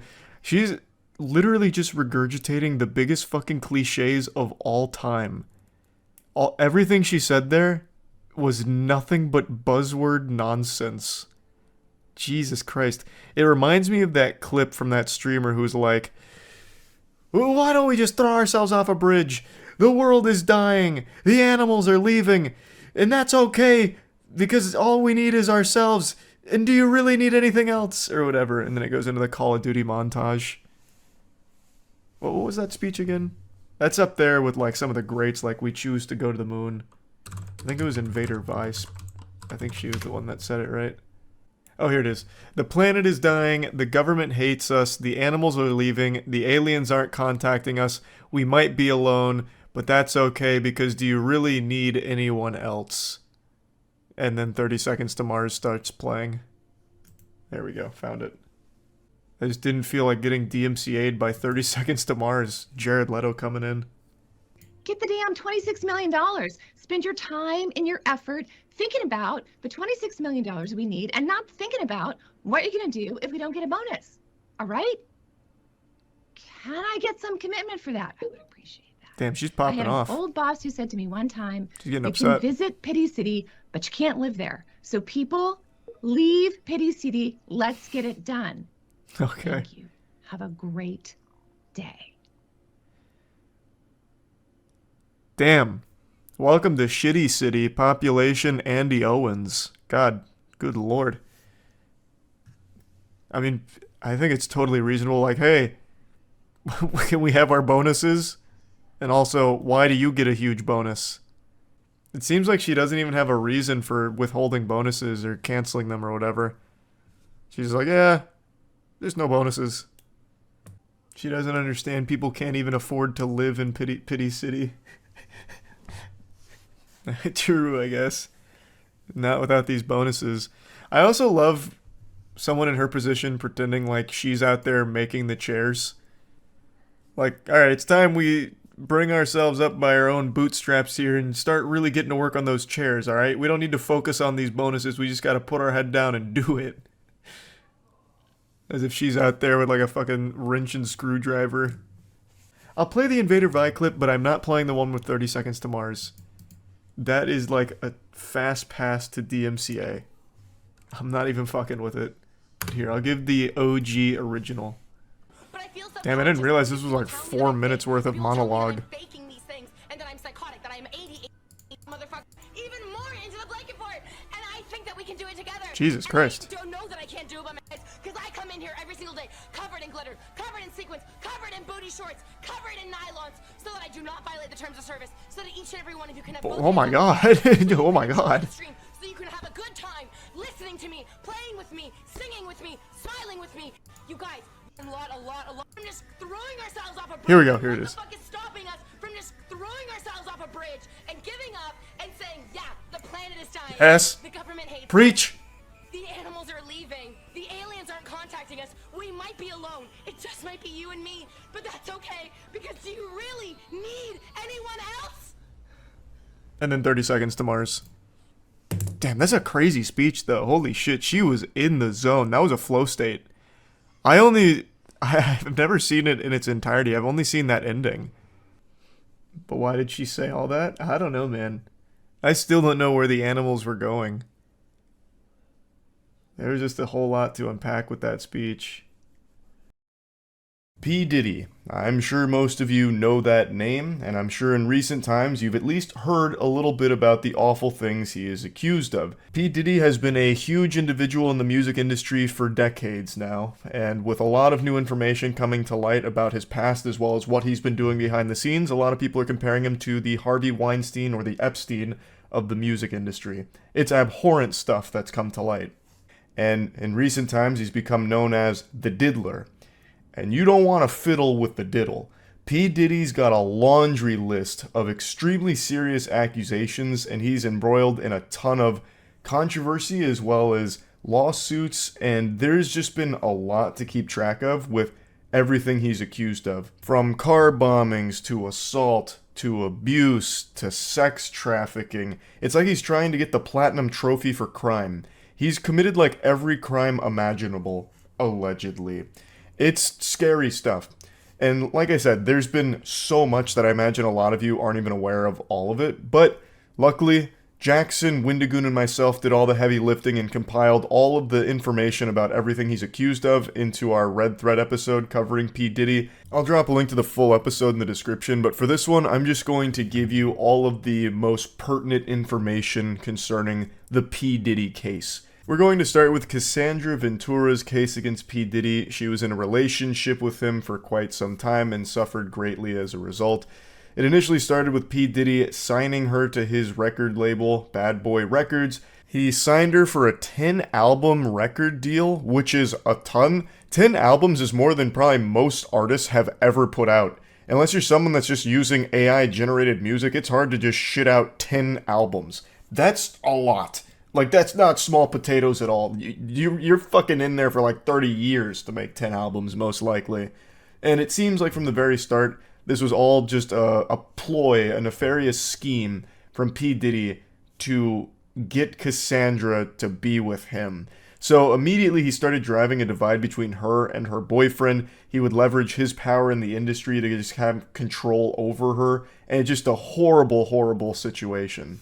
So, on the 16th of November of 2023, P. Diddy's ex-girlfriend, Cassandra Ventura, filed a lawsuit detailing a years-long series of abuse perpetuated on her by Diddy. Ventura claims that she was trapped in a cycle of sexual abuse, violence, and sex trafficking, listing that Diddy, A, raped Mrs. Ventura in her home after she tried to leave him, B, often punched, beat, kicked, and stomped on Miss Ventura, resulting in bruises, burst lips, black eyes, and bleeding. C, blew up a man's car after he learned that he was romantically interested in Mrs. Ventura. D, forced Mrs. Ventura to engage in sexual acts with male sex workers while masturbating and filming the encounters. Ran out of his apartment with a firearm in pursuit of a rival industry executive whom he learned was nearby. All right, never mind. He could have absolutely killed Tupac if he's doing shit like that. He's assassinating rival industry executives. Yeah. Yep. So for what it's worth, I don't know if you clarified, but the car explosion was actually Kid Cudi being the victim. So Yep. Kid Cudi's car exploded in his driveway, and P. Diddy is the one that's blamed for it. Cassie was in a relationship with producer Ryan Leslie from 2004 to 2007. It appeared from the start, however, that Diddy was interested in a relationship with Cassie. He started to push her away from Ryan and forced a divide between them. Diddy was in a long-term relationship with Kim Porter, which ended in 2007 due to his alleged infidelity. Even while in his previous relationships, Diddy would apparently not allow Ryan, her boyfriend, around, flirting with Cassie and forcing her to do drugs while she was in private with him. Cassie was young and impressionable, and Diddy flaunted his wealth, showing his ability to look after her or control her. Diddy had the ability to skyrocket Casey's career, but in return, he seemed to have wanted her obedience and loyalty. She feared that rejecting him would harm her future career and album deal, so she eventually went along with his request. So just the like age-old manipulation tactic that all of these like Hollywood producers and all these executives have used time and time again. It's like you want to be famous, don't you? Yeah, you want to be famous. Just holding it over their head. Just some awful stuff. The stuff that started the Me Too movement, obviously. Harvey Weinstein. Stuff like that, obviously. Just massive amounts of pervasive corruption that's kind of systemic in all those entertainment industries. And yeah, I'm not shocked at all that Diddy is one of them, the biggest proponents of it. Yeah, people using their power to get sex, yeah. Casey decided to leave, prompting Diddy to repeatedly message her throughout the night, accusing her of leaving him high and alone. Imagine getting those kinds of messages and these actions from what is ostensibly your boss. Because he is. He's a boss. Come back, frowny face. I'm all alone. You're just gonna leave me like this? I'm scared. Yeah. I'm high and I don't want to be alone. Why have you never messaged me like that, Charlie? The phrasing of that did seem kind of juvenile, accusing her of leaving him high and alone. I'll start sending you those text messages, Jackson, when I'm out, like at a bar. It's like, Jackson, I'm so lonely. Where are you? Why didn't you come? Why aren't you here? Where's my hug? Yeah, where's my hug? But it's a little funny that someone whose whole mantra is like as a big, tough and rumble rapper, part of the lawsuit is that he had a cuck fetish, you know? I mean, that's how that always goes, right? I feel like we see that a lot with like these perceived powerful people, like strong guys. It's always like, well, he actually really like to watch me fuck other dudes in front of him. Happens all the time. Oh yeah, you think you're tough? You think you can take my girl? I bet you'd like to. Why don't you do it right now? Go. There she is. You think you're so tough, huh? Why don't you fuck my girl? Oh, you think you're such a fucking tough guy, huh? In 2007, there was another instance where Diddy paid a promoter to create a fake flyer for a party supposedly hosted by Casey. This provided her with an excuse to travel to Miami and away from her boyfriend. Casey was unnerved by Diddy's ability to manipulate others into lying for him, and she felt extremely uncomfortable with the entire situation. This guy had a fake flyer to have her fly down. This is the most like high school elaborate shit, just so he wouldn't feel lonely. Yeah. Casey alleges that Diddy or his management controlled every aspect of her life. He introduced her to a lifestyle permeated by drug use, which contributed to her compliance. He insisted that she refer to him as Pop Pop, a term she called her grandfather. Fucking disgusting. Ugh. Gross. Oh, Gross. yuck. Diddy would have his personal staff accompany Casey during all of her day-to-day activities, and even some of her medical records sent to his email address. The example listed in the lawsuit is from when Casey suffered memory loss, possibly due to injuries from abuse and/or drug abuse. When she had an MRI, her results were sent to Diddy and not her. Diddy also made Casey get prescriptions from his doctor in her name for medication that he was addicted to when he exhausted his own supply of pills. God, that's so like Lex Luthor. Yeah, Like that's getting all fucking just constant drug. Diddy would often show spouts of incredibly violent fits of rage, apparently beating Casey multiple times each year, leaving bruises all over her body. He would go to extensive lengths to hide evidence of this, like having Casey hide away in hotels for days while she healed. She recalls after one particular party in which Jay-Z was named as being in attendance, that Diddy kicked and hit her and forced her out of a vehicle on 5th Avenue in New York City. She got a cab to take her to her apartment, but was so traumatized and afraid of Diddy that she had the realization that she could never tell anyone due to how influential he was in the music industry, where Diddy discovered that Casey had a conversation with another music producer at a party in Los Angeles in 2009. Casey wanted to discuss her career with the producer.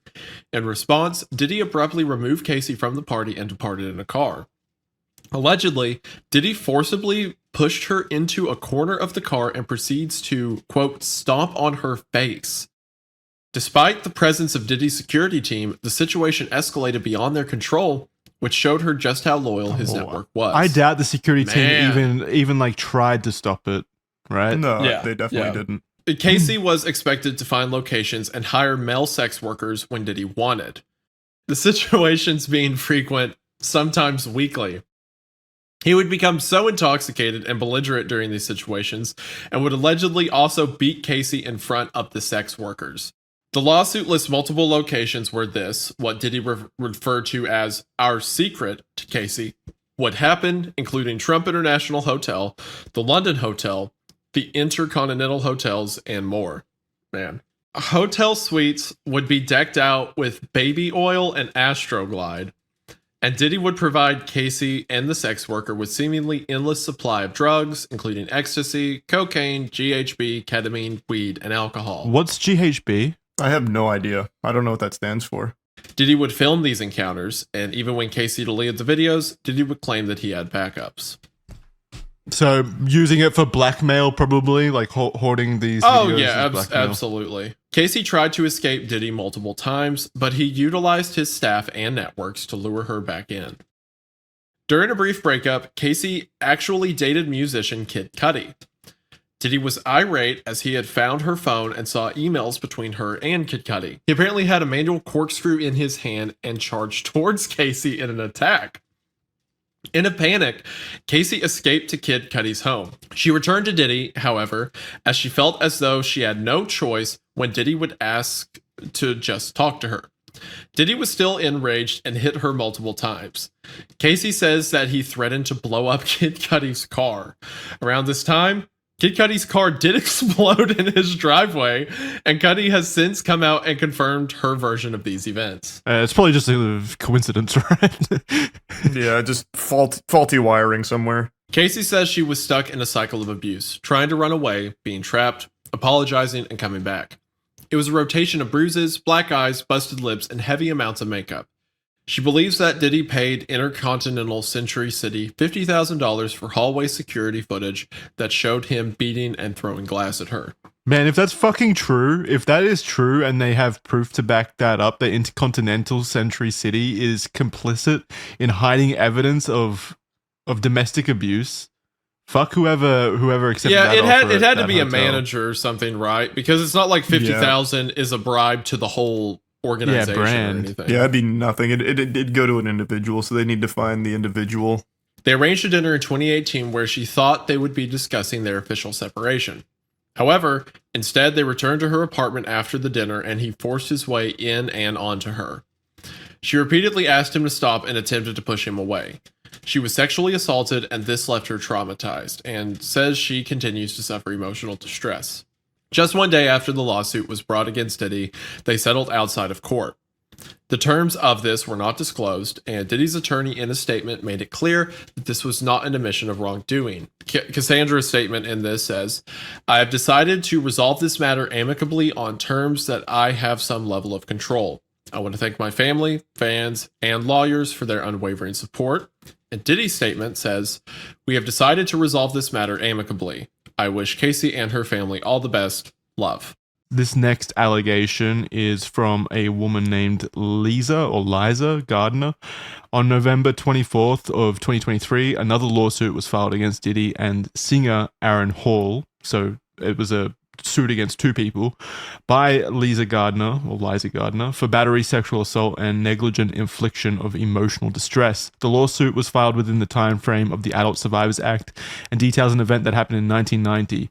Basically, what happened was Liza and her friend were invited to New York City by a few close friends of theirs who were members of a chart-topping recording group signed to MCA Records, which Diddy was a part of.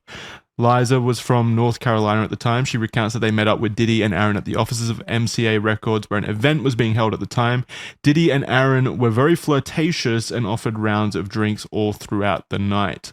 So remember, this is in 1990, so this is a long time ago by this point. Diddy and Aaron extended an invitation to Liza and her friend to join them at Aaron's apartment for an after party. There, Liza alleges that she was offered additional drinks and coerced into engaging in sexual activity with Diddy. Following the assault, Aaron allegedly barged into the room and proceeded to assault her as well. After the ordeal, Liza hastily dressed and fled the apartment with her friend following closely behind. And when they were speaking to each other afterwards, they kind of recounted their experiences and a lot lined up, suggesting that both women had been exchanged between both Aaron and Diddy. Days later, Diddy turned up to where Liza and her friend were staying, and he acted in a Diddy-esque irate manner, something we've come to know and kind of experience over the next 30 years as being pretty common with Diddy. He began to choke Liza to the point where she passed out, and he was also searching for her friend out of worry that she would alert the authorities about what had happened. This lawsuit goes into just really disturbing details, like apparently Aaron Hall had bragged about engaging in sexual activity with minors as well. Like there's information in the lawsuit about that specifically, and confirmed that Diddy was sometimes in the room when this was happening, so he was at least complicit to the conversations about some really disgusting stuff happening with minors. So one thing that you didn't mention here is that she was 16 at the time. The Liza Gardner was 16 during this period. Okay. Yeah, that sounds about right. I don't know why that wasn't in there. It's awful. Yeah, I double checked it, and yeah, according to NBC, the amended complaint filed by Gardner on Tuesday, which was like a week ago, obtained by NBC, said she was 16 at the time, thus too young to consume alcohol or consent to sex. So that's in the amended lawsuit? Maybe that's why I didn't see it. Yeah, this is the, that might be why it's not there. Because I remember seeing that headline, and the fact that it wasn't there, I just thought it was important to mention as well. Yeah, so yeah, maybe you just missed it because this is pretty brand new. Charlie, you can take the next one. Sure. This next one is Dickerson Neal vs. Combs. On the 23rd of November 2023, a lawsuit was filed against Diddy, Bad Boy Entertainment, and Combs Enterprise, LLC, by Joy Dickerson Neal for suffering as a result of being drugged, sexually assaulted, and abused and being the victim of revenge porn. The lawsuit was filed within the time frame of the New York Adult Survivors Act, same as Liza Gardner's. Joy was a student at Syracuse University studying psychology. She was looking to make a step into the music industry and also worked many odd jobs in the industry, such as a receptionist at a renowned talent agency and as a location scout. When they met, Diddy made several advances on Joy, but she had heard that he had a reputation of treating women badly and rejected him every time. So he already had that reputation. Yeah, and this was in 1990. Yeah, before he even had like his massive amount of fame to his name. Fucking Christ. In January 1991, she eventually agreed to meet Diddy in New York, but she chose the Wells restaurant in Harlem as she was reluctant and knew the employees there. During the evening, she started to feel more comfortable. They were sharing drinks and food, and she made a point to say that there was a period of time that she went to the bathroom and she left her drink unattended. Diddy didn't want the date to end and invited her to run errands with him. And once they were in the car, he brought out a blunt. Originally declining, Joy felt pressured to take a hit, and Diddy told her he would have her home with enough time to study. After this, Joy says her memory is incomplete. She remembers feeling rubbery in the legs and being unable to stand, and he brought her to a music studio. Then she recalls being outside of where Diddy was staying, possibly thinking that it was his house, but an acquaintance of both of theirs answered the door. Once inside, she was sexually assaulted, and due to being drugged, was unable to fight Diddy off. She says that the day after, she was in so much pain in a way she had never felt before, and held a lot of embarrassment and shame. This resulted in her not going to the hospital or reporting the incident, instead seeking safety in her apartment. Devontae Swing, a member of the group Jodeshi, would inform Joy a few days later that Diddy had filmed himself assaulting her and showed him and others the video. She was horrified to hear that everyone had seen it and that it would haunt her for the rest of her life. Joy recalls that Devontae wanted to speak up about it, but was scared that the band would lose their record deal as they were in the midst of recording their album Forever Lady. Holy shit. So they saw this video, still didn't do anything about it, and he is bragging about assaulting her and filming it. Well, he not just bragging about it, they showed the video. Yeah. They was just willingly showing these to people in the industry. Again, it's just...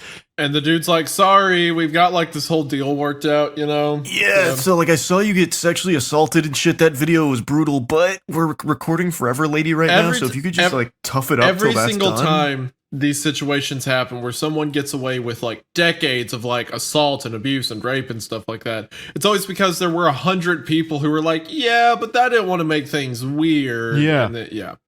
Yeah, we just had so much going on that was in jeopardy if I was to report this. It's is it that urgent? Do I need to report it? We're doing great on iTunes. Record? I don't want to kill that momentum or anything.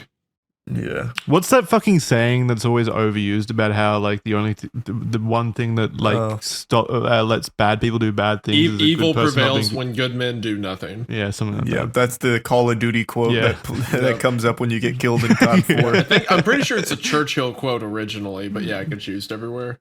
It's true though. So many situations here could have been prevented if the people witnessing these events had put aside their ambitions, their goals, their fear of them being targeted by Diddy, and instead done the correct thing and alerted the authorities about just the troubling stuff. This is 1991. You could have stopped Diddy before he ever even spiraled even more out of control. He wasn't even that. Ended. He was successful, of course. I'm not gonna claim that he wasn't and that he didn't hold some level of power, but he wasn't Diddy, the multi-billionaire, the billionaire media mogul, empire creator that he is now. It would have been way more possible back then. I also just don't understand because I feel like you gain so much more by being the one to blow the lid off it, right? This band or this group, I'm not even familiar with, and they were so excited for this album that I don't know. But I probably would know them if this was the group that led to him going to jail for these kind of things and stopping him. They would have had so much more success. I don't think back then, but now, yeah. In current year where everyone's so connected and the allegations and stuff like that gets a lot more screen time and people taking it seriously. But back then, all it would have taken was B. Diddy saying no you or something, and then now they're shunned and no one believes them. Yeah, I guess that's true. Maybe back then it would have been different. Joy had tried to file reports against Diddy and had even allegedly spoken to several prosecutors with the intention of pressing charges. But members of the law enforcement told her that she needed witnesses or people who had experienced similar assaults. People around her were terrified to speak up against Diddy, as he was powerful and could ruin future opportunities. He was also known to be violent, and they seemingly did not want to be at the other end of his anger. God damn it.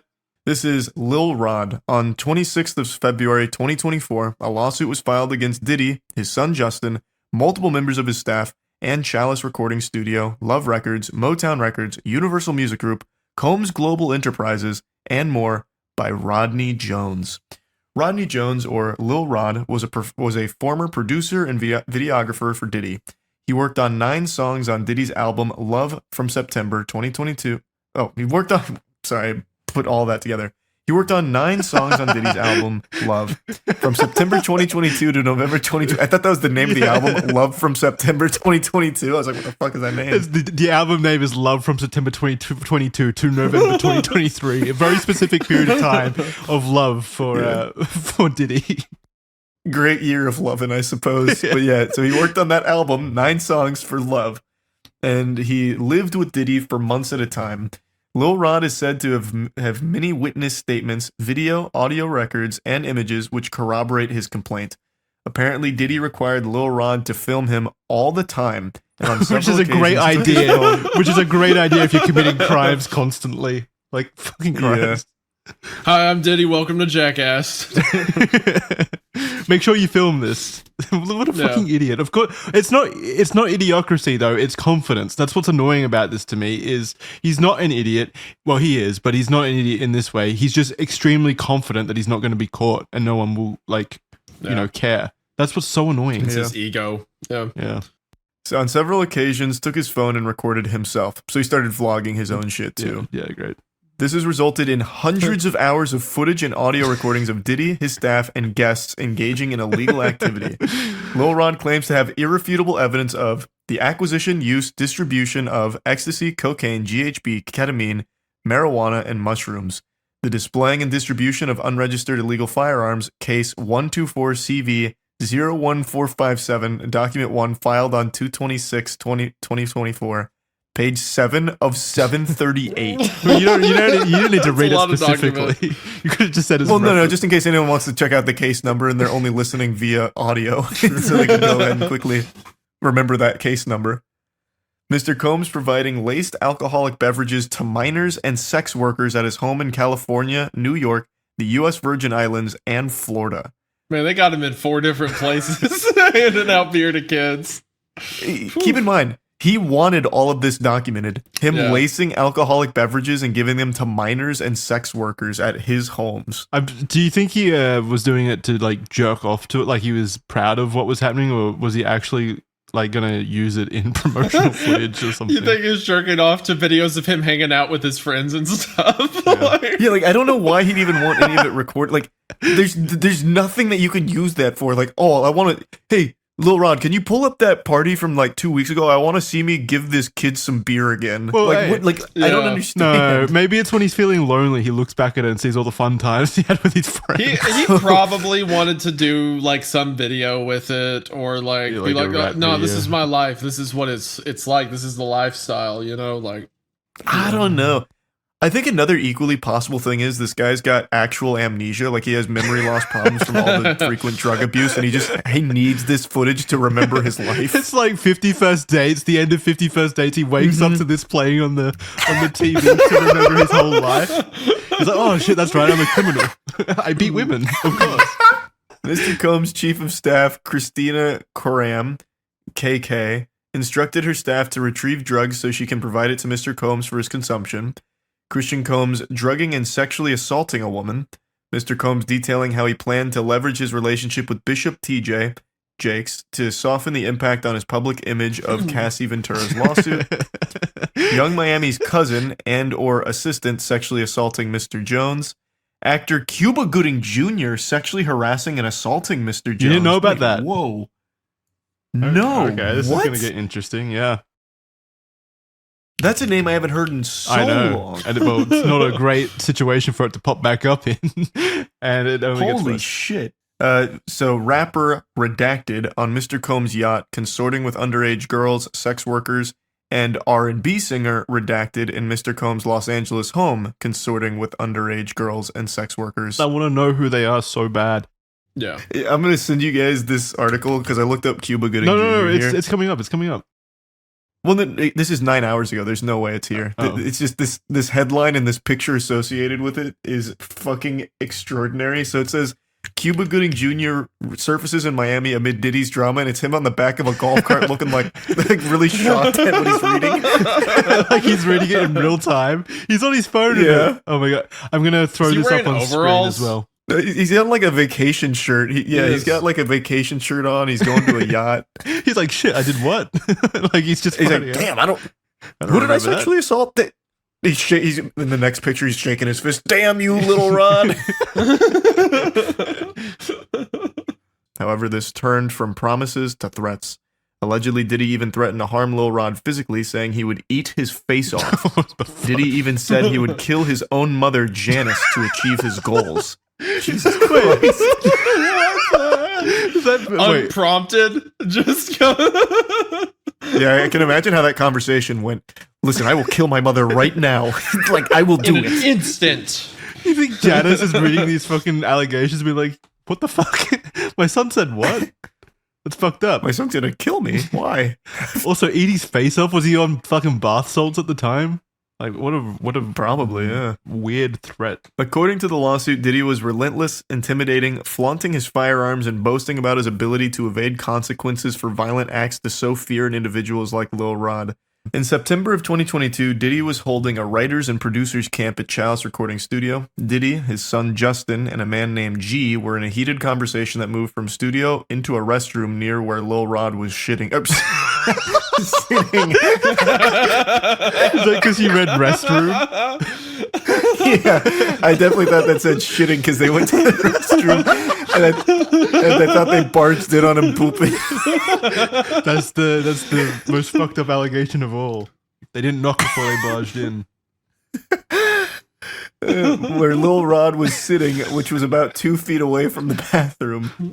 He then heard multiple gunshots ring out. According to Lil Rod, a crowd gathered outside the restroom, and when the door opened, Diddy and his son walked out, and G was lying on the floor in the fetal position, bleeding from his leg/hip area. Lil Rod ran to G and began applying pressure on the wound and demanded that someone call for an ambulance. During this, Diddy and his son had disappeared to another section of the studio. Lil Rod was told by Diddy to inform the police that he was not involved in the shooting at all, and was instead instructed to lie that G was shot standing outside the building in a drive-by incident. What? G would certainly not play along with that, though, right? Wouldn't he be like, no, I got shot by him? Maybe he was afraid of getting shot again by fucking That's true. Diddy. Who knows? That is super true. And there's pictures of the aftermath here. Lil Rod says that he still has the clothing that he wore that day, which he thinks may still have G's blood and DNA on it, and provided photos that show the assumed blood and mess inside a bathroom to prove that this wasn't a drive-by shooting. Lil Rod suffers from PTSD, severe anxiety, depression, and insomnia from this event, as the gunshot was so close to where he was sitting that he thought it likely that he himself was about to get hit. So there is photos of this blood in the bathroom and everything. Yeah. And definitely doesn't seem like a drive-by. Unless the drive-by was by the bathroom. Yeah, I don't think so. While living with Diddy, Lil Rod says he was the victim of constant and unsolicited groping and sexual harassment by Diddy. He was also forced into working in environments like Diddy's bathroom, where he would walk around naked. Lil Rod expressed his discomfort to Christina Karam, who was chief of staff to Diddy. She responded with, Sean will be Sean. What the fuck? How was this made? Just what was the absurd lengths they went to be like, it's just dudes being dudes, all right? Get your pants off. I've got some Astroglide. She was fucking chief of staff. Like, she earned that position. And walk around naked, grope everyone. Yeah, that's just quirky old Sean. Yeah, maybe you should talk to someone about that instead of perpetuating and accepting it. She also attempted to downplay the groping as friendly horseplay. That's even worse than Sean will be Sean. What are you getting so upset about, Lil Rod? It's just he diddling your balls. What, you don't do that with your other friends? Then she slaps his ass. It's like just the worst working environment. Lil Rod also believes that Diddy was grooming him to pass along to his friend Cuba Gooding Jr. They met on Diddy's boat, and Diddy left Cuba and Lil Rod together in a makeshift studio on the yacht. Cuba then began groping and touching Lil Rod, who felt extremely uncomfortable in the situation. Apparently, Cuba did not stop until Lil Rod actually pushed them away. Lil Rod says that he was often forced to solicit sex workers. Diddy would also want him to perform sex acts at his pleasure. Another incident on Thanksgiving saw Diddy asking Lil Rod to solicit sex workers from Booby Trap on the river in Miami. Shout out. Diddy actually provide... I think it's Booby Trap on the river. Oh, that's the whole name of it? I think so. Like, is there only one river Booby in Trap Miami? on the river? Yeah, I have no idea. I've never heard of that. You've never been? But anyway, Diddy provided Lil Rod with a bad boy baseball cap and forced him to wear it at the venue. It was a signal to sex workers that Diddy was in town and Lil Rod has been sent by him. Oh my god. They have their own like code. Diddy's That's like a Squire sock on is the door. Lil Rod did not want to do this, but was intimidated by Diddy and felt forced to. He felt Diddy had some level of power and influence over him. In February 2023, Diddy compelled Lil Rod to bring sex workers back to his home. Here, Lil Rod believes that he was drugged by Diddy. He woke up naked and confused in bed with 2 sex workers and Diddy.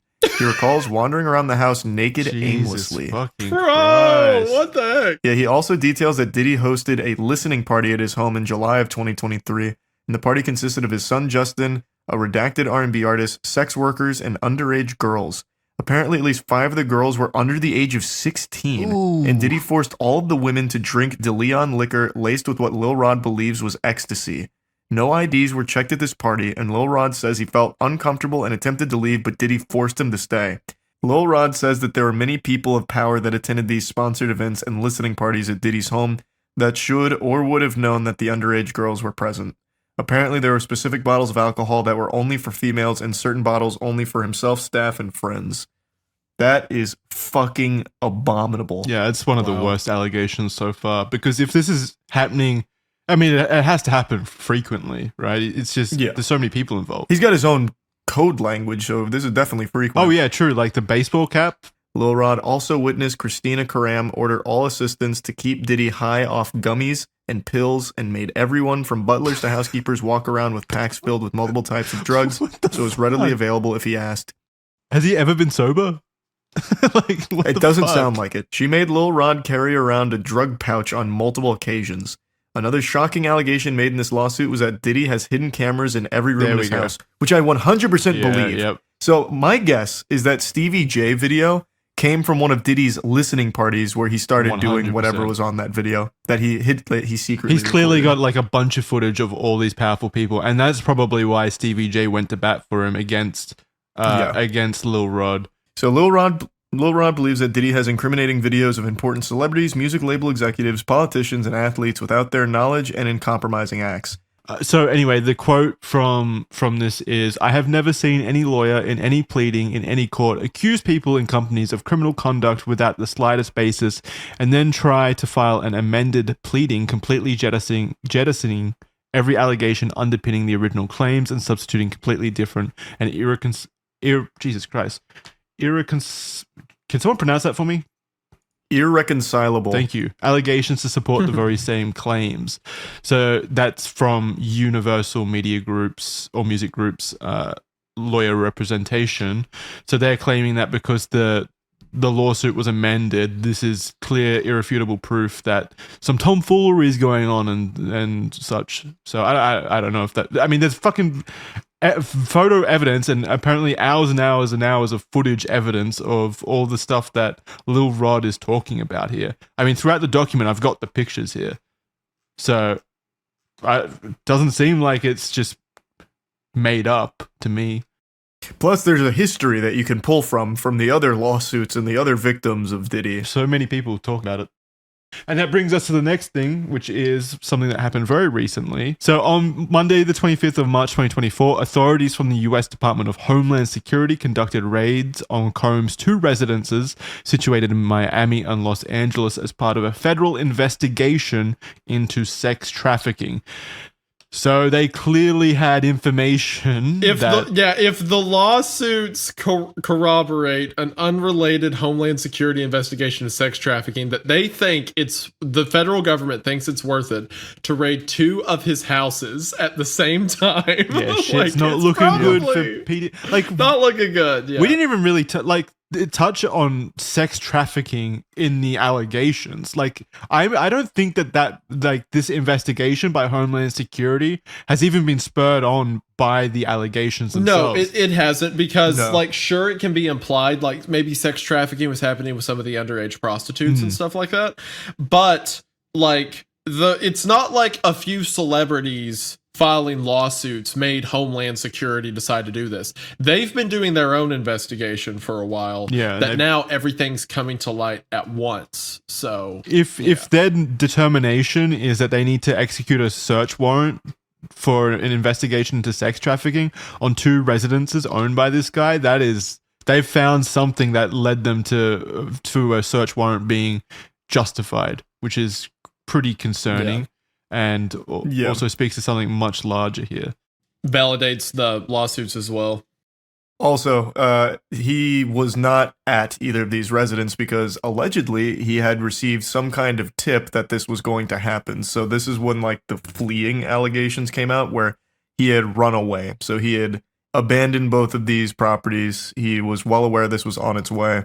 So he took preemptive measures to get out and potentially hide damning things. Yeah, that's definitely a possibility. He definitely wasn't at the residences when this occurred, so it's likely that he was tipped off.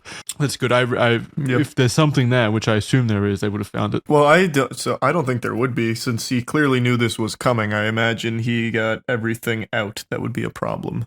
Yeah, maybe. Man, I hope not, man. Fuck. Additionally, it has been reported that Homeland Security confiscated hard drives during the operation. But it doesn't stop there. I wanted to end this one on another little anecdote, which is Diddy's relationship with minor artists, so artists who are minors at the time. Due to the allegations of professional malpractice, a new wave of scrutiny was washed over all of the previous relationships Diddy had with minors. As such, a creepy video of Diddy interacting with 15-year-old Justin Bieber resurfaced, where Bieber was said to be spending the next 48 hours with Diddy. Quote, "He's having 48 hours with Diddy." This is Diddy talking, by the way. Just I should specify. Oh, Diddy says he's having 48 hours with Diddy. Yeah, he referred to himself in the third person. Gosh. Were we hanging out and what we're doing, we really can't disclose. Oh no, but it's definitely a 15-year-old's dream. Diddy, then 40-year-old, says in the video. He would continue by saying, quote, "He signed to Usher, and I had legal guardianship of Usher when he did his first album," after implying that he's been given custody of Bieber for 48 hours. Oh, in another video taken months after, Diddy confronts Bieber about not returning his calls. Have you guys seen that video of like the awkward confrontation between Diddy and Bieber? Where Bieber looks super uncomfortable. Yeah. He's like, I don't know, man, or whatever. He's just kind of like dismissing it, but like Diddy genuinely seems upset that he can't get in contact with Bieber. Oh gosh, this is so sick. That's so fucking weird. He's having 48 hours with Diddy, where we're hanging out, what we're doing can't disclose, but it's a 15-year-old's dream. That's like it so here. creepy. Was a resurfaced Howard Stern interview with Usher from 2016, where Usher, who was closely tied to Diddy when he was a minor, admitted that he saw some, quote, "very curious things" that occurred at Diddy's New York mansion. Usher was sent to live with Diddy for an entire year, hence the legal guardianship referred earlier, when Usher was just 14 years old. Why is Diddy? What is happening with these parents? Why are they just sending children to live with Diddy for like? Well, you hear stories all the time about like, you know, parents would let it happen because they thought it would help the chances at fame or something like that. Yeah, but this is they're acting like it's a medieval kingdom. Like they're sending their children as like wards of Diddy. It's so strange. Like, here's your new squire, Diddy. It's Usher. Like, it's so strange. How would this help? How would this help, like, launch a career? You can still work with him without, like, having to live with him. All right. I just don't understand how that even happens in the first place. I don't understand the reason for it. When Stern followed up by asking if Usher would send his own kids to Puffy Flavor Camp, which is what Diddy called his mentorship program, Usher quickly said, "Hell no. Puffy Flavor Camp?" What the fuck? He would have kids come live with him and said it was Puffy Flavor Camp. He's the king of branding. Like, what? I don't know, man. This is so out in the open. I feel like this is one of those cases where when the dust settles and he's in jail for, you know, life within the next couple of years, people will look back at this moment and be like, how the fuck did people not know? How did no one see? Like, this was all That's the right in troubling their face. thing. People knew. Like, I mean, right there though, like, this is an example of a celebrity knowing something's wrong and not doing a single thing about it. Like, Usher's like, fuck no, I wouldn't send my kid to Puffy Flavor Camp. I know what happens at Puffy Flavor Camp. Yeah. Well, if you know it, you wouldn't send your kid there. Do something about it. Be a good human being. Yeah. Jesus fucking Christ. Everyone just stays shut up constantly. Because they're afraid. They're afraid of Diddy and his Puffy Flavor Camp. Usher would go on to say, and this is before about when he was living there. Usher would go on to say, "I got a chance to see some things. I don't know if I could indulge and even understand what I was looking at. It was pretty wild. It was crazy. There were very curious things taking place, and I didn't necessarily understand it.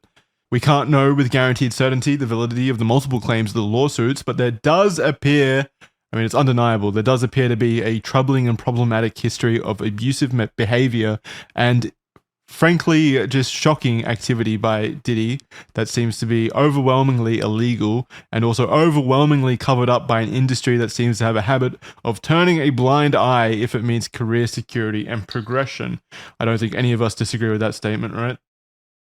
I definitely don't disagree. Like I said, I think he's guilty on pretty much everything he's accused of. There's too much evidence, too many similar stories from so many different people. I think that he is guilty. I'm like, I know many of you look at me as a flawless warrior, not afraid of anything, would willingly arm wrestle the devil if I had to, but that's just not the truth. I actually have a very intense fear of flying. It's my main phobia. I've flown 10 times in total, only one time in the last 6 years, and every single time it's a traumatizing experience. It's my personal boogeyman. Now, I know many of you are going to say how irrational it is, and I understand that. I know it's not rational, and I know all the stats confirm that it's the safest form of travel, really the safest thing on the planet. Everyone always loves to go to this bread and butter stat where you're more likely to die in the car ride to the airport than once you're in the air, and I've even heard that you're more likely to die sitting in your chair than you are in a plane crash, a commercial plane crash. And extrapolating further on that, I've also been told that you're statistically more likely to get struck by a falling, non-commercial plane crashing through your house and killing you where you sit than crashing when you're in the air, in the sky on a commercial airline. Now, I understand all of these things. I don't give a fuck. There's something about flying that really gives me the heebie-jeebies, and I can't shake it. No matter how much I've tried, I hate it. It's a traumatizing experience, so I figured, what better way of combating this fear than grabbing it by the tits and twisting? So, I went to a flight simulator to learn from someone who is very knowledgeable on flying to teach me what it's like to be a pilot and what exactly goes into flying a commercial airline. Now, I don't want to spoil anything, but I really mastered this whole aviation business here. And in fact, the flight instructor said I was the best little pilot he's ever seen, and then asked me if I've ever seen a grown man naked. I'm kidding about that last part, obviously. That's just a reference to Airplane with Leslie Nielsen. Are the seatbelts buckled right there? Yeah. Bunch of goddamn hooligans. So push this down over here. This one? Yeah, keep it there for 3 seconds, all the way down. 1, 2, 3, let it go. Engage. So that's basically a accelerated power unit. That's what's basically provides you electricity, high pressure compressed air to start the engines and the air conditioning system. Then we're going to go here, we're going to say we are in Tampa International Airport. We're going to really quickly realign over here so the aircraft will know where we are. And then over here, we say Tampa International Airport. We'll take off from runway 19 right. Cool, one by one, pull, switch down please. So I pull and down? Yep. Mm-hmm. Easy. You never want to break anything in an airplane because if you do, it stays in your hand, you could be dead. Push this down. Which one? That one. That's the yaw damper. So these were the fuel pumps. That's the yaw damper. This is the galley switch, the most important button in the aircraft. Naturally. Do you know why the galley switch is the most important? Well, nope. It's because the galley is the kitchen. If there's at 5 a.m. in the morning, there's no coffee, nobody goes anywhere. Now you think I'm joking. This is actual reality, by the way. Because it's 5 a.m. If you're a captain, you don't really want to go anywhere. Okay, cool. It was time I fly this plane full of rowdy passengers looking to vacation in Orlando. So we took a flight path called Shrek 2. Apparently Disney has named all of the flight paths into the nearby Orlando airport after Disney characters, which immediately caught me by surprise. And then they fucking recoiled out of the captain's chair learning that Shrek was even Disney property, but apparently they recently acquired it. And here's the Shrek 2 route blueprints here. I'm of course still an absolute fucking troglodyte idiot when it comes to anything aviation related, so I don't know what any of these charts here mean, but the flight path we were going to follow was Shrek 2. Weather conditions nominal. Wasn't a cloud in the sky, not crazy wind, there weren't a bunch of geese flying around, you know, you couldn't have asked for a better flying day. The weather was beautiful. See those pedals? Yep. This is the brake. Look, like that. See? Yeah. With your toes, you put your toes down here, and you go right, left. You understand? Okay, yeah. Okay, try it. Alright. Right, left. Good. Got it? Yeah. Alright. Alright. So now you're gonna follow that yellow line. Alright? That yellow line is gonna give you the center of the aircraft. Okay? So you don't hit anything on the sides. Got it? Yeah. Okay, good. Let's see. Alright. Hands on your lap. You can put it on, you can take it off. I don't mind. Alright. Hands on your lap. You're steering with your feet. You're gonna make the. Oh, okay, okay. Stay on that line. The cursor is the center of the airplane right here, okay? Yeah.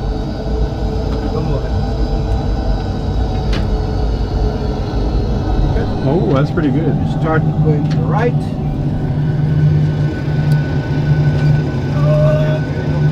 Hold on. Oh boy. That's fine. Oh boy. It's okay. It's okay. I'm helping. You're good. It's like a field sobriety test. It practically is.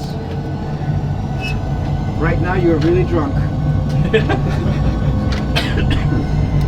Ready? Ready. Alright, watch this. Check this out. We're gonna put a little bit of power. Okay. It's gonna set the takeoff power exactly to 97.8%. Perfect. Hold that yoke. I'm steering on the ground, don't worry. Alright. Okay, there's a little bit of a wind, not much, but there is a little bit. That's Tampa International Airport. We're flying, taking off towards the south right now. Okay, airspeed is alive. It's a little gusty wind. You can see it, it's struggling going up. 80 knots, cross check complete. We checked that both sides are exactly saying the same thing.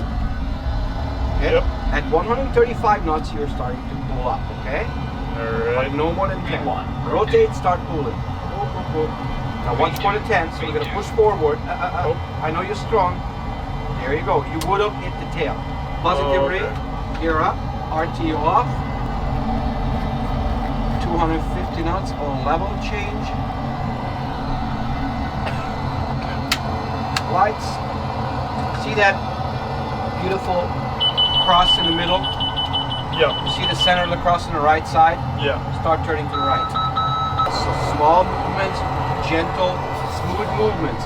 Because if you don't handle it like that, people in the back are starting to throw up.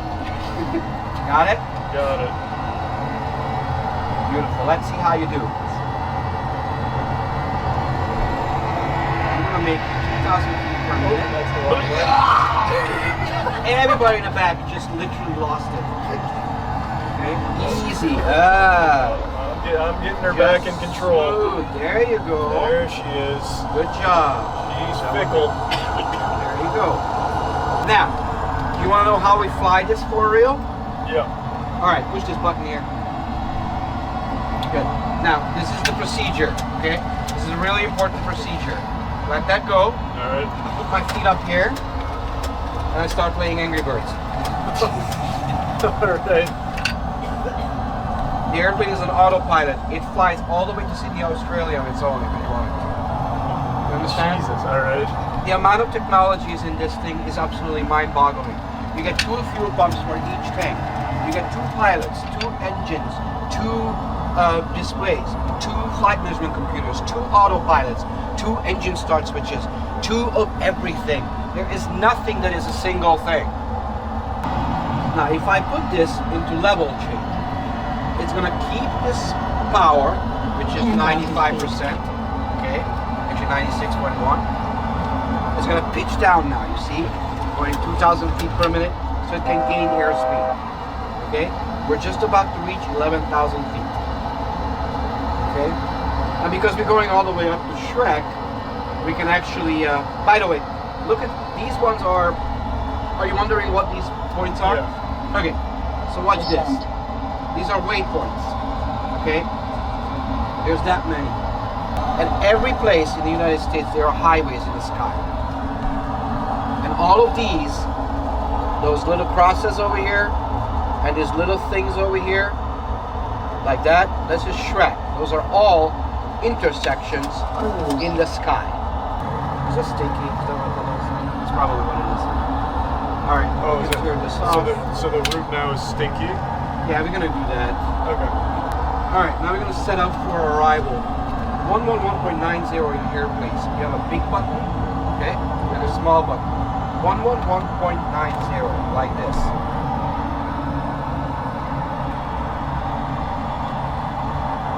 Okay, that's the instrument landing frequency. Push this button here. Which one? That. So that's the active frequency now for both of us, okay? Alright, that's 111.9. Set this one please to 185. 185.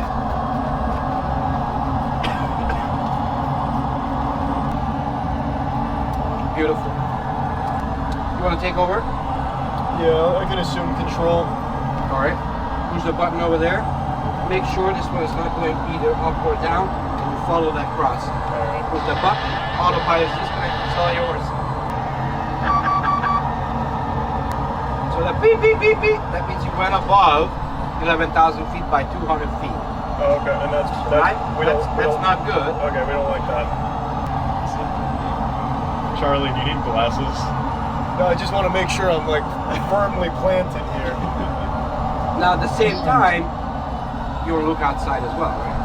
Oh yeah. Top of descent. Alright, so we're gonna start descending, alright? Alright.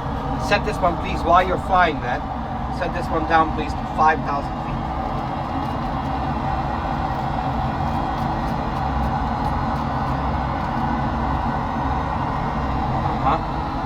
Good. Push this button here. Good. Start following the pink bar down. Too much. There could be a plane flying right at him and he hasn't looked out the window a single time. Well, that's what the co-pilot's for. No. So it's a multitasking heaven. Alright. We're getting there. I'm looking. Landing is gonna be ridiculously hard, okay? Alright. If it wasn't so far. You're doing great, Charlie. I feel like I'm doing great. You're actually doing great. You should take flying lessons. That's what I was thinking. There you go. Alright, start turning please to 090 degrees. Yep. Towards the east. A little bit gentler, because people in the back are like, and on the top of that, the people in the back are literally right now texting their friends, please tell the kids I love them. Brace for impact. Easy. I got Now, it. here's really important, okay? I want you to control the airplane. Don't let the airplane control you. Because right now you're reacting instead of thinking. Okay. You understand? Yeah. So smooth. You don't have to rush anything. Just easy movements. She can get pissed off really quick, okay? Okay. Alright. Pull up a little bit. You're diving right now. You're below 5,000 feet. Yep. Alright. Now, the little airplanes below you are kind of getting pissed off and scared.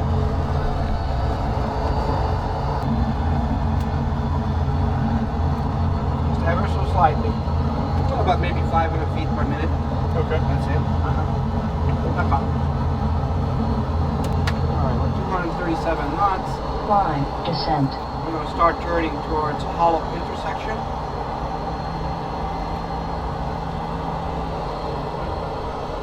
.30-degree bank. Speed brake is armed. Auto brake is armed. Lights on. One hand here. This is your power. Alright. Okay, you want 180 knots, okay? See the teeny tiny green arrow next to the speed? Yeah. Okay. To pull back, you want to have 180. Okay? And pull up with this, okay? Stay at 5,000 feet, right? Let me see what's the weather in Orlando. Because that determines if you're going to land towards the south or... Alright, we're going to have to go all the way down to the south and turn around. So here's what we're going to do, alright? Because we can't. We're going to stay at 5,000 feet. Go back up, please. Yep, coming. Make it like 1,500 feet per minute. Add power. Power is altitude, okay? All we're going to do is we're going to go a little bit up to 210 degrees. I'm going to change the landing side. It's beautiful. It's windy. It's really windy right now. Yeah, Which is I fine. can feel that. I know. It's crazy, huh? Yeah. Now, make that white line flush with the center line. See that? Yep. You see it? That's when you don't go up or down at all. Okay.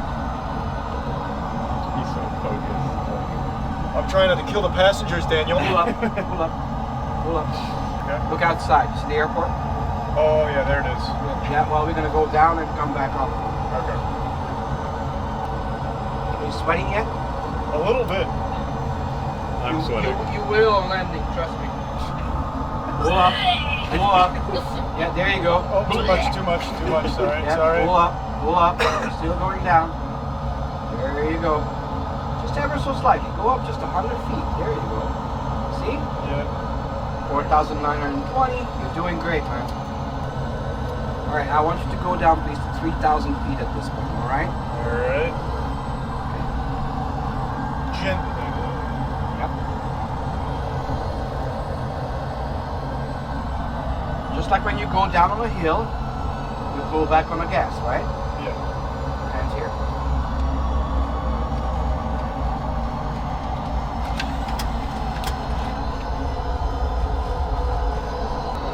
Now the reason why you want to be right, this is our final approach path. If you come too close, we can't turn around. Sorry. Make sense? Yeah. Now our nose is pointing that way because of the wind. We got 23 knot wind pushing us. Don't go lower than 3,000 feet. Alright. Keep us on a steady descent here. Yeah, because around Orlando, there are 1,900 foot high cell phone towers existing. You don't want to hit them.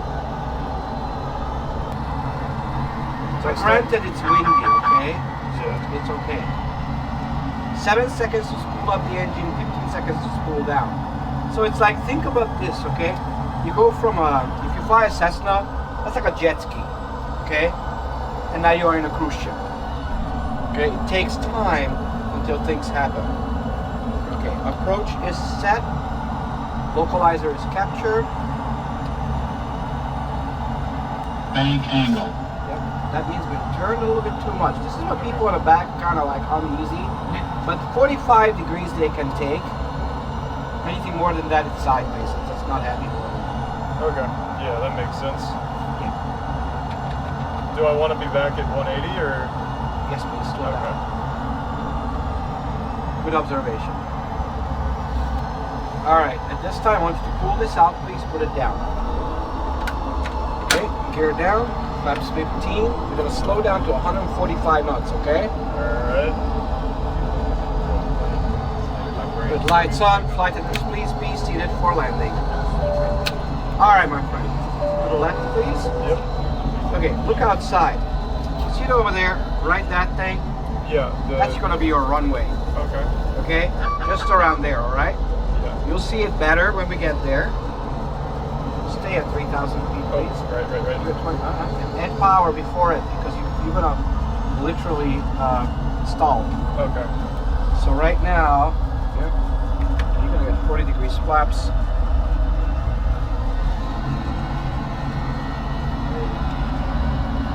All right, look outside again. Yeah. You see this runway right here? Yeah. That's the runway. This is the center of the airplane. Got it? Got it. Good. Good luck. I just want to let you know we're all counting on you. All right. I'm a little used to the Cessnas here, so just give me a second to really. That was a rough one. Pull back on the throttle. You're about to rip off your wing, my man. Oh, too much? Okay. Yeah, look at it. It's 162 knots instead of 145.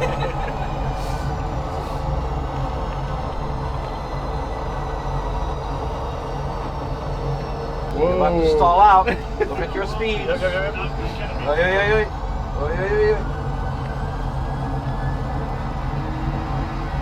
This is like a little student driver moment. Hold on. Is it too much? In just a bit. We're not taking off, we're landing. This is your glide slope right here, okay? Okay. This has to be in the center. Right there. Okay? That diamond in the center. Okay? Okay. So just follow the pink bars. Alright. It will help you. Look at that. See? Now, next to the runway, you see those red lights? Yeah. Okay, you want 2 white and 2 red. There's 1 white, 3 red right now. I know you don't see it as good, but there it is, trust me. Okay, now watch. Once this diamond goes here in the center, it's going to be 2 white, 2 red. The jingle goes like this. Red over white, you're alright. Okay? Okay. If it's 4 white, you're flying like a kite. You're too high. 4 red, you're too low. 4 red, you're dead. We don't want 4 red. There you go. Alright. So right now you have 1 white, 3 red. 3 red. So keep this altitude for a little bit. This is, no. Oh, we're good? This is just telling us that we're 5 miles away from the runway. Okay. By this time, you have to have all your ducks in a row. You see now there's 2 white, 2 red lights? Yeah. Now we're gonna go down 700 feet per minute, all right? All right. Look at your speed. Look, you can look at your vertical speed. There you go, 700 feet per minute. Have fun. Okay. 5.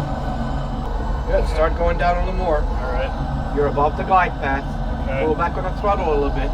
On the throttle, there you go. Go down a little faster, please. Okay. 1,000. You're 1,000 feet from touchdown. 2 mile final runway 36 right. There's puke Yeah, everywhere. right now it's like we're about to hit the trees. Look outside. You're diving 2,000 feet per minute. We're about to die, literally. I'm following this crossbar like, sure you're like it not. owes me money right now. Hold You're on. definitely not. Okay. Glide slope. Okay, this is where I start helping, alright? Yeah, might need you on the command center here. Alright, so here, smooth, look how smooth this is. You see? Yeah. No panic, it's okay. Everything is happy. 400. Alright, we have a 7-knot wind. Okay. 300. We don't have Approaching to- minimums. See, we don't have to overdo anything, just nice, smooth.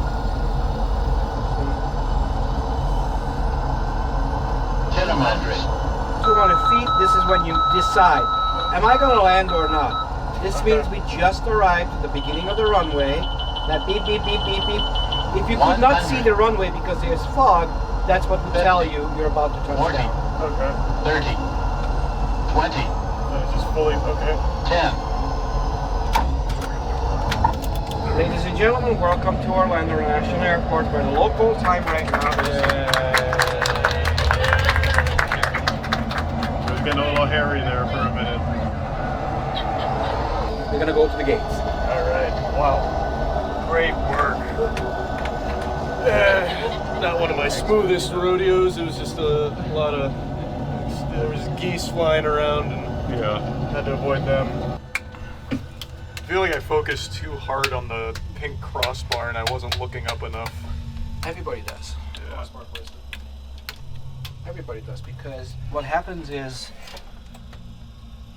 everything else over here is to help you to fly.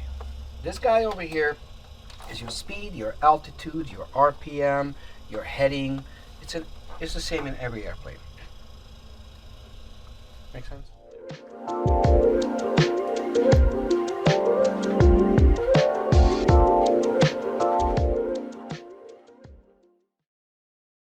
I was going to wait for this video to be finished before showing anything or talking about it, but I just can't wait any longer. I'm scratching at my neck about this. The cup runneth over on giggles. I keep laughing to myself about it, so I just want to show you it, at least a little bit from it.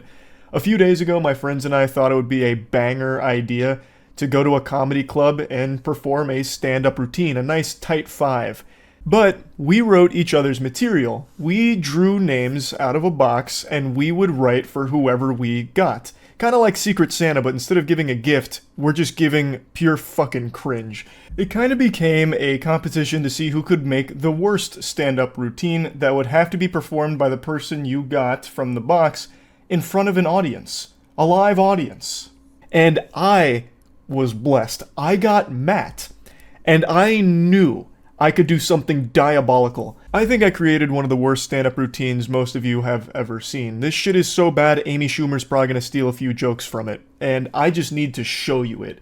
So I'm sorry for like the misleading thumbnail here because my section of this isn't done yet. The full video will be complete on Friday at 8 p.m. Eastern and go up on the other channel. But Matt's section I do have, and I want to show you it and give you a little director's commentary about the material.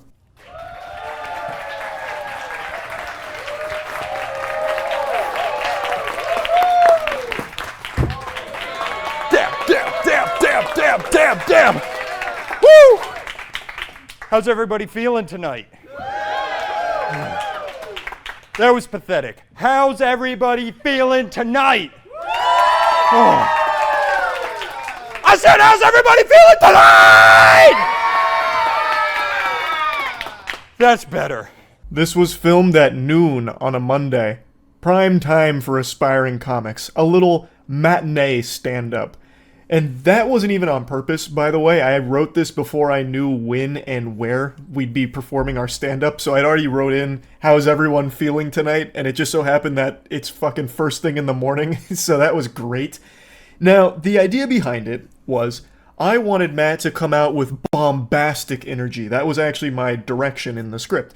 I wanted to come out there hooting and hollering, getting people fired up, hitting them with some of these, a little dozy-do. I wrote in a few dabs, just really rancid, foul energy. If I had the option, I would have also had a theme song play like the WWE, and it would have been the fucking Harlem Shake. I'd have him try and start for the crowd.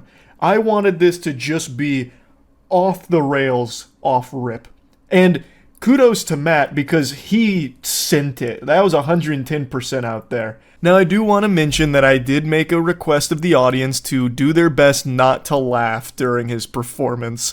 I was pretty confident that most people wouldn't be laughing anyway, but I just wanted to be super safe because I wanted this to be as brutal as possible, which I know is kind of evil, but god damn it, the result is a masterpiece. So my name's Nat.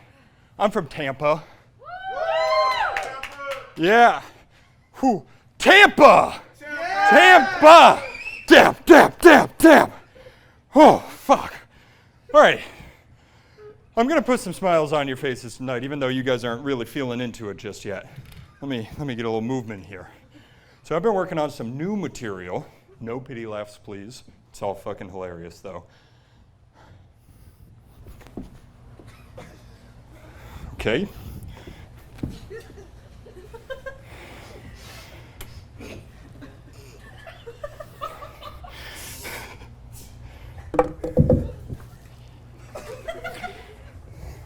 Okay.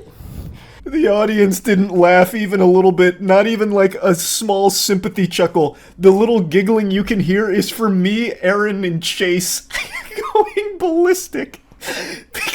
Because what I wrote in the script is that Matt would be doing silly faces, and he had to turn around and then turn back around real quick with a silly face. I wanted to channel like that Tik Tok Zoomer humor shit, and the audience did not feel that even a little bit. I took a little glance around the crowd. It was worse than a funeral. I know I had requested they do their best not to laugh, but there wasn't even like the slightest urge to laugh. Like, it was very clear that this material, even if not given that direction, would have elicited not even a single chuckle or a smirk. Now, since I wrote this before I saw the venue and all of that, I didn't know we'd have access to a stool. I would have 100% written in some classic Joe Rogan stool humping.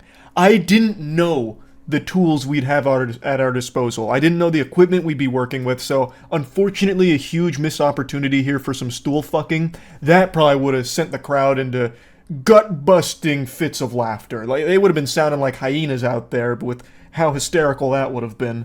But unfortunately I didn't know, so it's not in there. I'm gonna go ahead and let you know now. Don't expect any stool humping. Oh, this one's gonna kill. Give me 1 sec. I have some props with me. I think you all can see this just fine.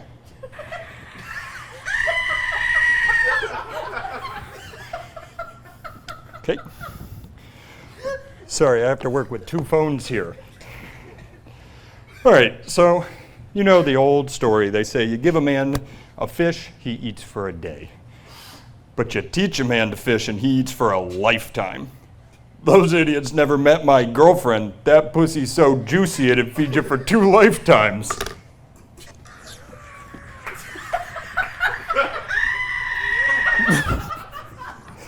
I can't even fucking watch it back without laughing. It was so beautifully painful.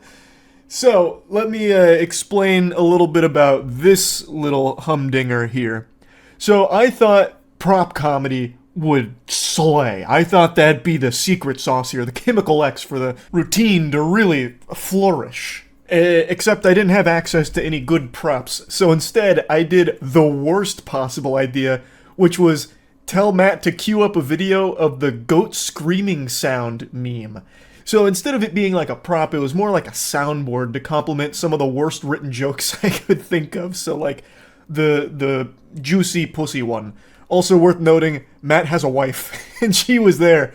So for this bit, it was now more than just me, Aaron, and Chase degenerately laughing at this. Now a couple other people were. Matt's wife, Ryan, Caleb, Zach, and Drew were now starting to laugh at how awful this routine was. It's my magnum opus of cringe coming to fruition, and we're still just in the beginning, the first act.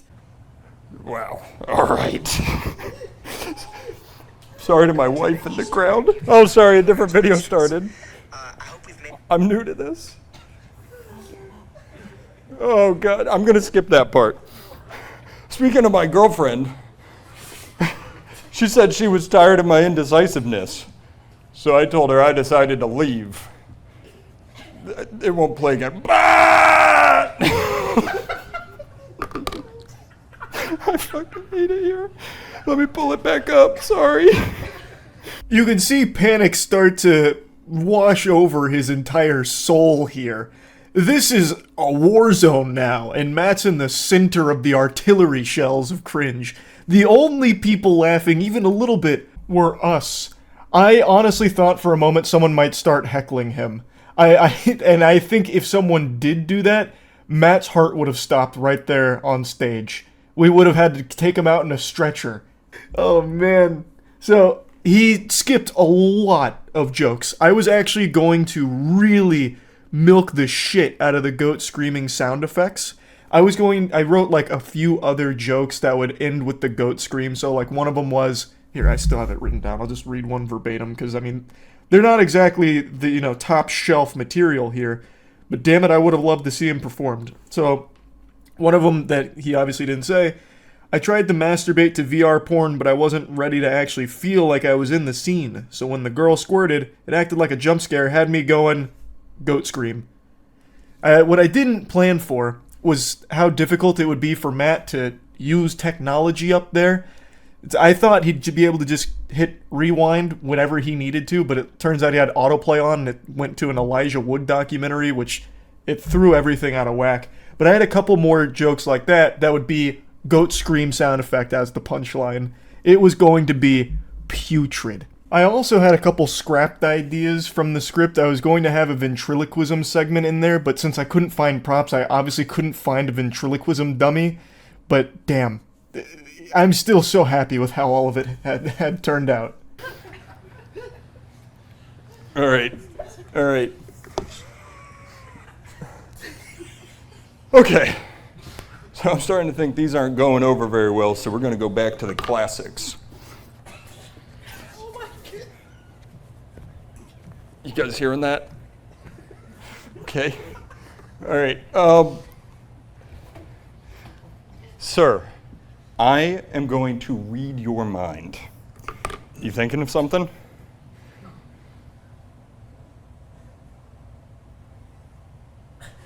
No, I don't got it. There's a lot to unpack in this material here. There's a lot of nuance to it. So, after the goat screams, he abandoned that questline. He went to another joke that I wrote in there where I acknowledged in the script, hey, I guess this material's not going over well, fully anticipating a normal audience would hate it. So, I planned for the future here. So then I had him say, time to go back to the classics, and I wanted him to start armpit farting for a while. But he couldn't get any good toots going from the old pits. So he abandoned that really quick too. But I had him going around the stage doing this for a little bit and then transitioning into crowd work. So I wanted to obviously get the audience involved. I wanted him to directly interact with them. And the crowd work, I didn't have a whole lot for, so I went for the mind reader angle. And I actually thought he did a really good job of bringing that one to life. That's pretty much exactly how I scripted it. I can do impressions though.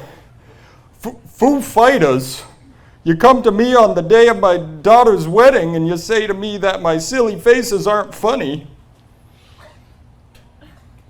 Okay, that's all my time. I'll see you guys later. Thanks.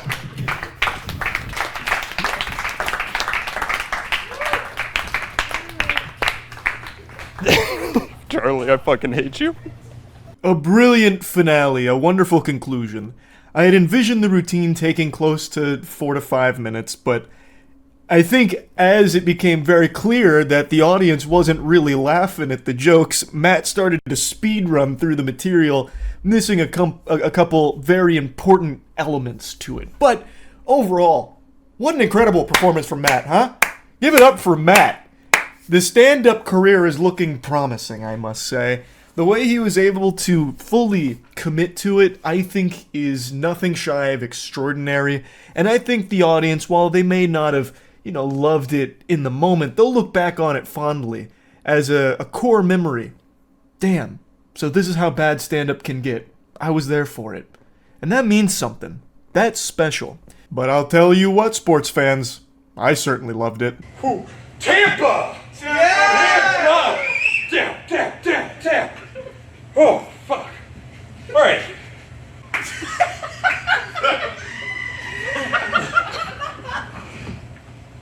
Wow. All right. Sorry to my wife in the crowd. Oh, sorry, a different video started. I'm new to this. Oh, God, I'm going to skip that part. Speaking of my girlfriend... So yeah, the full video for all of our performances, including mine, will be up by Friday at 8 p.m. EST on the other channel, but I had to show you this one. This one I still keep laughing about. I'm very proud of how Matt brought the material to life. I only wish I had done more. I feel like I could have utilized props more had I known there was a stool. There was a lot of notes I could have taken from Joe Rogan with the stool.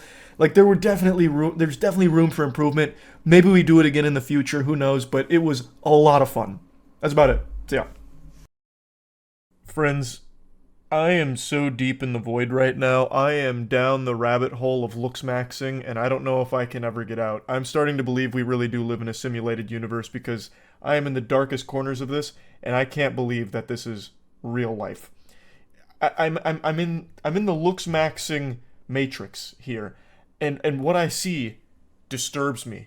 It's an obsession for a lot of people. 10 days ago I made that video, Beware of Jelking, where I focused on like the sillier aspects of looks maxing, though admittedly still dangerous, where a big part of looks maxing is about your wiener and being insufficient to sexually pleasure a woman, so they recommend jelking exercises, which is stretching the penis in dangerous ways that often cause irreversible damage. They'll have you beating your skin flute like it owes you money, fucking pretzeling your cock, sticking it in your own butt, and just doing these like weird accordion-like stretches on your meat that in a lot of cases destroy it in the process.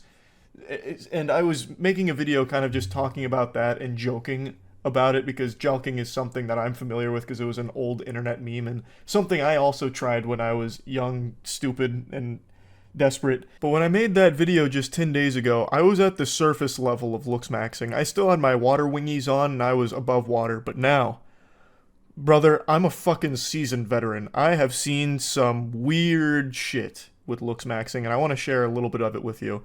There is a complete hyperfixation on wiener size in a lot of looks maxing communities where they believe that that is everything.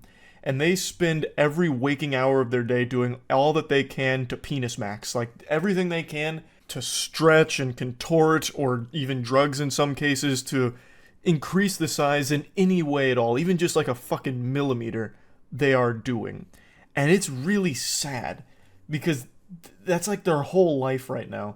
I found this YouTube channel who for a while now has been posting content pretty much exclusively focused around dropping this arcane knowledge on how to increase your cock size.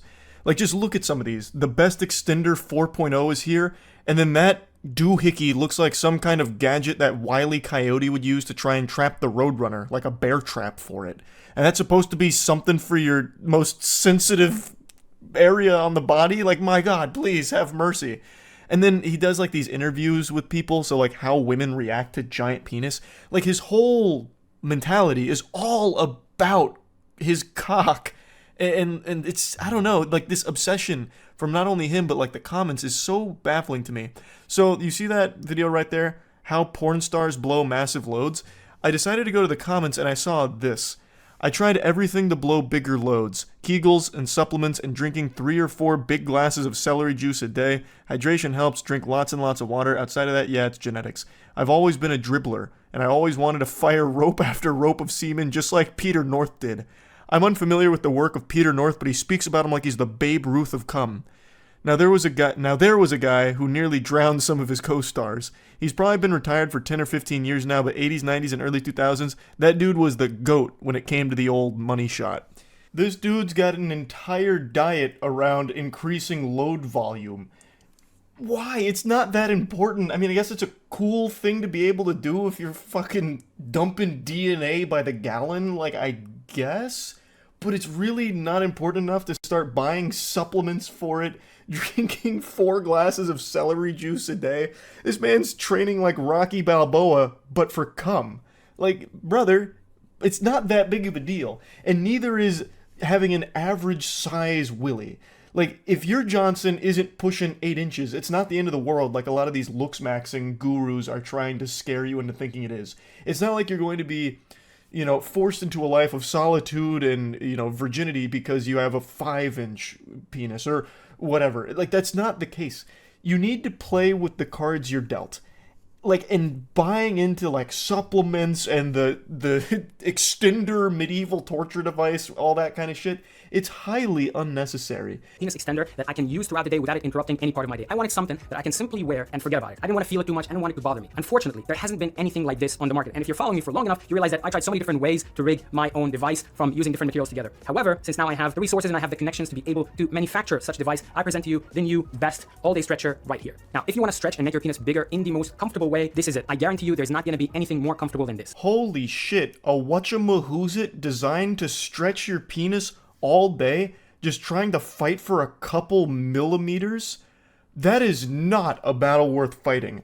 That is a war worth losing right there. Trying to claw a couple millimeters away from destiny, like trying to defy fate, it's not worth the agony and it's not worth the money for it either. It's just not that important. It really isn't. Though I can't help but giggle at the idea where you wear that strapped to your leg and connected to your schlong and just keep it on all day, constantly stretching. Throughout the video, he talks about how much force it can exert, like 3 to 5 pounds worth of force, depending on how much slack is in the cord. That's a lot. Like, you're gonna probably hurt yourself over time. No doubt in my mind about that. Also, when it's all day, does that mean you also take it, like, to work with you? So, like, you're just walking around the office in your long pants trying to conceal it? They don't know I'm stretch maxing. Or you're walking through Walmart just going to pick up some item, and the whole time your cock is just being tugged on by the stretching device? Like, that's yucky. I hate to think about that. It's this fixation that people are being kind of pushed into with things like looks maxing becoming so popular, where every single possible insecurity that anyone can ever have is being focused on and highlighted and put on this pedestal where it needs to be fixed. And the only way to fix it is through buying these things or watching these videos and supporting this person who's giving away this information, when that is just not the case. It's leading to people just making themselves miserable all the time.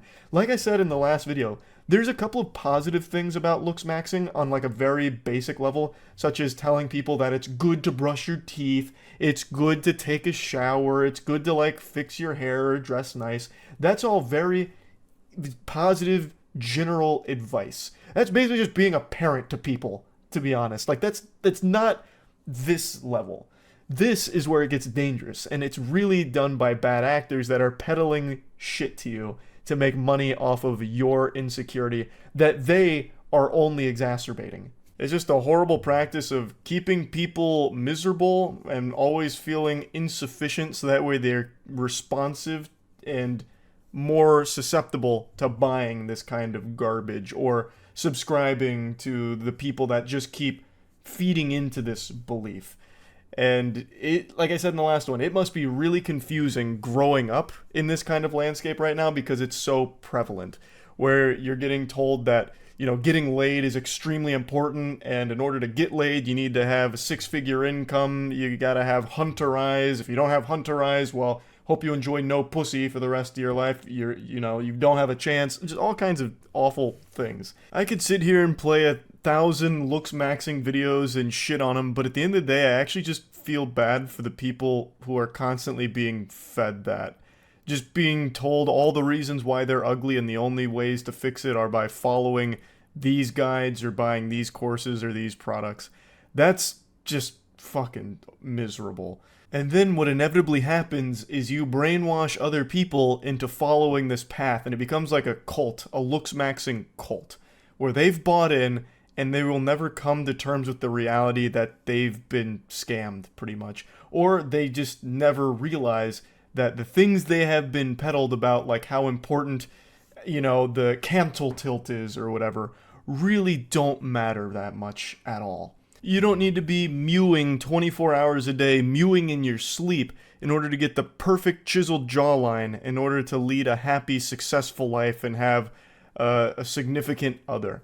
It's unnecessary, and a lot of times, in pretty much every case, it's a bunch of baloney, a bunch of hooey to begin with. So, it's just that's the reality of it.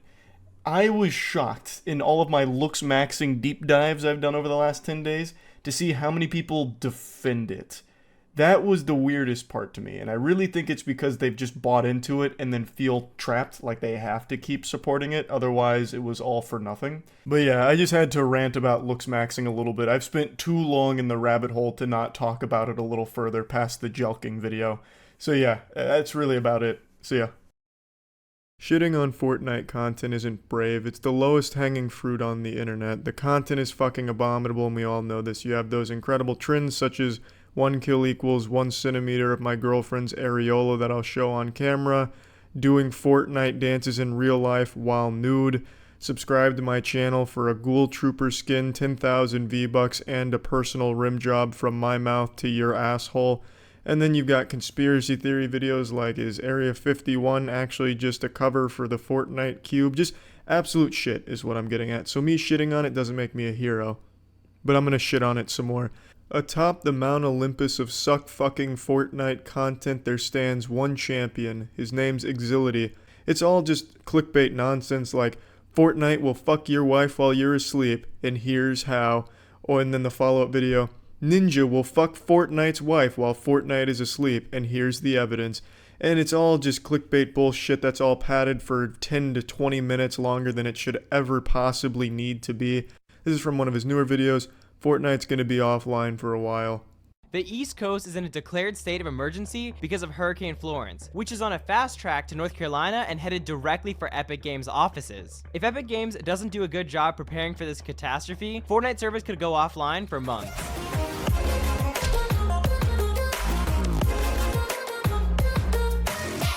He makes it sound like Hurricane Florence was targeting Epic Games, like God himself created Hurricane Florence to demolish Epic Games and steal all of our V-Bucks. It's amazing. He spends this entire video under the premise that Epic Games is going to be destroyed. It's going to be a pile of rubble and ash, and every employee is going to be fucking destroyed and sent straight to hell because of Hurricane Florence. He treats it like it's Voldemort.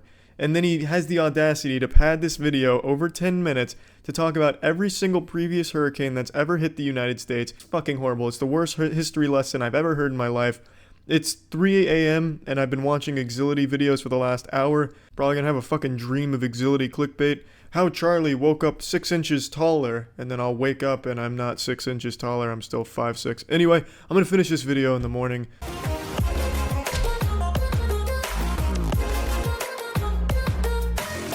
It's not a Fortnite YouTube video without an obnoxious, shitty intro, and Exility's intro is like if Allier's intro fucked a children's electric xylophone.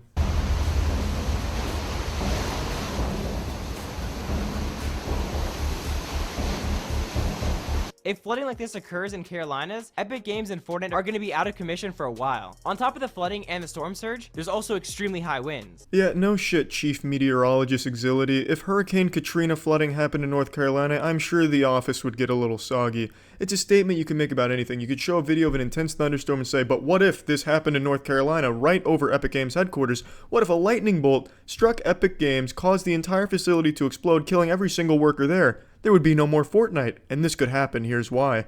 It's just fucking fear-mongering to make children afraid and click on his video because they think their beloved Fortnite's about to go offline for a few minutes, which didn't even happen. I mean, Hurricane Florence didn't destroy the USA, it's not underwater now. USA and East Coast hasn't become Atlantis. It was just a blatant fear-mongering to capitalize off the hysteria from the latest hurricane, and it's a shitty research video here. It's like a children's book report that is just padded for word count. If someone submitted this to me, and I was the teacher, I'd give this a D. I wouldn't give it an F because they clearly put a little work in here in terms of editing, but other than that, there's just no substance here. TSM Myth was one of the most viral Fortnite creators on YouTube and Twitch. However, over the last couple months, his YouTube views have dropped dramatically. His streams aren't performing as well, and he's unknowingly been killing his YouTube channel and career overall. It was actually this video right here that convinced me that Exility is just a big old pile of filthy dog shit, because this is just so clearly baiting a bunch of people into clicking on it because they read that and go, hey, wait, TSM Myth hasn't lost his career, he's still extremely popular, what is this guy talking about? What was that one simple mistake?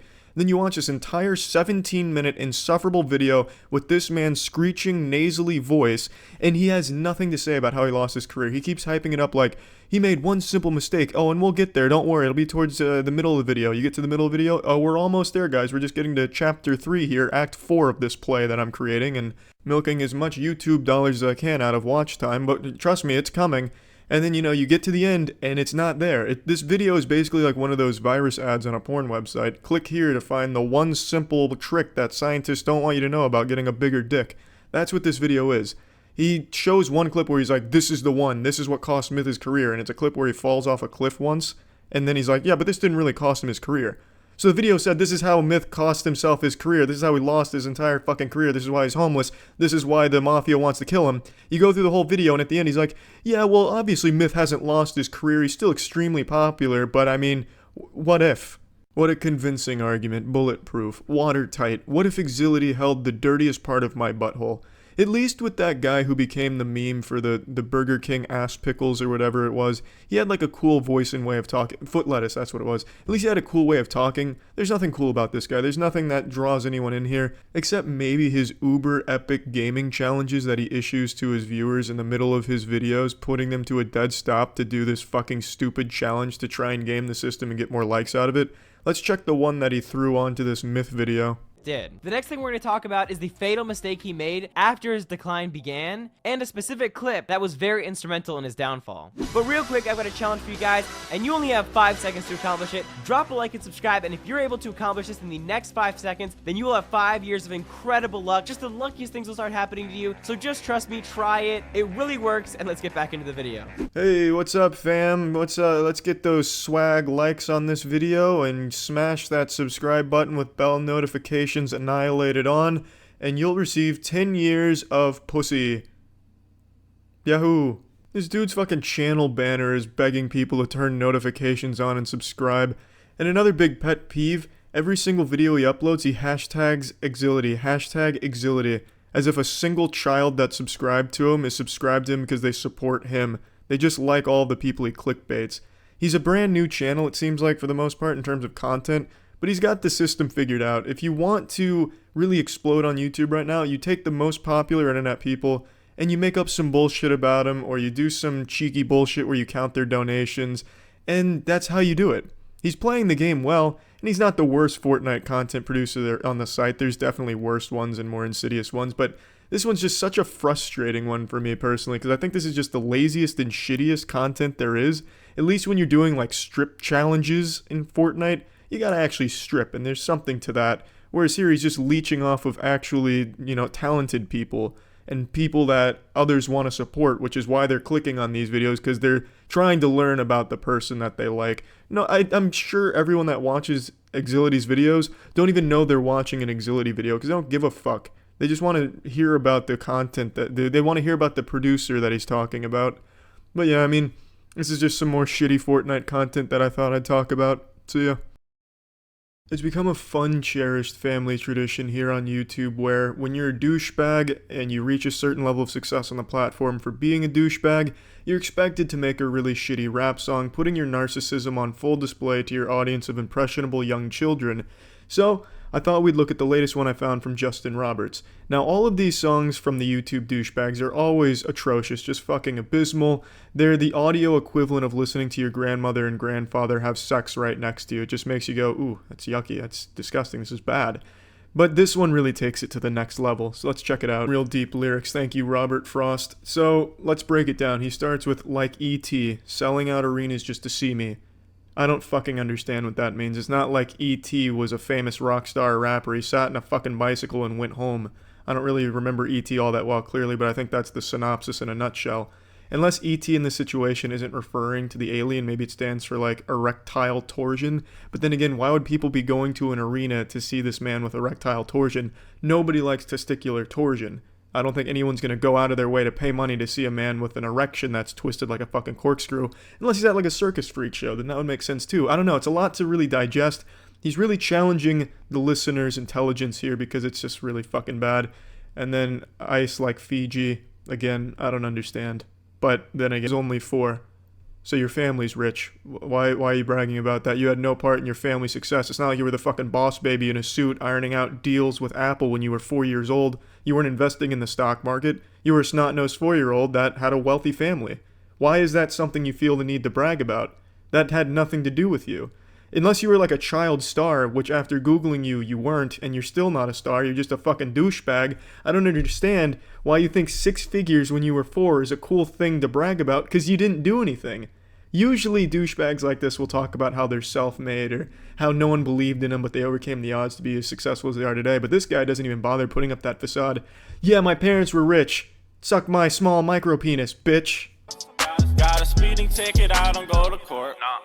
Holy shit, bro, you're a fucking real badass, an absolute lit savage. You don't go to court when you get a speeding ticket? Lock this man up, throw him in the slammer, he's a menace to society. This dude is too goddamn cool, there's no pussy left for the rest of us. My god, I bet this guy is so hardcore, when his parents pay for his fancy meals at his expensive restaurants, he doesn't even put his pinky out. She was really lame, she made me bored. So I had to kick her out the door. Yeah, I just don't believe this part of your verse at all here, Justin. I don't think you've ever kicked a girl out. You strike me as the boring one. You strike me as an overly sensitive milady fedora wielder who cries every time he sees titties because you feel like you're disrespecting the woman by seeing her boobies. So likely what happened is you broke down into tears and the girl left because she was uncomfortable, but you spun it your own way like, yeah, bro, I fucking kicked her out. She was no fun. She was mad, lame, boring. She just said, Man, he's out of control. This fucking supervillain doesn't even say bless you after a sneeze. Wubba lubba dub dub, there is no God to bless you. Nice, bro. Now, he also goes ahead and sheds a little more light on what he meant at the beginning of the song. So, on top of the bike like E.T., selling out arenas just to see me. So he gives a little more context as to what it means, which makes it even more confusing because he clearly is talking about the alien. What the fuck do you mean by on top of the bike like E.T.? What, is this like a talent show like Cirque du Soleil? You're on top of a bike so people are coming to an arena to see your stunts? I don't think so. You don't even look athletic enough to dribble a basketball, let alone stand on top of a bike. So what the fuck does this mean? It has to be slang for something, but I've never heard it. I guess I'm just getting older. Oh, bro, I was about to fuck this girl's pussy last night. I was about to butt fuck that pussy real hard, but then we got on top of the bike like E.T. Oh, dude, we went out last night and got on top of the bike like E.T. What does it mean, Justin? What the fuck does that mean? This girl's confiding in him that she believes life isn't fair, so to that, Justin, like a true gentleman, says, well, fuck you, look how cool I am. Your face isn't in Times Square, by the way, Justin. The only way your face would ever be in Times Square is if it was on wanted posters for pirating too much hentai. There.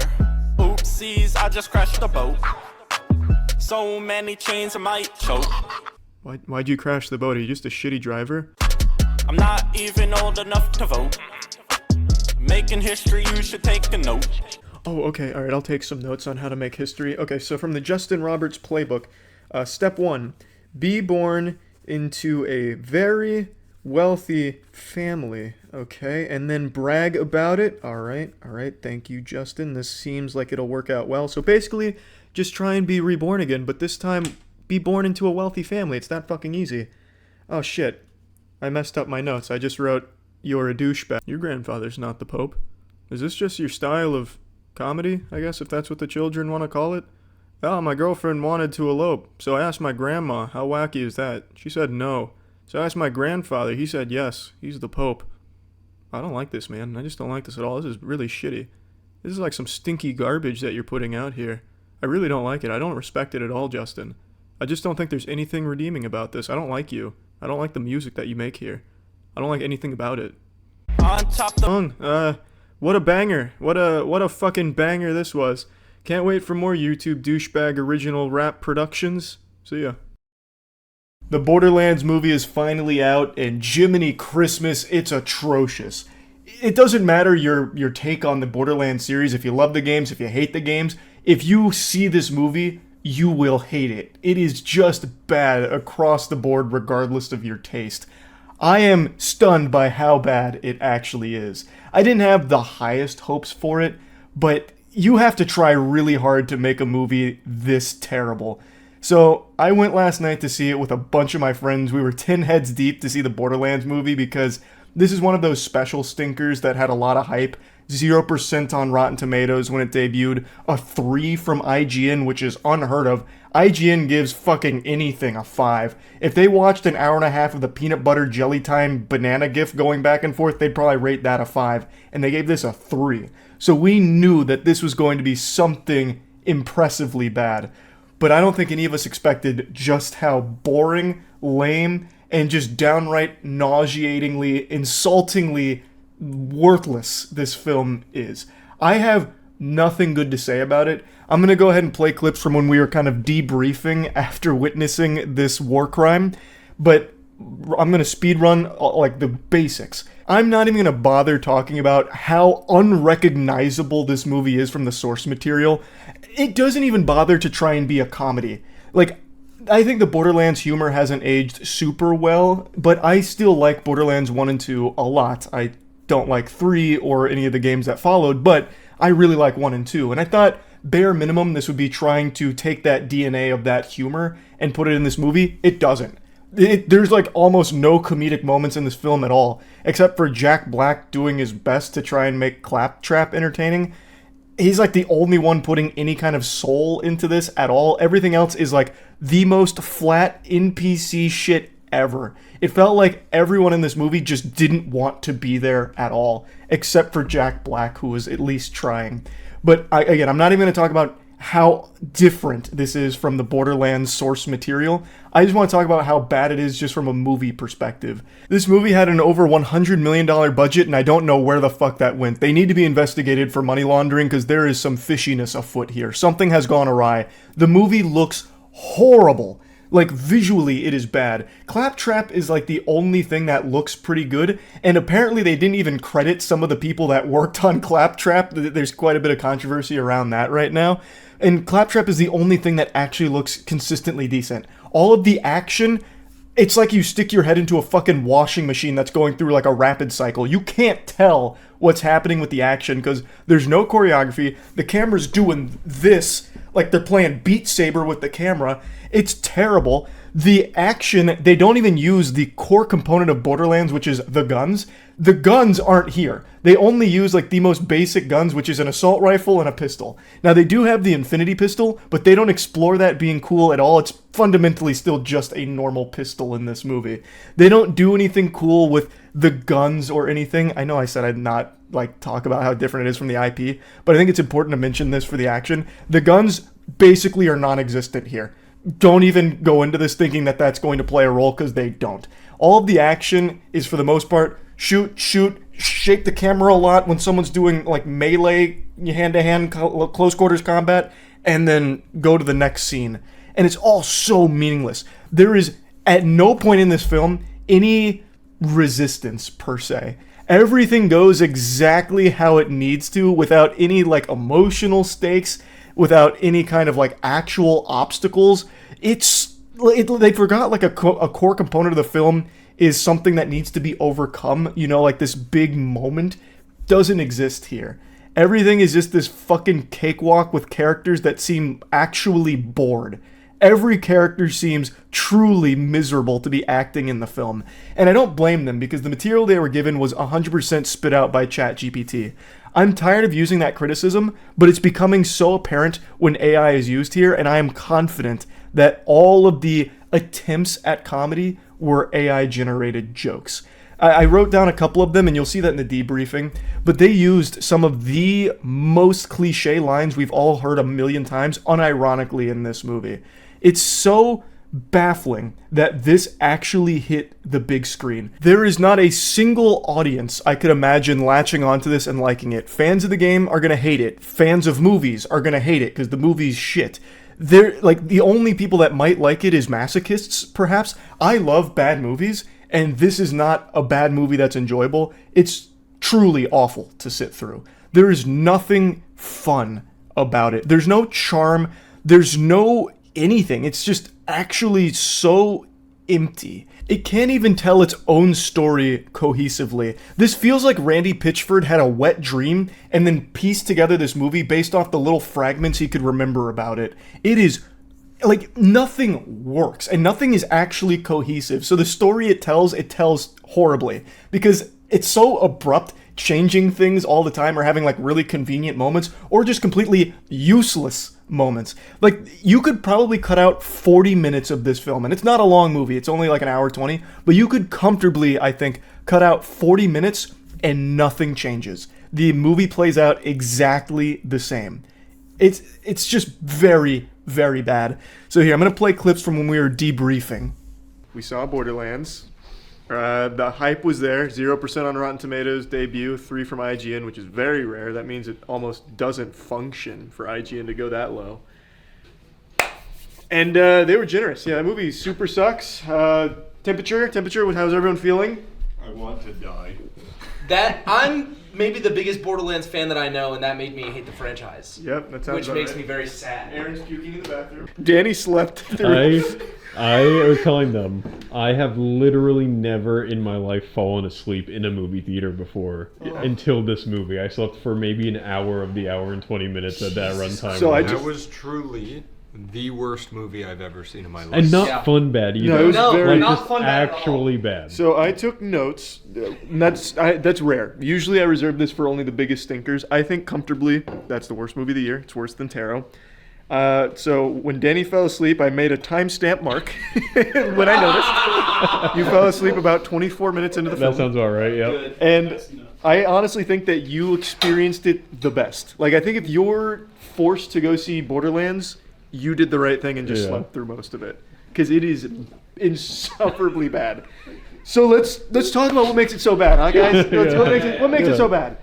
I think for $110 million, they made a CW movie. Yeah. That movie visually is irredeemable. That's actually extremely offensive to CW. The set dressing looked like it was all made of plastic. Set dressing? Yeah, like, that's what I'm saying. It was like fucking Party City. They walked in and they were like, let's put up streamers, I guess.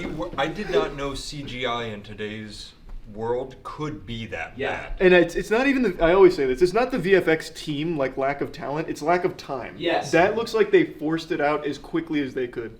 And it is incomplete. No, at the end when they showed the big cat, not to spoil it, when they showed the canyon that they go to get to the vault, it actually looks like they just ultra keyed out like the background and they put in, they were like, this is the rest of the canyon back here. And all of it, like, I never want to be that person who's like, oh, it's not true to the games kind of thing. But like, the simplest things were not true to the game. One, having a 50-year-old actor play Lilith made no sense. What? Yeah, the mother is this fucking linchpin character for the plot, doesn't have a name, is on screen for maybe less than a minute. Like, Foxy, who keeps saying that, is younger.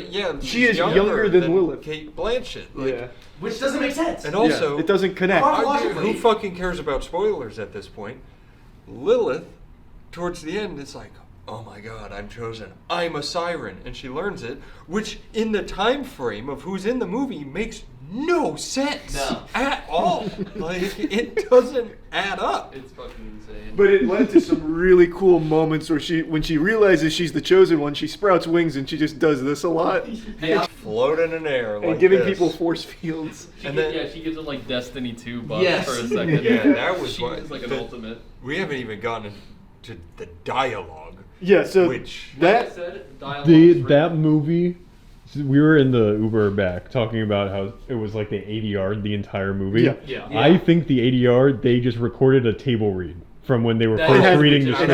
Right? Yeah. No, the guy playing Krieg, they didn't even tell the actor in the costume to go like shake your head up and down so maybe. No, we're he was talking. stone cold, like solid the whole time. Even when his voice lines were going. I wrote down a couple of my favorites because it does feel like I hate to use this because it's overused now as a criticism, but it really does feel like it was all AI generated. So it feels derivative of everything that's ever come before it. Unironically, these were some of the lines used. I'm too old for this shit. You in what army? The one right behind The me. one right behind me. Oh! Wait, where'd my other ones go? Oh yeah. It's a shame your mother's not here to see this. Reminding her that her mother's They dead. probably said that 18 times Yeah. in the whole movie. At least, Wait, the absolute best one is where she goes, Oh, yeah. So your dad is so-and-so, right? And she goes, yes and no. And then she goes, it wasn't a yes or no question. And it's like, bitch, yes it was. That's literally a yes or no Is question. this your dad? Yes or no? That wasn't a yes or no question. I got mad. I told them in the Danny and Matt on the Uber back, I was like, I think they weren't allowed to make new words for this movie, so they had a bunch of scripts around and they were kind of mad-libbing lines from It's them. like a Zodiac Killer. Like, yeah, yes. like they were these Yeah. lines. Yeah. Also, I think that scene, the only thing I could possibly explain it is they had a bunch of different drafts of the script and they were taking bits and pieces, but they never went back and double checked to see if anything contradicted. So they were just like, okay, here's the movie. I think we have an hour and a half. Is they had all of this budget and they spent it on Kevin Hart, Kate Blanchett, and Jack Black, and nothing else. No, Jamie Lee Curtis. Oh, and Jamie Lee Curtis. And Jamie Lee Curtis. Tannis being 85 for no fucking reason. And absolutely a fucking, like, afraid of everything pussy baby? That is not... She's such a psychopath comedian that she fucking hates everybody. And she's like, oh no, oh god. They did give us Jamie Lee Curtis cleavage. That's true. Yeah, thank goodness. They We all have, wanted. they did have like a shot of her yams for some reason. Nothing against I was awake for that part. Oh, I know you were. I woke him right the Danny fuck up. fucking went from closed eyes to ooga conkers. It was my favorite every time anything new happened and they were like, oh wow, look at this place. And Claptrap would go, this is your house, right? And she's like, yes, this is my house. Thank you for noticing. Like, they announced every single thing that was happening. Yeah, it feels like they thought the audience would actually be lobotomites. So anything that happens gets like this in-depth explanation for what it means. It just kind of hit me. I think this movie was made to be watched on a second monitor. It's made so that if you're sitting there and you never even a single time for an hour and a half go, huh? Yeah, I feel like this criticism is often used for like video game movies of who is this movie for? Yeah. Legitimately nobody. It legit felt like it was made for no one because it doesn't respect the source material whatsoever. And also like there's references that you would only get if you played the video game. Yeah, and normal people wouldn't like this movie either. I was gonna say it's made for one person and it's Randy Pitchford. Yeah. And the craziest part is they don't even do the thing where they do the rule of thirds because Marcus shows up, he's like, I'm the bus driver, and then he's like, I'm the guy selling guns. And that's it. And then he's like, I'm not in the movie ever. Maybe that's the best joke, is they're like, there is no third time Marcus shows up, it's just the two. So it legitimately doesn't work on its own two legs. The movie, it doesn't know what to do. So, big spoiler, at the end of the film, General Knox is not the Knox from the games, and nothing is like it is in the games, but Knox, in the context of the film, is hunting the entire film. You know what's crazy? I don't know who you're talking about. Really? I literally don't know who you're He talking also about. gets knocked out right away, but you don't know the reason. Yeah. Just to be like me. Yeah, the Crimson Lance girl. Yeah. The That's main so wild because You were awake. Yeah. You were awake. No, she's the one that pulls up when she first finds Tina. She's the one that pulls up on the bike and is like, "Hey, girl."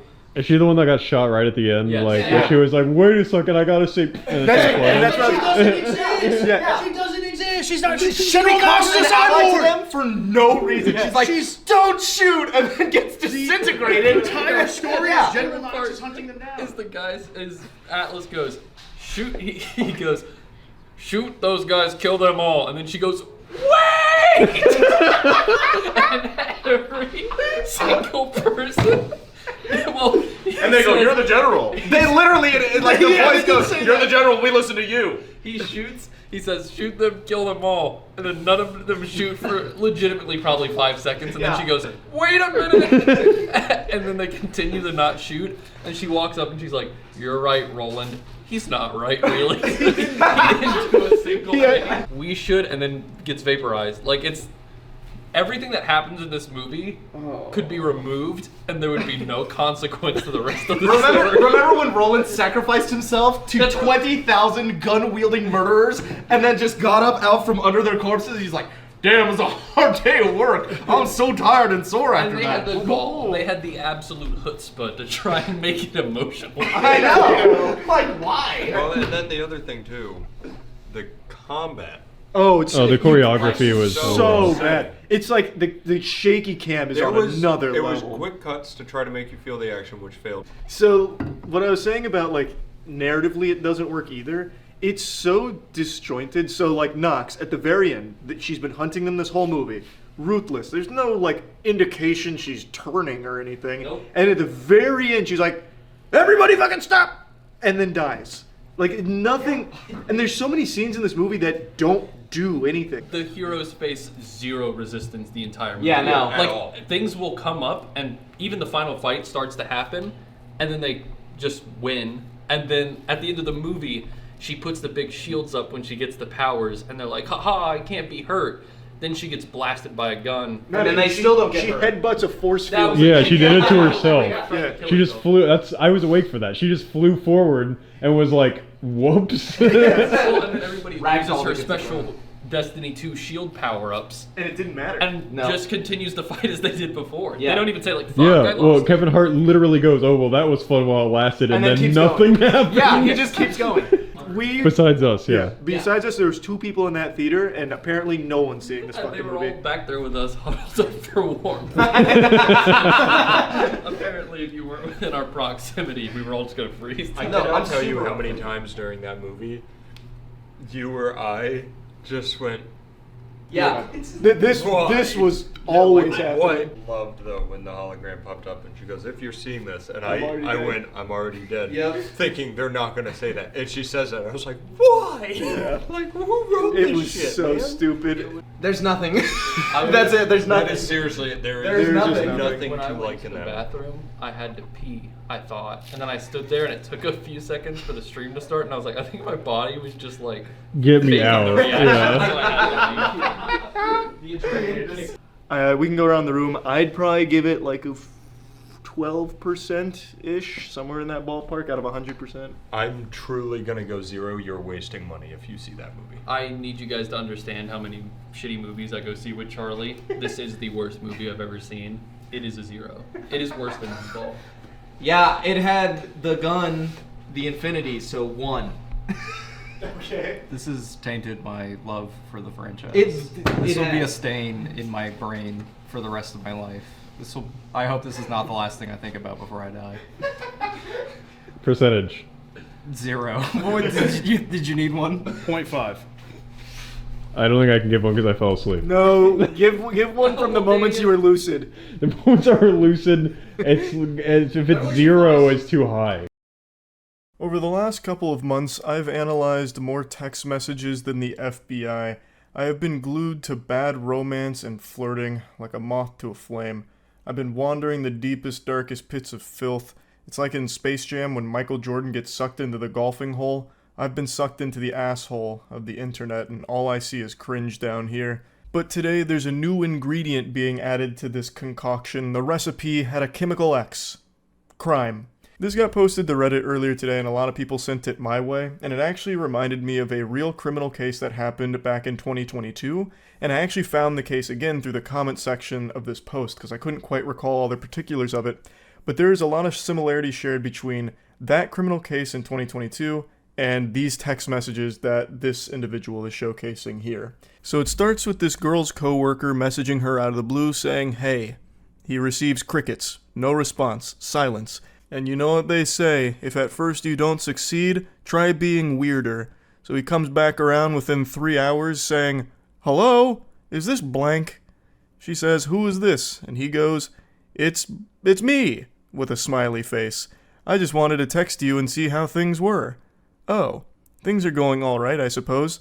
Not to come off as rude, but how did you get my number, dude? I mean, I don't mind you texting me, but I've never gave it to you."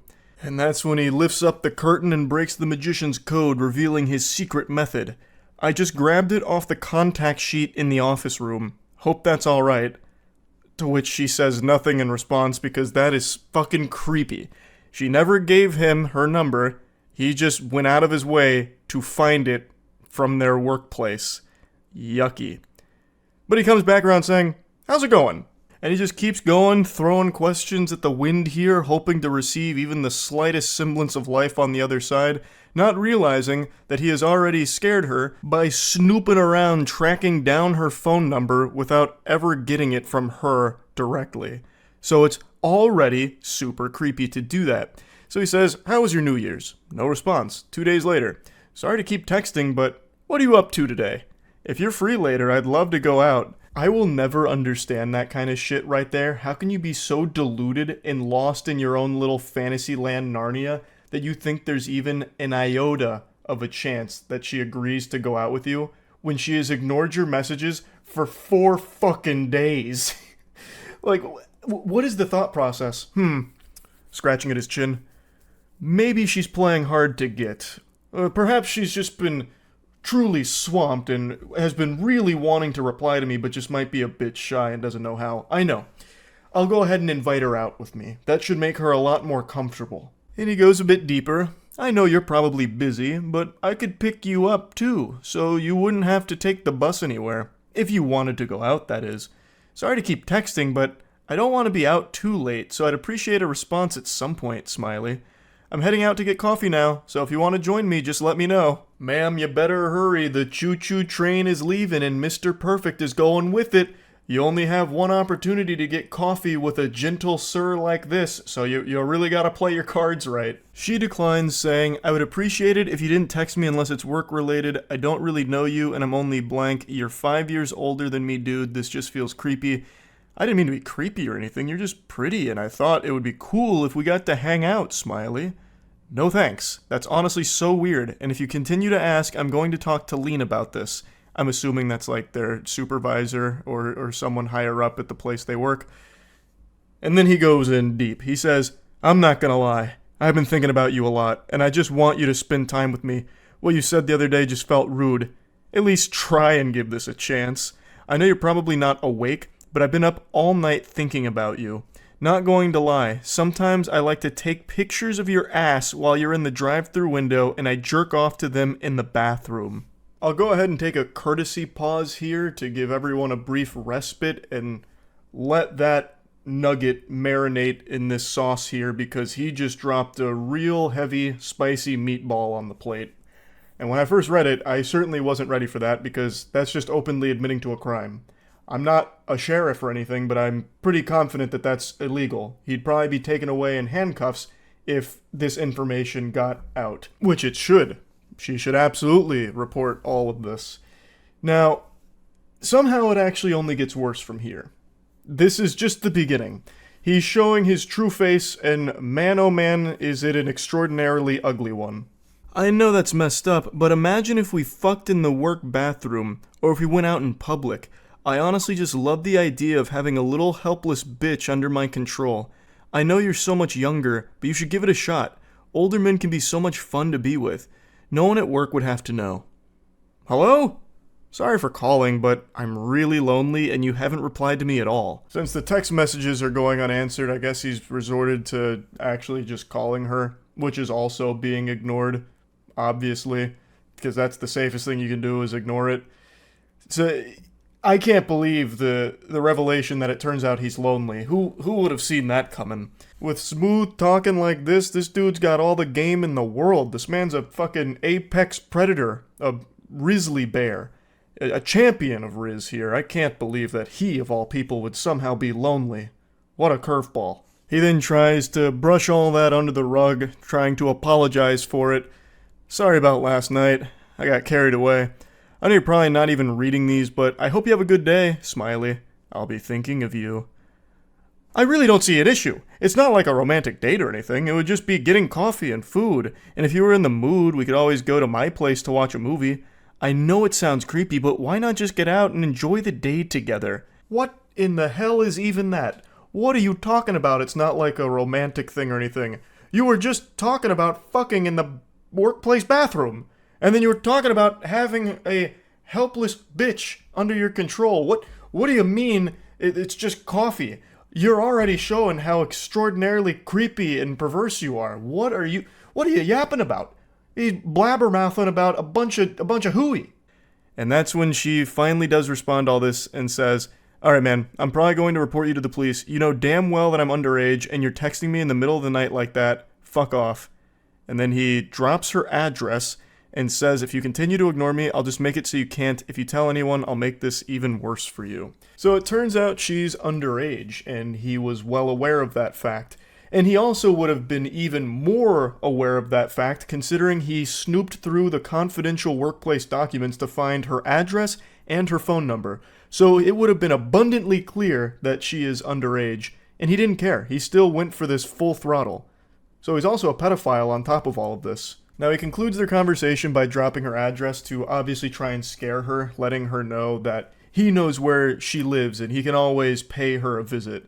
And a lot of people in the comments, and I think a lot of people in general, would assume that that's just supposed to be like some kind of scare tactic to get her to not say anything.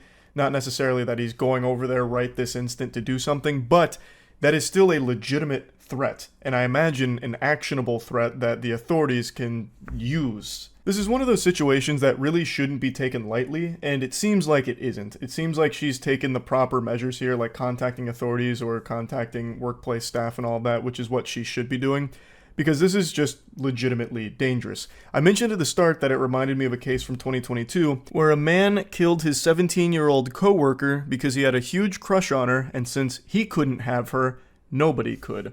Her name was Riley Whitelaw, and she was murdered at her place of work by this individual. He recently got sentenced in October of 2023 for the murder, and it is just horrifying. Now, Riley had previously made a complaint to the employment about how uncomfortable he made her with like the advances that he would make on her and all of that, and even asked to like have her schedule changed so they wouldn't have to work together. And despite all of that, they still worked together. The place of employment did not change her schedule around to get her away from him or anything like that. They continued to work together despite all of her complaints until it eventually culminated with him killing her. It's a tragic story. Fucking horrifying. And it reminds me of the text messages we just read right there, where a coworker becomes infatuated with someone and then eventually does something disgusting like that. So reading through these text messages, it is a concerning individual in a scary situation. And it's something I think about from time to time about how awful it must be to just be doing your job, doing nothing wrong at all, and then still ending up in a situation like this. This girl never made any advances toward this guy. She never even gave him her number or anything at all. And yet somehow he still became obsessed with her and then stalked her company documents to find her phone number and her address and all of that. It's just so awful. She's literally just doing her job and then gets put in a situation like this because of this absolute lunatic.